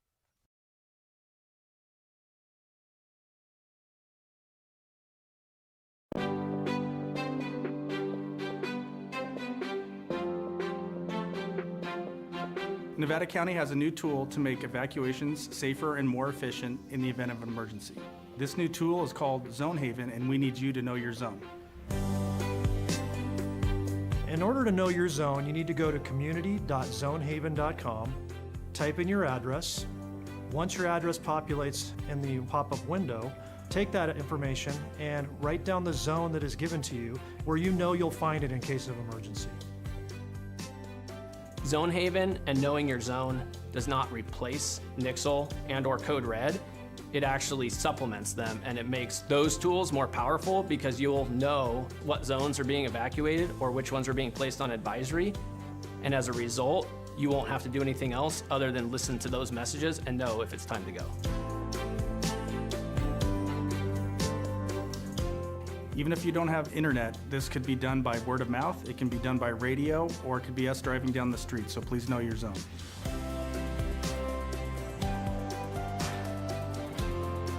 From Truckee to Lake of the Pines, from Chicago Park to Spenceville.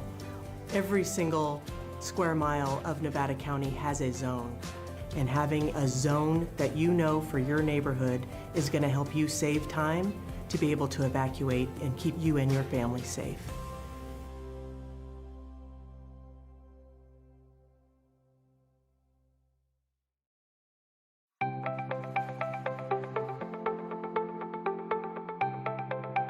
Ready Nevada County is an education campaign designed to help the public have successful outcomes during emergency events. We really focus on a whole host of disasters or emergency events. We want to have a broad spectrum. We want to be prepared for anything, but really we focus a lot on wildfire because we know that's one of the most likely events to happen in Nevada County.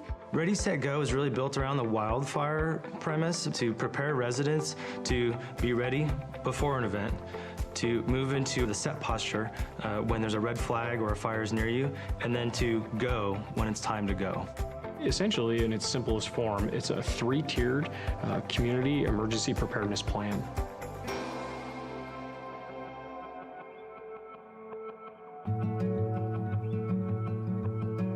I have lived in this house, which we built, my husband and I, 26 years ago now, actually.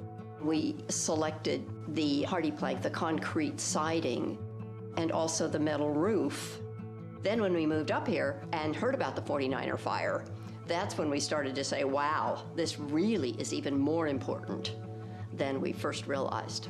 So the 49er fire is one of the most historic fires in Nevada County's history. They figured it changed the laws of the state of California that said this is how you have to protect your home. That came out of Nevada County. Steve Eubanks came from the Fire Safe Council, and the main thing we needed to pay attention to was the ladder fuels. Planting has been removed from the edges of the house so that it does not touch the house. It was an incredible service from the Fire Safe Council to come out and spend a couple of hours going through this property. So the ready phase is when there's no immediate threat. Okay, we are back, and Kit, do you want to read us out, please? Yes, with regard to the two matters that we went into closed session, on both matters, direction was given to staff. Okay, great. Okay, we're going to move into our next item.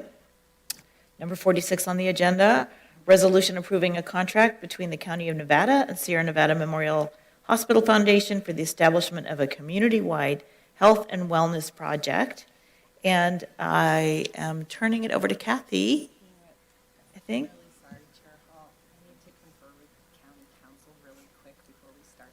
Okay. Okay, we're taking a pause while Supervisor Swarthout confers with County Council on potential recusal.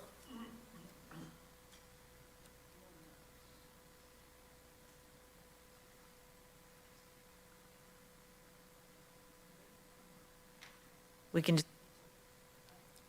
right, sorry about that. Thanks, Lisa, for being ethical. Okay, so sorry, let me get to my right page here. Kathy, I'll turn over to you and Sandra Barrington and let you guys introduce anybody else. Great, thank you, Chair Hall and Supervisors today. Kathy Cahill, Public Health Director for Nevada County. Kathy, can you pull the microphone down? There, you right into it, thank you. Okay. I'm really excited to be here today because of the fact that in public health, our business is about keeping the community healthy. And as you all know, it's a struggle every day for many families and people across the county to get services they need. And so the partnership that we're going to talk about today with the county and Sierra Nevada Memorial Hospital and the foundation is another step in using the community-wide approach to really improving health overall in the county. And so for me, this is like taking another spoonful of sugar and really mixing up what public health can do in this community with all these partners that we're going to talk about today. So I'm really excited about this and really pleased that we're able to partner with Sierra Memorial Hospital Foundation on this effort. So I will turn it over to Sandra Barrington, who you all know is the executive director of the foundation at the hospital, and she's going to present the overall outlook and the overall approach to the HealthSpan project. Thank you, everyone. Thank you, Kathy. Thank you for considering this item today for the creation of the HealthSpan initiative. Sierra Nevada Memorial Hospital Foundation has a successful history of acting as a fiscal sponsor for nonprofits and startups in our community. This includes the start of Sierra Harvest, the Nevada County Relief Fund, the Breastfeeding Coalition, and the Elder Care Provider Coalition. We are the perfect partners to help oversee and stand up the HealthSpan initiative. We also successfully execute other county contracts, for example, the Alzheimer's Outreach Program, the Falls Prevention Coalition, and the Social Outreach Program. We are confident that we can successfully partner with the county, local stakeholders, and our steering committee to create this social wellness movement and change the health and wellness landscape of our community. In January, I spoke at your board workshop on presenting the concept of HealthSpan. And since then, we have gathered stakeholder buy-in, created a white paper, and secured funding from Dignity Health. And recently, in just the last few weeks, we hired our new director. I'm happy to introduce Crystal Calvero to you. She comes with an incredible background of public health and community organizing, and we're just so excited that we have a person of this caliber that is perfect to lead this initiative. HealthSpan is about creating a community where the healthy choice is the easy choice from all aspects of life. HealthSpan is not just about how do we live longer, but how do we make the years we have as healthy as possible. HealthSpan will focus on 4 pillars, and that will be food, social connections, movement, and youth and families. HealthSpan will be built on the concept of collective impact, aligning goals and objectives for community health and wellness across multiple sectors. Collaboration from all sectors will be key to the success of this project, including county departments, as well as including partners from Western and Eastern County. And we've had initial conversations with our partners up at Tahoe Forest Health Systems to learn about several of their initiatives that line with this work and how we can work together to adopt things countywide. With funding commitments from Dignity Health and the county, we can build capacity and launch HealthSpan within a 3-year period. During this time, we will work towards securing additional funding from health insurance payers. They have the most to benefit from this work. When their clients are healthy, they pay out less, essentially. So we're happy to reach out to our health insurance payer partners. We can create a membership model, we can create earned income revenue streams, and we can work on analyzing policy and system approaches and seek out collective grant opportunities that our community would not necessarily qualify for without this high level of cross-sector collaboration.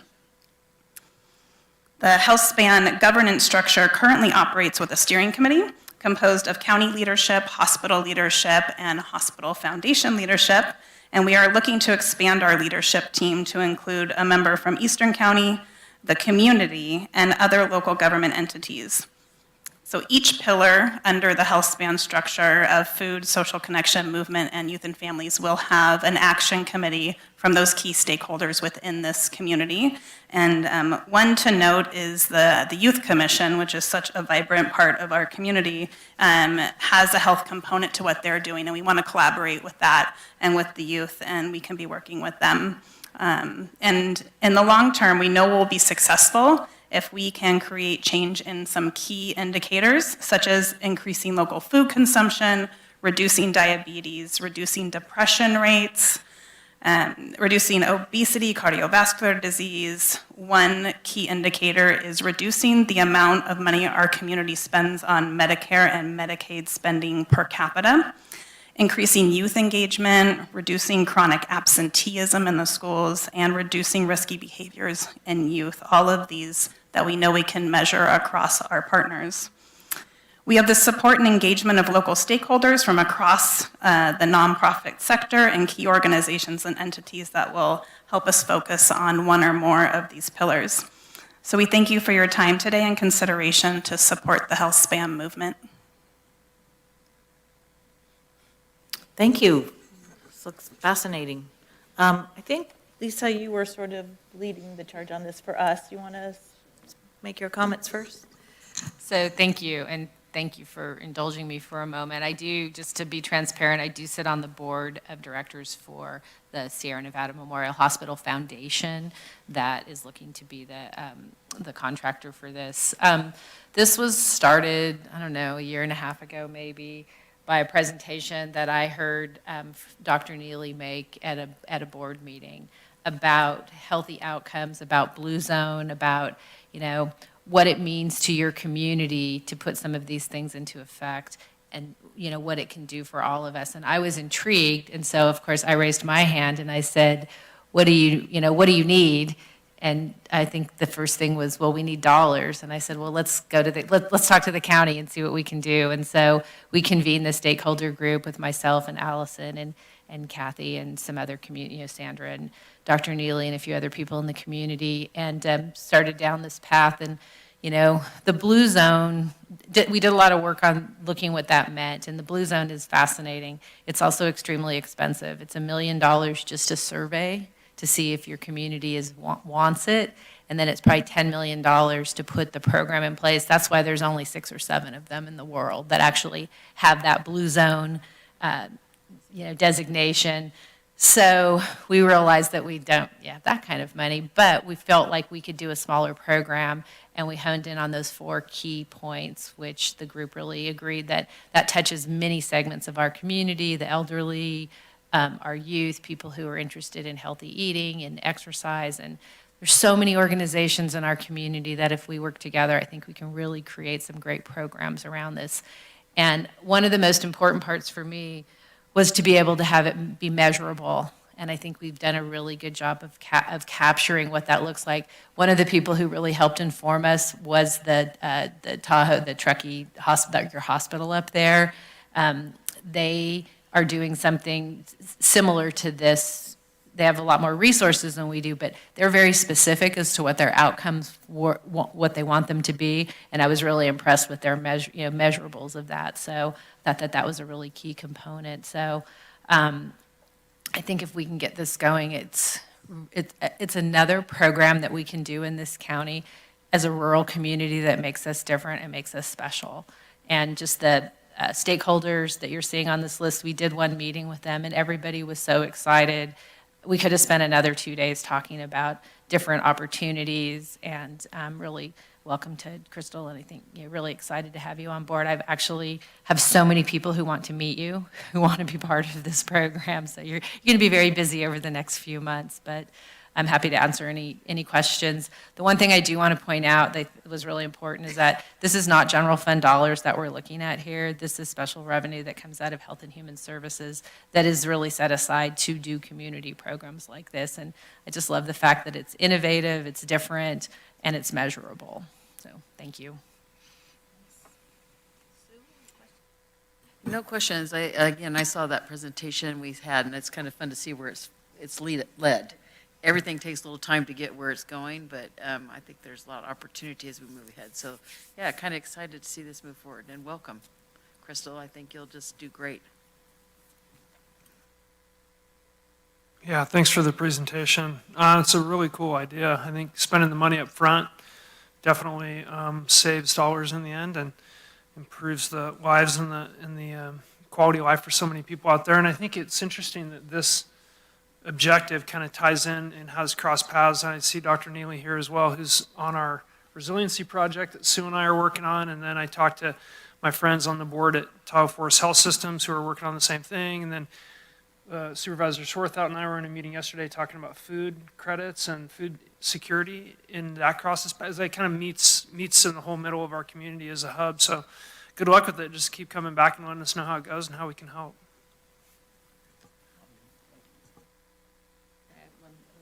I'm sorry. I also just want to acknowledge that the Sierra Nevada Memorial Hospital is actually also going to be the other fiscal party here, and really credit Dr. Neely for the work that he's done, because without him out in the community kind of telling the story and talking about what we need, I'm not sure that this would have come to fruition. So thank you for your work in this, and also Sandra for all the work that you've done here. Thank you. Yeah, thank you. This looks fantastic. I'm really excited to see where this goes. I have a couple questions, and that may be just as you're developing that these things will come up, but I was thinking about the nexus potentially with our outdoor recreation sort of initiative and support. And you've got Bear Yuba Land Trust on here, but there's more like exuberant sports, biking, and all the other things, and they're not really reflected here, and that made me think about what the target audience here is. Are you looking at targeting sort of cohorts of people who may be less healthy or likely to be less healthy? Is that, or is it for everyone? If you just help me with how your thought process on that. Well, I think we'd like to think that the entire county is our target audience. But we do recognize that everyone is in a different stage of their approach to health and wellness. And, there are people who are in crisis every day, and they're not thinking about how they're going to get their steps in or what organic food they are eating. So we are definitely taking this from a realistic approach, starting with, system partners and how do we look at this from, system stakeholders and policy to start with. There are those group of people in the community that, you look at, we are a growing population, but they want to think about how are the next 10 to 15 years of their life going to be and how healthy are they going to be in those years. So that's definitely a target. And I think putting it into the pillars helps us organize how we're going to work with the different groups in our community. Not sure if that answered your question. Yeah, I think sort of. I feel like there might be additional partners out there for you, the outdoor, rec area, maybe. I'm thinking of our Latino population, which might bring a whole different cultural flavor to all of this and different kinds of activities. And there may be other partners out there like that just not thinking. I just feel like there's probably more people who could get involved. Like you said, there's probably a ton of people who want to come and talk to you. So. And I think the intent is obviously Yuba Land Trust is is the group that we're talking about with movement. And I think what we would be looking at is tasking each of those people that we have listing here. Who else do you see? Is it the biking club? Is it Little League? Is it senior softball? Is it pickleball? So we're hopeful that our leads on this are going to help us engage those other groups of peoples, because we really do want this all inclusive. We want anybody who wants to be a part of any of those 4 systems to come forward and help us with it. We see a really big tent here. That's great. I love that. I love that. And would love to keep having updates and having different places where we could provide input as well would be awesome. So thank you. Kathy, you wanted to say something? Can you use the microphones for the folks who are online? Who's here, because he's been the brainchild behind this and has a lot of good ideas. And Dr. Neely, would you like to say a few words about your vision of this as well?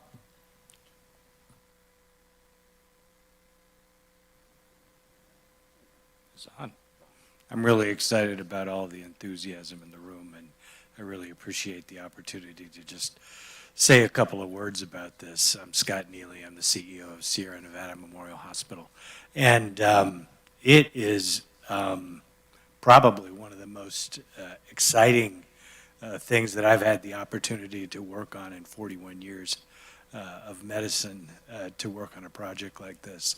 And so it's really gratifying to hear the enthusiasm in the room for the project. Supervisor Hall, I actually would like to address your question. I think it's an incredibly important one, because one of the attractive things about Nevada County for a project like this is that we do have so many people who are interested in the outdoors, in their health, in what they eat. And there's a very sort of willing contingent already who are listening to this message and who are really interested in taking accountability for their own health. But probably the groups of people who have the most to benefit from this project are not really actively aware of what an opportunity this is and what a tremendous opportunity exists for improving their current quality of life as well as the way they live their lives into the future. And I think it's that population that really has the most right now to benefit from this project. Many of those people are already underserved. They might not pay a lot of attention to some of the things that we know really impact health outcomes. And so I very much hope that we will bring in youth, some of these underserved populations, and make not only this knowledge, but the resources necessary in order to take advantage of these opportunities available to everybody in the county. And I think that's a very, very rich opportunity. Even with the challenges that we see in healthcare today, most people are actually still able to get at least urgent medical care, to get medications, to get medical attention when they really need it. But many people actually don't have the opportunity to engage in the foundational pillars that lead to a healthy life. And that is why we see such high incidence of chronic disease amongst an entire population, not just the elderly. So I see tremendous opportunities to impact people's outcomes by pursuing these pillars for everyone who lives in our county. And I'm very, very proud of the fact that even at a time when our financial challenges in healthcare are probably as great as I have seen during my entire career, we are still putting up and investing significantly in this project. And I'm very proud that we are able to partner with the county in creating this for the people that we serve here in Nevada County. Thank you, Dr. Neely. That's great. And I just make one more comment. We'll open it up to public comment here. I just thinking about, I'm sure we all could talk about this for hours. That's the problem. So I'll just say one more thing. To that extent, which makes sense to me, that, there are folks who can benefit the most and who will meet our metrics best, like reducing Medicare costs and Medicaid costs. So then I think about the folks who could benefit the most from this. Some of them are going to be some of the most already hardworking and stretched for time people who are, have 2 or 3 jobs and are struggling and juggling. So if you're looking at systems, I hope you'll keep that in mind and look at the systems that, are making it impossible or hard for those people to actually lead healthier lives. Just a thought. Thank you. I'll open it up to public comment and see if we have any callers. There's no callers, Chair. Okay. Anybody in the room? Okay, closing public comment. Back to the board. Any other comments or questions? Okay, then let's have a motion and a second to adopt the resolution. So moved. Second. Who was the second? It was pretty much simultaneously. Who wants? Okay, Hardy. Okay, roll call vote, please. District 5? Yes. District 2? Yes. District 4? Yes. District 3? Yes. District 1? Yes. Thanks so much for coming out to make the presentation. Welcome, Crystal, and thanks to Lisa for getting this started. Now the work begins. Yeah. All right. And we're on to our final item before announcements. Acceptance of an informational presentation regarding the Nevada County Airport land use evaluation. Welcome, Justin and Kevin. Who else? Who else is on here? Other people are on here. Well, just Justin and Kevin, I guess. All right, thank you, Chair Hall and Honorable Board. I'm Justin Drinkwater, your Facilities Director, and I'm happy to introduce Kevin Edwards, your Nevada County Airport Manager, who will give us some background on this airport land use report and why it's important to the long-term sustainability of Nevada County Airport. After we hear from Kevin, we'll be pleased to receive a briefing of the report from our consultants who are on teams. This group is called Ascension Partners. They're a premier airport and aviation development, consulting, and management firm that serves all segments of the aviation industry, including airports, fixed-based operators, aircraft operators, and municipalities. And we'll be joined, as I said, via Teams by Kurt Castagna, the Chief Executive Officer of the firm, and Ryan Lake, who's a PhD educator in the aviation field and lead planner with the firm.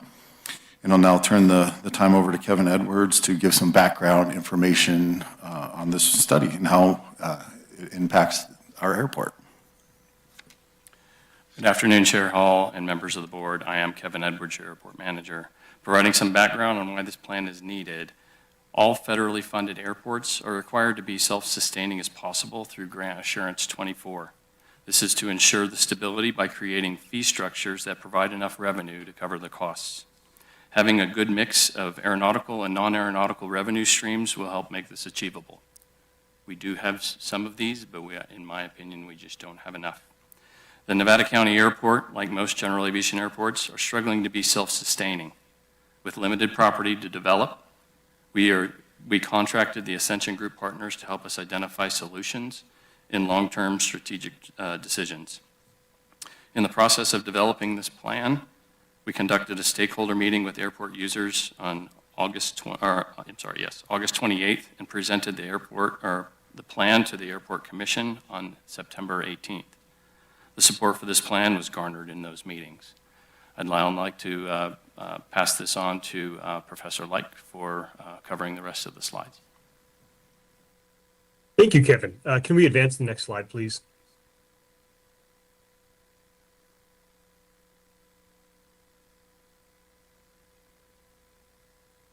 Are you able to hear me? We can hear you. I think we're working on getting the Okay. video. Just want to make sure. Thank you. So as we're waiting on that, I can explain. Thank you. So as part of the study, we evaluated 6 different sites that were identified at Nevada County Airport. We had partnered with InterVistas and CNS Engineering to help us in that. These are 2 engineering firms that specialize in aviation development. And with that, they were able to provide a rough order of magnitude on what the cost would be in order to prepare these sites for development, either by the airport or by third party. And so as we looked at this, we evaluated the internal rate of return for both improved and unimproved sites. We did what we call stress testing these sites. So essentially what we do is we look at various scenarios from anywhere from $0.25 to $1.50 per square foot, and in terms ranging from 20 to 50 years out. And so you can see kind of on the left what this looks like.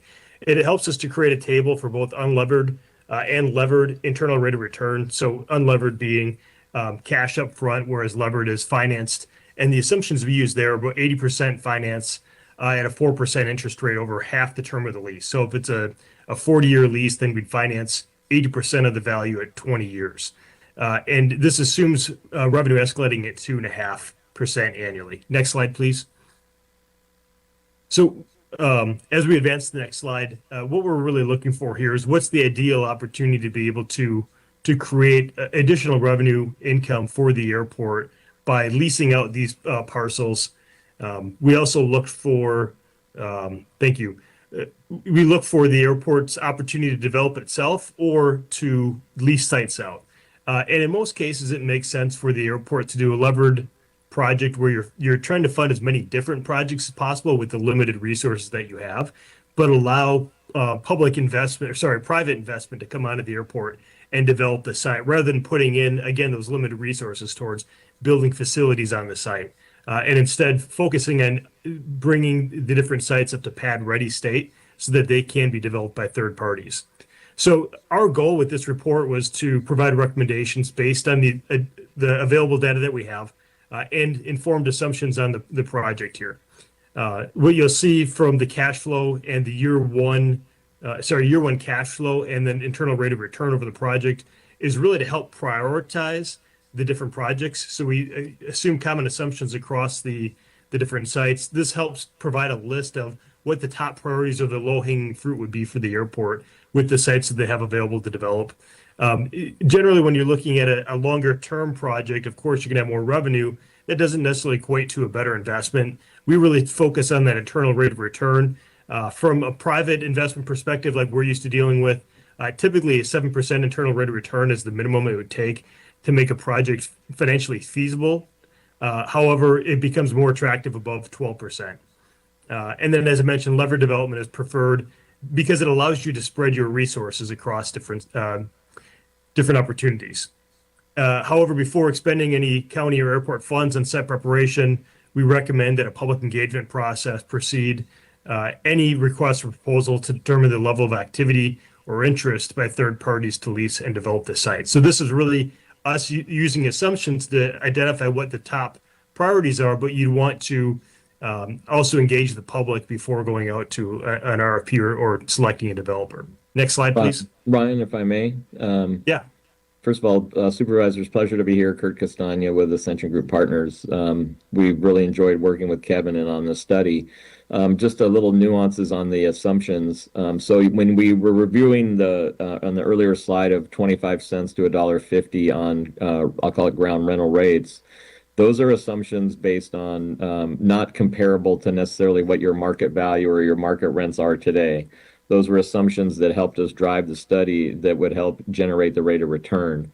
So that in some cases might mean that you would be looking for a higher land rent value than maybe what you're collecting today in order for those projects to be self-sustainable in order to meet the construction costs necessary for the term that you would provide. The other nuance I should add is that that we are using in our assumptions for some of like the site work and civil work and the modeling that we did for construction, we were using regional and California-based unit cost. And so the cost of construction that went into this study, we would think, again, if you went out to market through an RFI or eventually maybe an RFP, you would be using very local and centered construction contractors in your area. And it's very likely that through that process, you could improve the cost of construction that would help generate possibly a higher rate of return. Yeah, thanks, Kurt. And I think it's important to keep in mind when we look at these first two sites.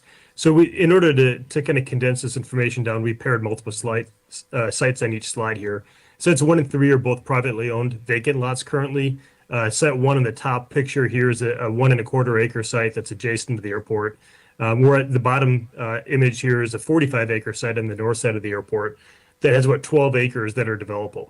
And this site in particular, Site 3 on the bottom here, is one of those examples where the cost to develop it came in significantly high, but with some creative efforts, in partnership with U.S. Forest Service, you could develop a small part of this incrementally that would create revenue from a potential helicopter fire base, and it could be done at a cost less than what our estimates that we used were on here. So it does have some limited development potential, but under the right scenario. Let's go to the next slide, please. And for both of those slides, we recommend acquisition. I think anytime you have the opportunity to buy property around the airport, it's a worthwhile long-term investment. Even if it's not something that you can develop immediately, it restricts encroachment into the airport, particularly when you have sensitive airspace that needs to be protected. Sites 4 and 6, in this case, are county-owned sites, so these are owned by the county already, but haven't been developed yet due to some topographical challenges. So you can see Site 4 on the left has significant terrain issues. Site 4 is the one on the right here. It has significant topographical challenges that make it really cost prohibitive for aeronautical build. However, you could do some non-aeronautical use more on the south side of this parcel for light industrial office storage that already exists, as you see, kind of on the south border of this property. So there's already non-aeronautical use that's going on here. Site 6 is approximately 14 acres in the departure approach path and that's limited non-aeronautical development. This one actually is off screen here, and again has some potential for non-aeronautical development. Let's go to the next slide. So site 2, this is the one that provides probably the most potential, particularly when it comes to aeronautical opportunities. And I state that because the FAA prioritizes aeronautical development on airport-owned property. That's the whole intent of the airport being there. And if you're going to use it for non-aeronautical purposes, it requires a release from the FAA and a study to show that there is not need for that parcel for aeronautical use. This one is a 10.7 acre parcel, of which about 4.5 acres are readily available. It's a former public works area, has great road access and potential taxiway access through the existing businesses that are on the north half of that site there. It provides development outside of airspace where it would limit what could be done. So we can't build too close to the runway or will create safety hazards. This site, because it's lower below the airfield elevation, actually provides a strong potential for development here, primarily for hangars, whether they be corporate hangars or a business, or T hangars for private airport or private use. The development here would be recommended a third-party RFP.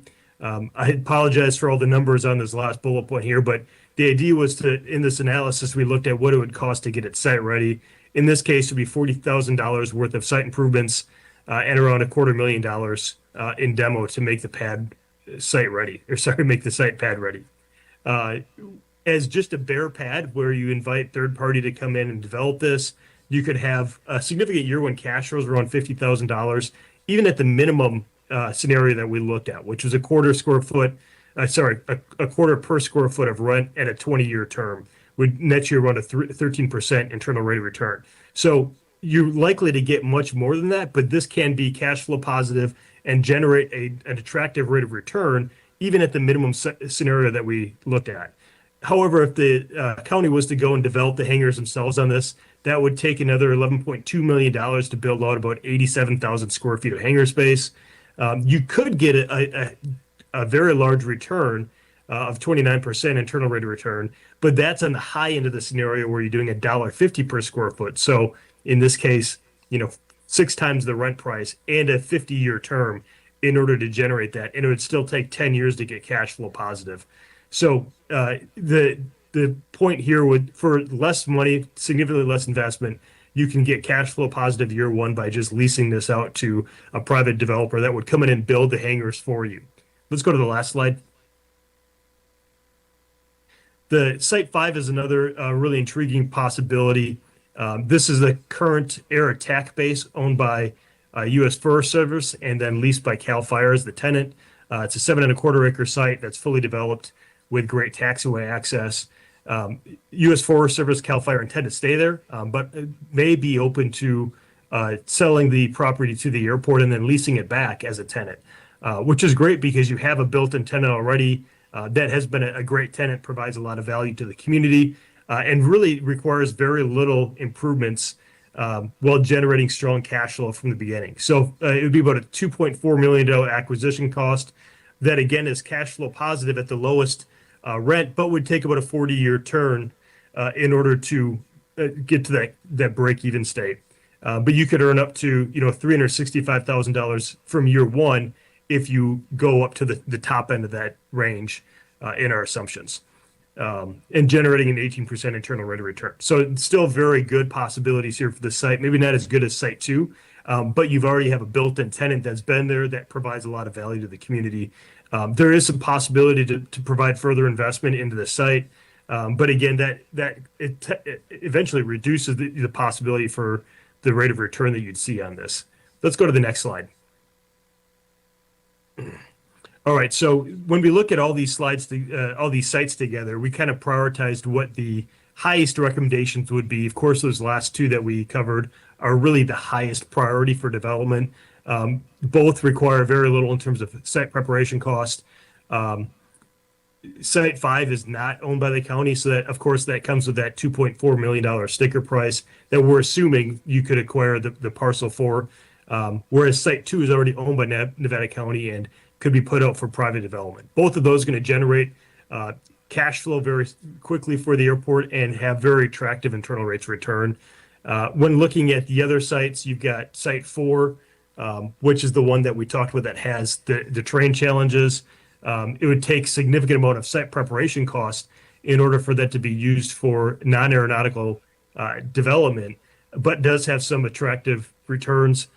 Site 3, we mentioned, is the large parcel on the north side of the airport. Again, that's privately owned, so it would take a significant amount of money, in order to acquire that.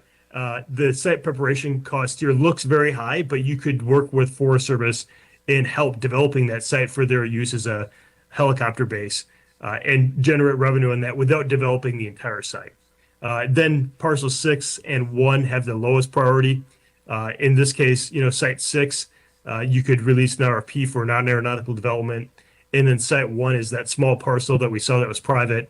Really, the benefit here is just being able to acquire the parcel so that no development takes place that could interfere with air navigation. Next slide. Brian, if I can, I think when you talk about the rate of returns, if you're looking at like a public agency like U.S. Forest or CAL FIRE, they're going to evaluate the project if they were making the investment differently. So they might not be seeking the highest rate of return, but more closer to self-sustainability for their project in order to meet their mission goals. Yeah, thanks, Kurt. This slide here just shows, in terms of the land acquisition, the private parcels we identified, which ones you'd want to seek out acquiring first and ranking them. So not looking at development potential, but just land acquisition. This is how we'd rank the sites, with, of course, that Forest Service site where they're currently based being the top and the highest priority because it comes with revenue right away. Site 3, again, acquire only, but for future development of a helicopter base. And then Site 1, really just a land bank to prevent development around the airport. Next slide, please. So this slide here in the conclusion summarizes many of the findings that we had in our site. I'm not going to go through each one of these because I think we cover this as we hit on the slides, and we really want to save time for discussion and go through and talk about these. I believe we have one more slide after this. Yeah, so our recommendations for staff here are to draft and release a request for information for Lot 6 to receive initial proposals to develop this property, and then look at opportunities for resource availability to acquire those privately owned hangars and real property as they become available. So with that, we'd love to open this up to questions. Maybe we can go to the previous slide to this and leave that up while we go through the questions.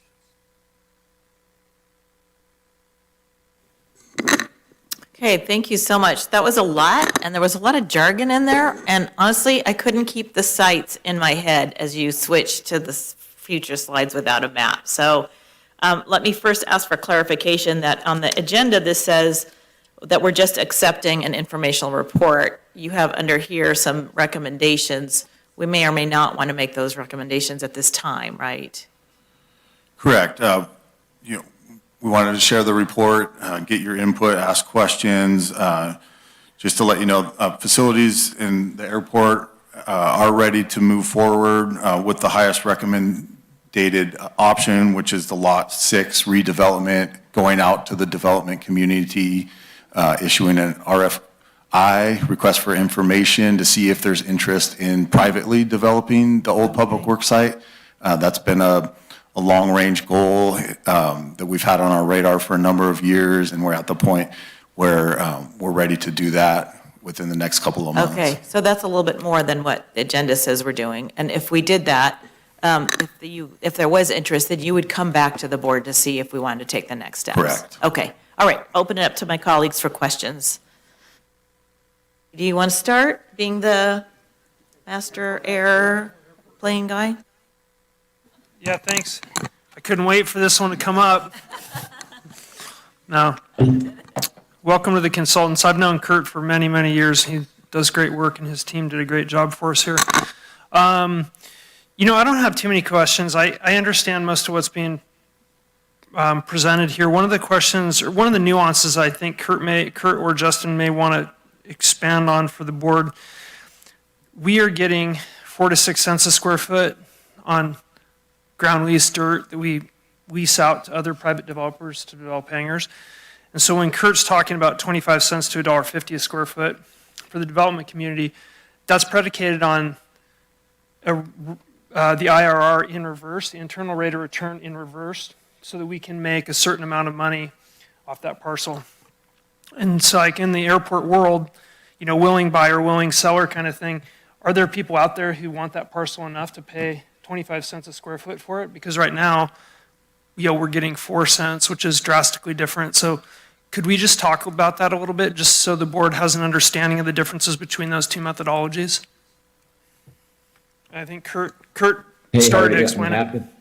Sure, Hardy, happy to address that, and Ryan, jump in here with me. But as part of this, you know, your 4 cents a square foot is, if we didn't do a rates and fees study to compare Nevada County to, let's say, a peer set of airports close to Nevada County, what we find, especially in California, is that when you do a comparable rent study, or you know, you might want to say it's an appraisal, but for FAA language, it's more of a comparable study. What we're finding is airports around the state and even the country, they're below market in many, many conditions. And that below market conditions is not incentivizing development. And at the same time, the FAA does not have a set of policy requirements. They have some guidance, very weak guidance when it comes to how airports establish their rates and fees. So if we were to do a rates and fees study for Nevada County and found that, let's say, your existing rates today were at, quote, comparable market to 10 other airports, it doesn't mean that those 10 other airports are better than you. It means that it might mean that everyone's flat across the board. And as we evaluate airport rates and fees in our efforts, our work, we find that we're tying that to the budget requirements of the airport. And in this case, it's your capital improvement requirements that you're evaluating to how to generate more revenue. So Hardy, to your point, is that we would have to, if you did an RFI, you might be able to seek the input from the industry to see what their willingness would be. But in order for a new development to take place, especially as you all probably are well aware, over the last 5 or plus more years, the cost of construction has skyrocketed. And so that margin between 4 cents and what you need to have some sort of healthy, sustainable development at a minimum of 7 or 8% is going to require a higher land rent.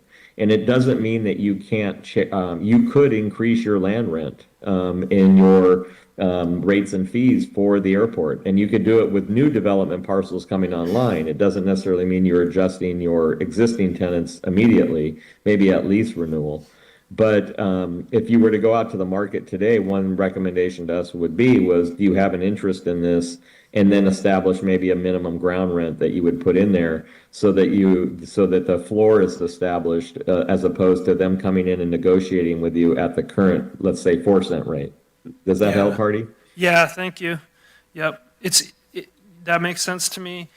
And whether the market is willing to pay that because it sees a potential return at the airport is, I guess, the big question mark. I know in the airport world, hangars that are paid off are an absolute cash machine. I mean, you always want to take proprietary exclusive right of the hangars and the fuel because they make money, and that's how airports make money. Whether you have the cash to invest up front, to own their own real estate, do the pre-development work, and then have those assets develop as rental properties essentially is a whole different question. I think that general aviation, the other piece, and I know Kurt works for a lot of different airports, and I know there's a lot of insight online here about that, but general aviation as a rule has kind of been on life support off and on for 10 years, so the general aviation business proposition of renting hangars and selling general aviation low-lead gas is really hard for airports to make money, make ends meet. So we're not really unique in the fact that becoming self-sustaining is a question that many airports across California are asking themselves. Like, how do we keep this business afloat? How do we pay for it? I just will mention two other things that the grant assurances, so when we take federal dollars and we make promises back to the FAA, those grant assurances are changing, and with them come some different requirements that we'll probably want to talk about as a board based on the new grant assurances and what that means for us when we make promises to receive that grant money. And the other piece is that the two parcels that seem the most uninteresting to most of us are probably one of the most valuable for the aeronautical surface protection areas, which is making sure that nobody can build next to the runway. Because at that point, we would be in, we would have some responsibility related to an accident that occurred in that space. And that's part of what's on our ALP. So while it does say it's a low priority, from an investment priority standpoint, it may actually be from a safety and airport management practice, it may be something that's really valuable to us. So something more to think about there. But I focus on, I think Site 5 is what I'd like to talk more about. I think it's the best chance we have at creating a revenue generation, a stream of revenue to keep the airport self-sustaining.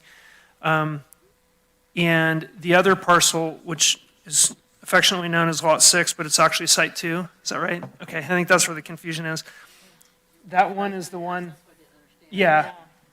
That's the one that was the corp yard. And that one's got awesome aeronautical access, which makes it one of those unique parcels, which is where you can get an airplane from, you can get landside access from the road. You can also get aeronautical access with an airplane to the runway. So those are the two sites, in my opinion, that we should spend most of our time talking about. And then that little parcel for air surface, aviation surface protection. Justin, can you pull up a map of the parcels? Because it is getting confusing.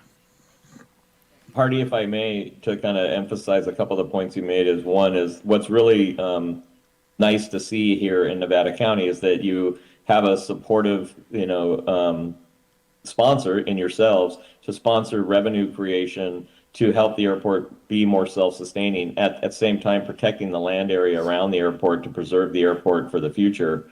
So it's not threatened by encroachment of any kind.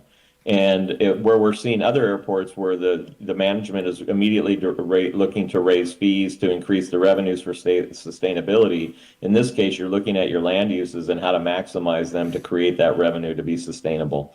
And that's why we didn't really want to focus so much on the cost of construction, and it was more of an illustration, but you have an opportunity here to significantly increase your cash flow by maximizing your land assets for development. And the only caveat to that would be is making sure you do it in such a way that you create a minimum investment land requirement so that it's a win-win for both the developer and the airport. Because otherwise you're just perpetuating the problem of land rent being below, artificially low. Yeah, no, totally agreed. Kurt, let me jump in, Kurt, too, and just clarify that this might help as well. So what we looked at here was annual rent per square foot. And so I think that might be part of the confusion is that, and Kevin can correct me if I'm wrong here, but Nevada County is receiving, I would guess, somewhere kind of the middle of the market, which we tend to see around 50 cents per square foot, up to $1 per square foot for land for a similar airport like this. And so, we haven't done a rate study, as Kurt mentioned, but you can essentially collect what the market is willing to pay in this case, and we'd see somewhere probably in that 50 cent to $1 range being reasonable, depending on the development and what the developer has the opportunity to collect and build from that. Yeah, I can just one more quick mention. The way that we lease ground right now on the dirt lease for a private investor to build a hangar, when back in 2007, when vacancy rates were skyrocketing and people couldn't afford to pay for hangars, at least at the Truckee Airport, we had to, as the airport proprietor, had to eat that, right? So there's a bunch of vacant space and you are not collecting rent. When you have the reverse, which is currently occurring on our Grass Valley Airport, if there is high vacancy rates and the economy is down, the county is insulated from that loss because you're getting ground lease revenue and not necessarily hangar tenant revenue because the developer is actually on the hook for collecting. And so the other piece that comes up is as you refill vacancy, there's a competition and a private developer can reduce hangar rents, but we can't because we have an investment to make. And so those are some of the questions you need to kind of ask yourself. Is it a risk versus reward scenario in a high vacancy place? Demand definitely occurs at the Grass Valley Airport. It's definitely not like Truckee, so that's not a good comparison because Truckee has a huge wait list to get people in there. I don't know if the market needs 87,000 square feet of general aviation hangar rent in Grass Valley, California. I don't know that. I couldn't, without the data in front, I don't know if we're going to get there. But that's one thing for us to think about too is what is the actual demand? And Kevin and I have talked, about this at length philosophically, and I really don't have the answer, but maybe you do. Protecting the diversity of the airport, where you have obviously commercial users out there, you have light general aviation, and most importantly, you got the fire bases, and that provides protection to the airport and to the community to have that service. And so maximizing your relationship with CAL FIRE and the forestry means that airport runway will be an asset for the region for the long term. Just going to pause here and ask if others have questions. Rob? Yeah, thank you for that. I think probably like some of my colleagues, we rely on our resident airport consultant and Supervisor Bullock. So I appreciate all his input and questions. A couple kind of maybe administrative, I don't know what the word is. I kind of expected, and now I'm looking back at the old, or the original contract, more of like a business plan, a competitive analysis of the airport. This is great, what we're seeing, but it seems like it's just solely focused on those 6 parcels in the land. It's really a land use study. Correct me if I'm wrong. But I go back and look at the original contract, which was before my time. It seemed like there were more, operating capital financial results and budget. These would all be reviewed and analyzed. Aeronautical activity, operations, fuel sale, and it goes on and on. So can you it feels like at some point maybe it kind of shifted to specifically a land use plan, and that other stuff that seemed to be part of the scope of work was sort of maybe ignored or deviated from. And then related to that, and I know you may not have it in front of you, when I look at the original, scope of work, there's the tasks and then the supplemental tasks.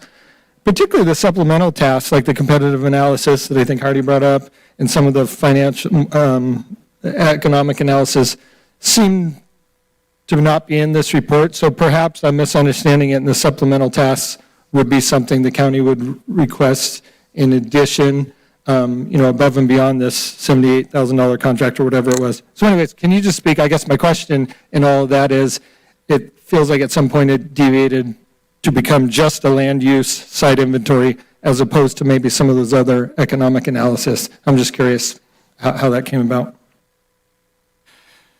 So that's a great question. Kurt, if I can begin to talk about this and then you can jump in. But there was another document that preceded the land use evaluation, and that was a review of the airport policies and procedures.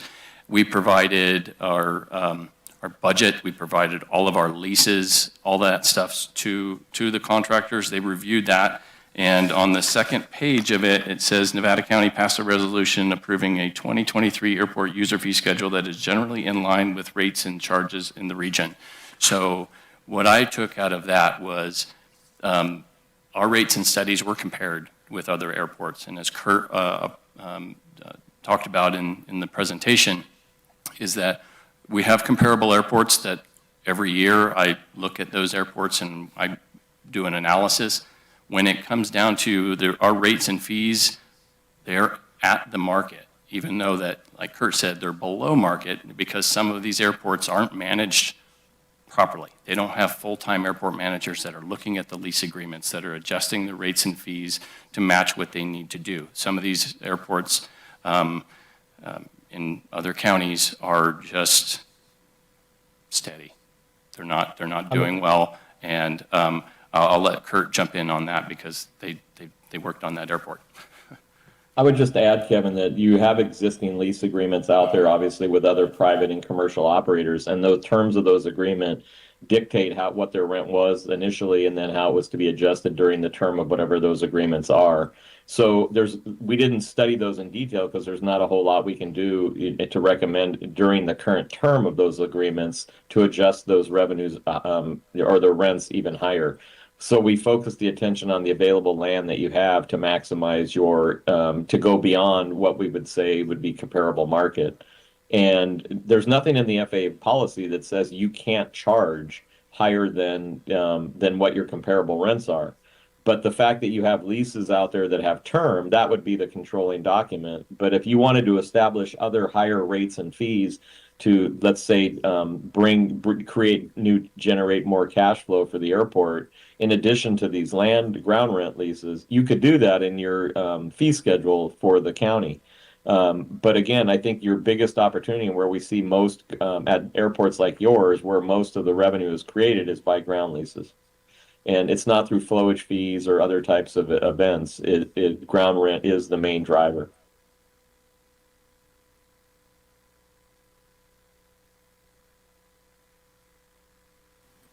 No question. It's interesting. It's confusing at the same time, especially when you go down and you talk about what's the highest use and then which ones that you think are the best use. And we're still looking at the courtyard, which is number 2, but that kind of looks at a different number on the screen. That is a little confusing to look at. I mean, but we've looked at that courtyard for a long time. And then the Forest Service piece of ground. Yeah, just trying to take this all in. So, but thanks, it's interesting. I mean, we've talked about the courtyard for a long time, and it's sitting there and what kind of benefit that's going to be. But when I look at when you do your study, the site recommendations don't include that one. And I thought that was interesting. When you look at the site recommendations, it's Forest Service, it's... Yeah, it's confusing. It's the open It's referred to runway. as Site 2, but we call it Lot 6, so that's Yes, the for- confusion. That's where the confusion is, because But in all no, but other- when you look yeah. at the site, what it says, okay, you go down to your report, it tells us that, let's see, site recommendations, okay, when you get down to that part, we've left that out. You have Forest Service number 5, you have Lot 3, which is the piece which I think is important for the buffer, and then it takes you back to Lot 1, which I think, if I'm not that was the Helitac possibly base. So your top 3 don't include the one that I think is important, which is 6. So I'm So just kind of just to curious. clarify, that was a list of the parcels you'd want to acquire. So those 3 parcels that you named are not owned by the county currently. And if you're going to prioritize just acquisition of property, that would be the prioritization. Okay, just curious, just trying to keep it all in my head. Thank you. I mean, I'm sorry, I feel like this isn't right for us yet. Like, this is just, I agree with Rob. What's the bigger picture? Why, this feels like a drill down before we've seen the bigger picture. The site names and numbers are confusing. I can't make a decision on the fly here. And I'm hearing Hardy say, I have a different recommendation than the ones you're bringing. So, I think today, from my perspective, it was don't wanna hear from him. to provide you this update and maybe test the market a little bit so that you could evaluate making a decision with more details. Okay. Yeah, I was just going to suggest one piece to kind of bring us maybe together. I read the entire document, and then I called Kurt, and then I sat down with Justin and Kevin. In my opinion, we should be focusing on Site 2 and then, Lot 6, Site 2, Lot 6, which is the old courtyard, and the Forest Service owned property for acquisition. Those are the 2 business perspective components that relate closest to generating self-sustainability for this general aviation airport. I think all the tables on the IRR stuff and everything, all the tables generating potential future revenue for those are just basically sitting out there.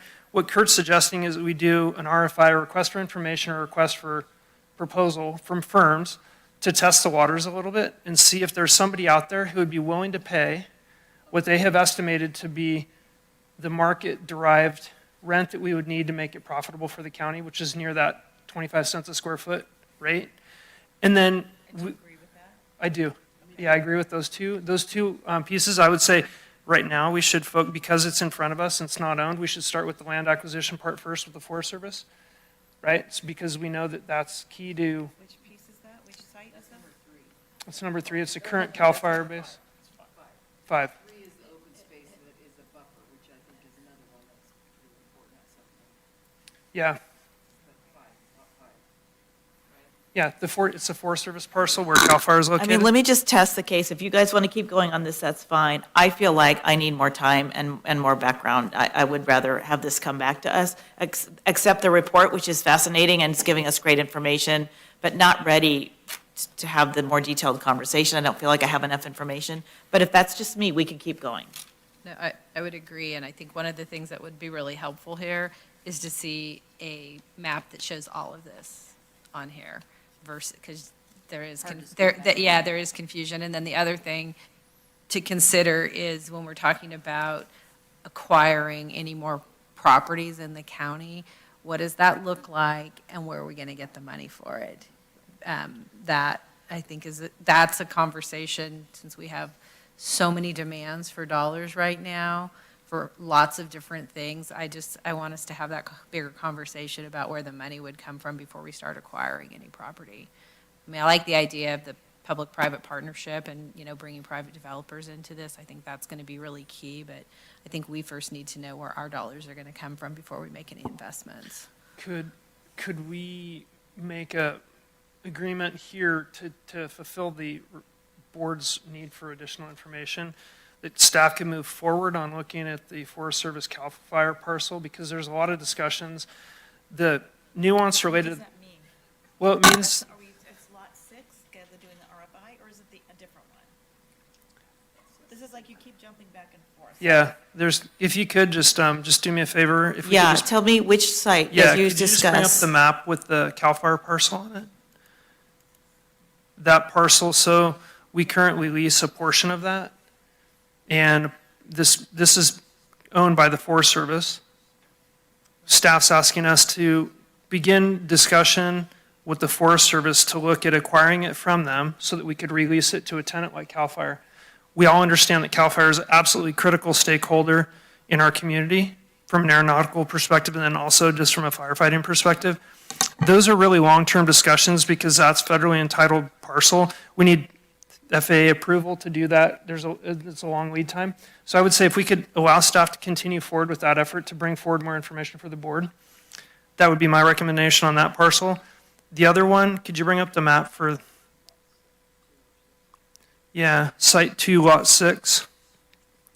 This is the one that Kurt was suggesting we float some sort of test the waters RFI for. If the board needs more information, totally support coming back with additional pieces related to that.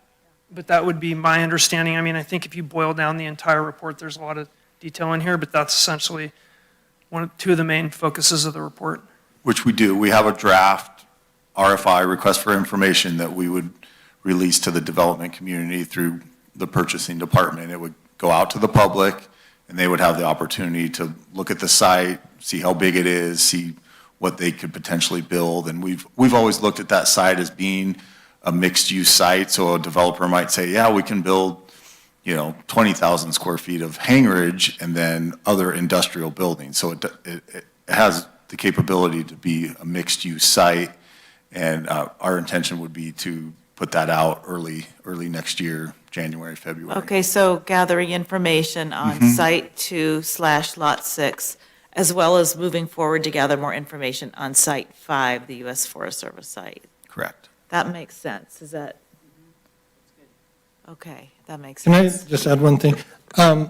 Maybe it's more of a point of order type of thing, but would it make sense, I feel like, and I think most of my colleagues agree, there's a lot of information, a lot of moving parts. Would this be something that the Airport Commission is maybe tasked with, to where rather than in a few minutes here at a board meeting in the afternoon, they could really maybe allow more public input as well as get down to the nitty gritty and the real details of this? Would that be something? Because I know as I look at a planning project, I appreciate the Planning Commission having gone through this and really dug into that specific issue and then giving recommendations. I feel more informed. I feel like if that's the kind of responsibilities of the Airport Commission, who we've all appointed commissioners who are solely focused in theory on the airport, I would love to get input maybe from them, just a suggestion. Yeah, no, Supervisor Tucker, absolutely. And then could you inform the board in terms of our process to date of outreach to the Airport Commission? Yeah, we've presented this document to the board, as Kevin mentioned, back in October. It was presented to the commission and sought input from airport users and the commission members? Actually, it was August 28th. We did a stakeholder engagement meeting, of which we had a few airport commissioners there as well. And then they got a chance to hear it again on September 18th. So they have been briefed on. Is there input and alignment with the staff recommendations? From what I gathered from those meetings, everybody that I had talked to after that said, this makes a lot of sense.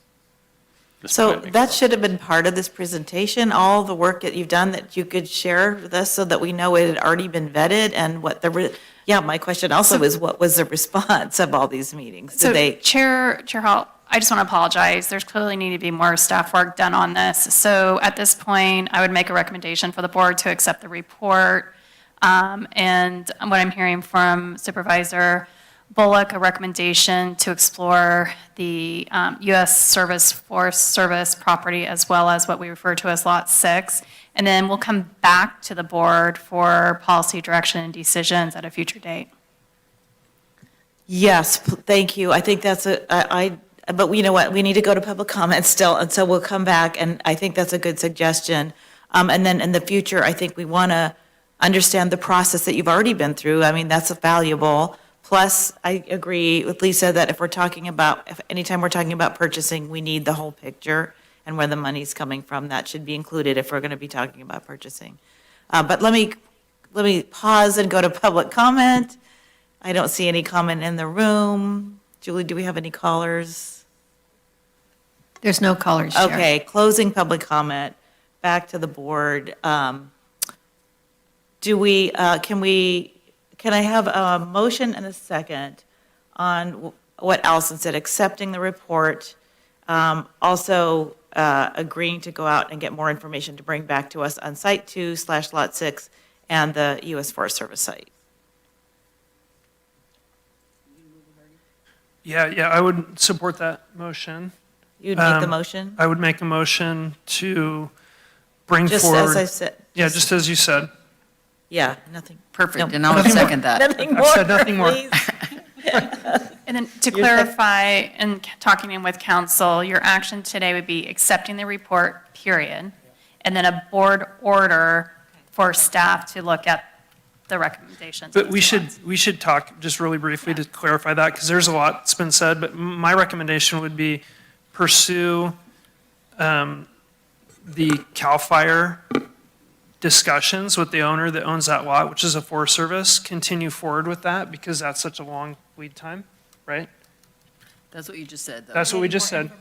Right, right, exactly. Information without commitment, that's going to take a bunch of staff-driven meetings and discussions to bring that back. There's no information for us yet. They have to go find it. And then additional, would it be a presentation prior to the RFI, or would there be are we authorizing an RFI?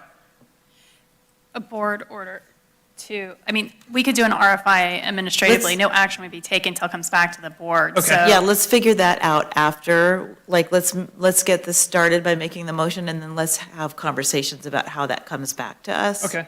Can we do that? Yeah. I just want Yeah. to be clear so they understand what we're asking. Yep, The staff. The staff, okay. Are you guys clear on what we're asking? I think there's still things to figure out. Yeah, no, like I mentioned, we're ready to issue the RFI in January. As Allison said, I don't want to cut you it's an administrative, it gets listed on, through the public purchasing process. We get that information back, compile it, and then, yeah, there may be nothing. We may get no interest, there's nothing to report. We may have multiple interested parties, and at that point, we would certainly bring that The information back. benefit of that would help inform the board in terms of interest before making a policy decision. Yeah, so we'd want that to come back to us. Thanks, Hardy, and all of you. Okay, did you want to add anything else, Hardy? That was helpful. No, Supervisor Tucker, did you, that's a motion, okay. Motion made. Okay. It's already been moved and seconded already. Is there a second? Okay, all right. And you're clear on what we moved to seconded, okay. All right, call the roll, please. District 5, Yes. District 2. Yes. District 4. Yes. District 3. Yes. District 1. Yes. All right, thanks, and thanks to the consultants for weighing in. Clearly, you've done some amazing work here. I think it was a lot for us to take in. Understood. You're right. Thank you. Thanks, Justin and Kevin. Thank you. Okay, so you have your direction to move forward. That should make you happy, yeah? Okay, even though it was a little confusing. Okay, that brings us to the last item. We do have announcements. Do you guys want to run through them? Okay, and can I have a volunteer to go first? I'll be super quick and first. Okay, all right. I just wanted to, lots of meetings and all that different stuff that goes on, but I just wanted to say that Measure G passed, which is the library bond. My announcement is acknowledgement of the long-term, long-throw support that the county brought to that project. Without our support, it wouldn't be happening. Allison and Mandy certainly brought it across the goal line, but Steve Monahan prior, now he's gone, and also Ariel, spent a lot of time in those meetings and trying to bring all of that fruition, all the work together to make sure it was ready to bond. But the voters weighed in, and it's now headed in the right direction with the board support. So a huge, I don't know what you call it, but philanthropic, community fundraising effort has kicked off. So there's going to be a lot more discussion about how to actually build the library. But just wanted to say that thanks to everybody, and thanks to the board support for making that a possibility in East County as we move that Measure G forward. Congratulations on how that passed, 72%. 72, yeah. Amazing. Amazing. That's it for me.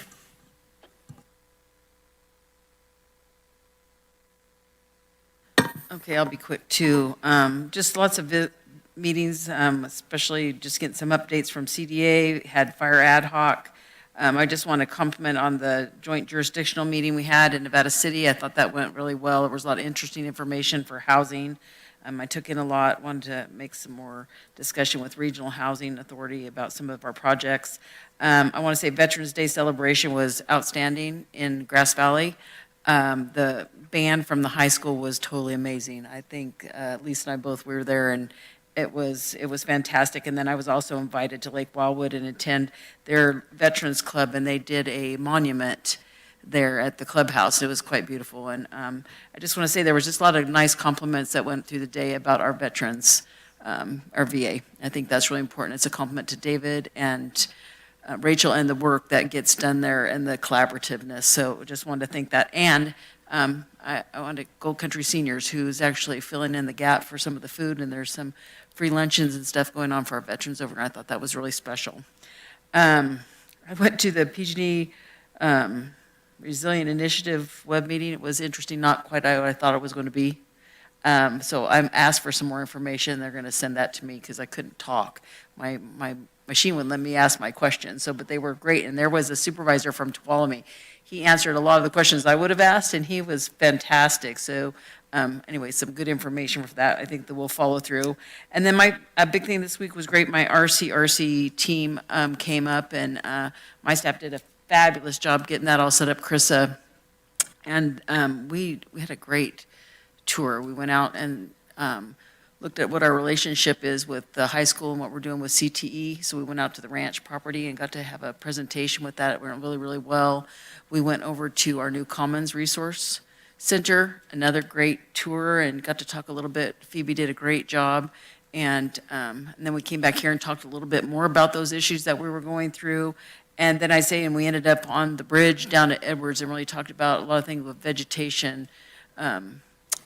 Alex did a great job kind of discussing how do we manage and what we're going to do with that. And Patrick talked about how we're going to get that bridge built and where the funding needs to come from and how we're going to move it and what the emergency issue is with that and how we work to get people in and out of the river and the population that we have during the summer. And, it's kind of challenging and scary. So anyway, I thought it was great that we could share some insight. They shared some insight with us and different ideas that we could look to. And I love that we can call them and have them work on our projects. Let's see. Real quick, we did a sustainability summit debrief. That went really great, and I'm just going to say it went great. And then I had a fall, my Mountain Counties Water Association, we're having a fall water forum on Friday down in Auburn. It's got a real good headline of workshops going in, and I had a little update on that, and that's good for me. Great, thank you. So we all attended the joint meeting hosted by Nevada City a few weeks ago, I think 3 weeks ago now. The topic was on housing, a lot of great information that was supplied. I'm looking forward to all of us working on our housing elements, hopefully together, because it's just a better effort if all three jurisdictions in the Western County work together. I was here for Halloween, actually wore a costume, which for those of you who know me, dressing up's not my favorite thing in the world, but it was very fun. Both Hardy and I were here. There's pictures to prove it. We were dressed in our whole Scooby-Doo costumes. And a big shout out to the county staff and all the people who put that on. The kids were having so much fun. I had so many people, when I was standing down in the lobby, thank me for the county doing this. And just so people know, it's really our staff who does this on their own time and provides the decorations and the candy and everything. So I'm very, very appreciative of the work that they do for that. And it's become this huge community event. Several ad hoc fire committee meetings, including I did meet with Yolanda Cookson, who is Megan Dolly's field rep in Nevada County, to talk about potential moving forward at the state level with some assistance for the fire agencies. So as they're working in it, we are working in it as well. I also attended the Veterans Day celebration, as Sue said, and the veteran who spoke had the most uplifting message about what it meant to him to grow up in a community that he referred to as Mayberry, and then move to the big city, and then join the military, and to be part of a melting pot. And how he learned to respect all people through his experiences with the military. It was very uplifting. It was a great message for the day. So a big thank you to the groups that put that on. I had the opportunity a couple weeks ago to go down to Pismo Beach with our sheriff and speak at a law enforcement conference with all the undersheriffs of the county, different counties in California. I sat on a panel with some representatives from San Luis Obispo County and with our sheriff, just talking about the relationships between your sheriff's office and your county board of supervisors. It was fascinating. Based on a lot of the questions that were asked, we have a good relationship with our sheriff's office. So really pleased to the work that they've done, and Sheriff Moon does a great job with that group of people. And yesterday, I had the opportunity to sit down with Alex Gamelgard, the Chief of Police in Grass Valley, and Alex Maloney, who is the Executive Director of Wayward Journey, which is an animal rescue group that the City of Grass Valley is working with, basically doing the same things that Sammy's Friends does with our shelter. And I see a lot of opportunity with Grass Valley, Nevada City, and the county for more collaboration in the animal rescue area and the shelter and some of the different things that I've been involved with animals. So I was really pleased that they approached me for that meeting, and a lot of good information, and we're all very committed to the animals. And the more we work together, the more resources we can come up with, especially when it comes to our spay and neuter program, which started last month up in North San Juan and was hugely successful. I think they had the opportunity to spay and neuter over 80 animals in the 2 days. So I was really, really excited to see. Yep, exactly. And that's what it's called. It's the SNP van that shows up. So thanks. 80. Well, it was the call went out to North San Juan. It also included people who had Nevada City addresses, also who probably live going up toward 49 that direction. And I believe there's another one planned coming up next week, I think, or there's a couple different groups who are doing it, but we do have another one planned sometime before the end of the year. So, thank you. Yeah, I won't repeat all those events that I was at as well. And I joke, I think I see Sue more than my own family because we're at so many of these. But I did want to give a shout out and to Bear River down in my district, a couple teams, all the teams. A lot of them wrapped up their, I guess it'd be the fall season, did a great job. But two in particular, the Bear River girls volleyball team won the section championship last weekend, first time in like 12 years. The Division 5 girls volleyball championship. And then the FFA parliamentary pro team won the national championship at the FFA National Convention in Indianapolis, I think. And so I think maybe we're going to honor them maybe at the next upcoming meeting. But just wanted to give a shout out to those two Bear River teams and what a great job they did representing. That's awesome. Lots of good news. I'm going to be really short, and then I'll lob it to you, Allison. So I'll just add on, I also attended the Bear Yuba Land Trust Awards ceremony this last weekend, which was also beautiful. So much good work being done in this community by incredible volunteers. Lots of knowledge in this community as well on environmental work and natural resource work. Very proud of that community. That's always a good event. I was invited to speak at the Transgender Remembrance Day. I stayed for the whole thing. It was quite powerful. I presented them a certificate from myself only in honor of that day. And we have a really wonderful, supportive community here around that on that issue. I did some more NACO work on our Justice and Public Safety Committee call, getting updates. Went to the joint meeting on housing. I think that was what was really valuable was the sort of very detailed, specific information we got on the arena numbers and how that all works so that we're all kind of on the same page with that knowledge.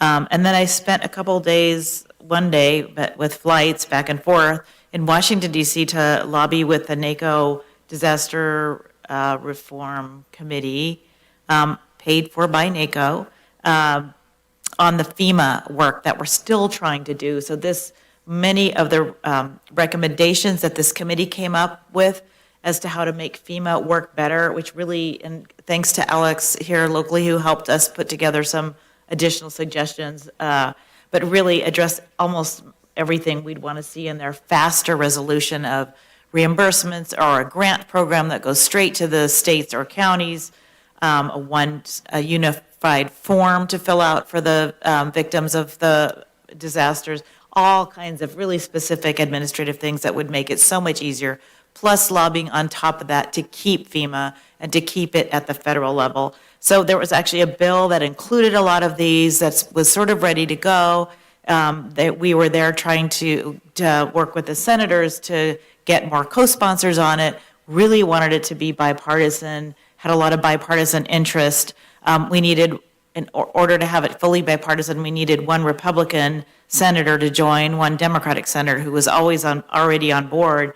And because of just the fear of something going wrong, that person actually, by the end of the day, it sounded like had backed off. So still trying to get, if you guys have contacts, still trying to get a Republican co-sponsor on that bill. It would benefit all of us, and it does have generically bipartisan support among the group. So we're going to continue working on this because we've gotten so close, and I think we can get there. It's just finding the right people in the right time, and so that was valuable, and appreciate being able to work on that. Alice. Great, thank you, Chair Hall. So going back to the Halloween celebration, I think staff found the picture of your office. We'll bring it up to recognize Lisa being in a costume for the public record. So that day was definitely a day of community building. We had an estimated 1,500 of our residents that came through the government center, and the feedback that we received was all positive. And it's an event that's really becoming a community signature event that really celebrates our community. So thank you for the board and staff's participation on that. This last couple of weeks, I met with Joan Felipe, who is the interim city manager for Nevada City. Really impressed with Nevada City Council and the interim city manager of moving forward with some really important city initiatives. And then also our partnership continues to be strong. I want to recognize Lynn Hodson, who, as you all know, worked in the CEO's office about 6 months ago. She's the new executive director of Sammy's Friends. So we're really looking forward to working with her as this shelter evolves and really appreciate the support of Sammy's Friends. Was on KNCO this week with Alex Kibitol and Chief Robotil to talk about winter storm preparation. Also had another meeting with Chief Robotil this week with our local hospital to talk about ambulance services. sat on the panel for CAL FIRE Chief selection with Placer County, so really honored to be invited. And as it was announced, Chief Hudson is the new chief, so we're looking forward to that partnership. Met with Tom Last with the Contractors Association, CTE, and the work that's being done in coordination with Jeff Dellis and Luke Browning and Kimberly Parker and our local businesses really is a model. And that stood out when we talked with RCRC and being invited to talk to their ad hoc committee in terms of how we got that in place. So that's really a program we should have a lot of pride in. And then with RCRC, I also just want to appreciate Supervisor Hook and those of you who do sit on these committees, both at a state and national level, because your voice really does matter. And to have RCRC here who are at the state level advocating for real issues and then coming here and having staff have an opportunity to really have focused conversation of what that means for Nevada County, from funding to looking at advocating for our bridge project, looking at what's working and what's not working with legislation that we are constantly trying to navigate for rural counties is really important and helpful. So I appreciate the time it takes, because it does take a lot of time to go to those state and national meetings, but we really do see the difference it's making locally. So thank you for that.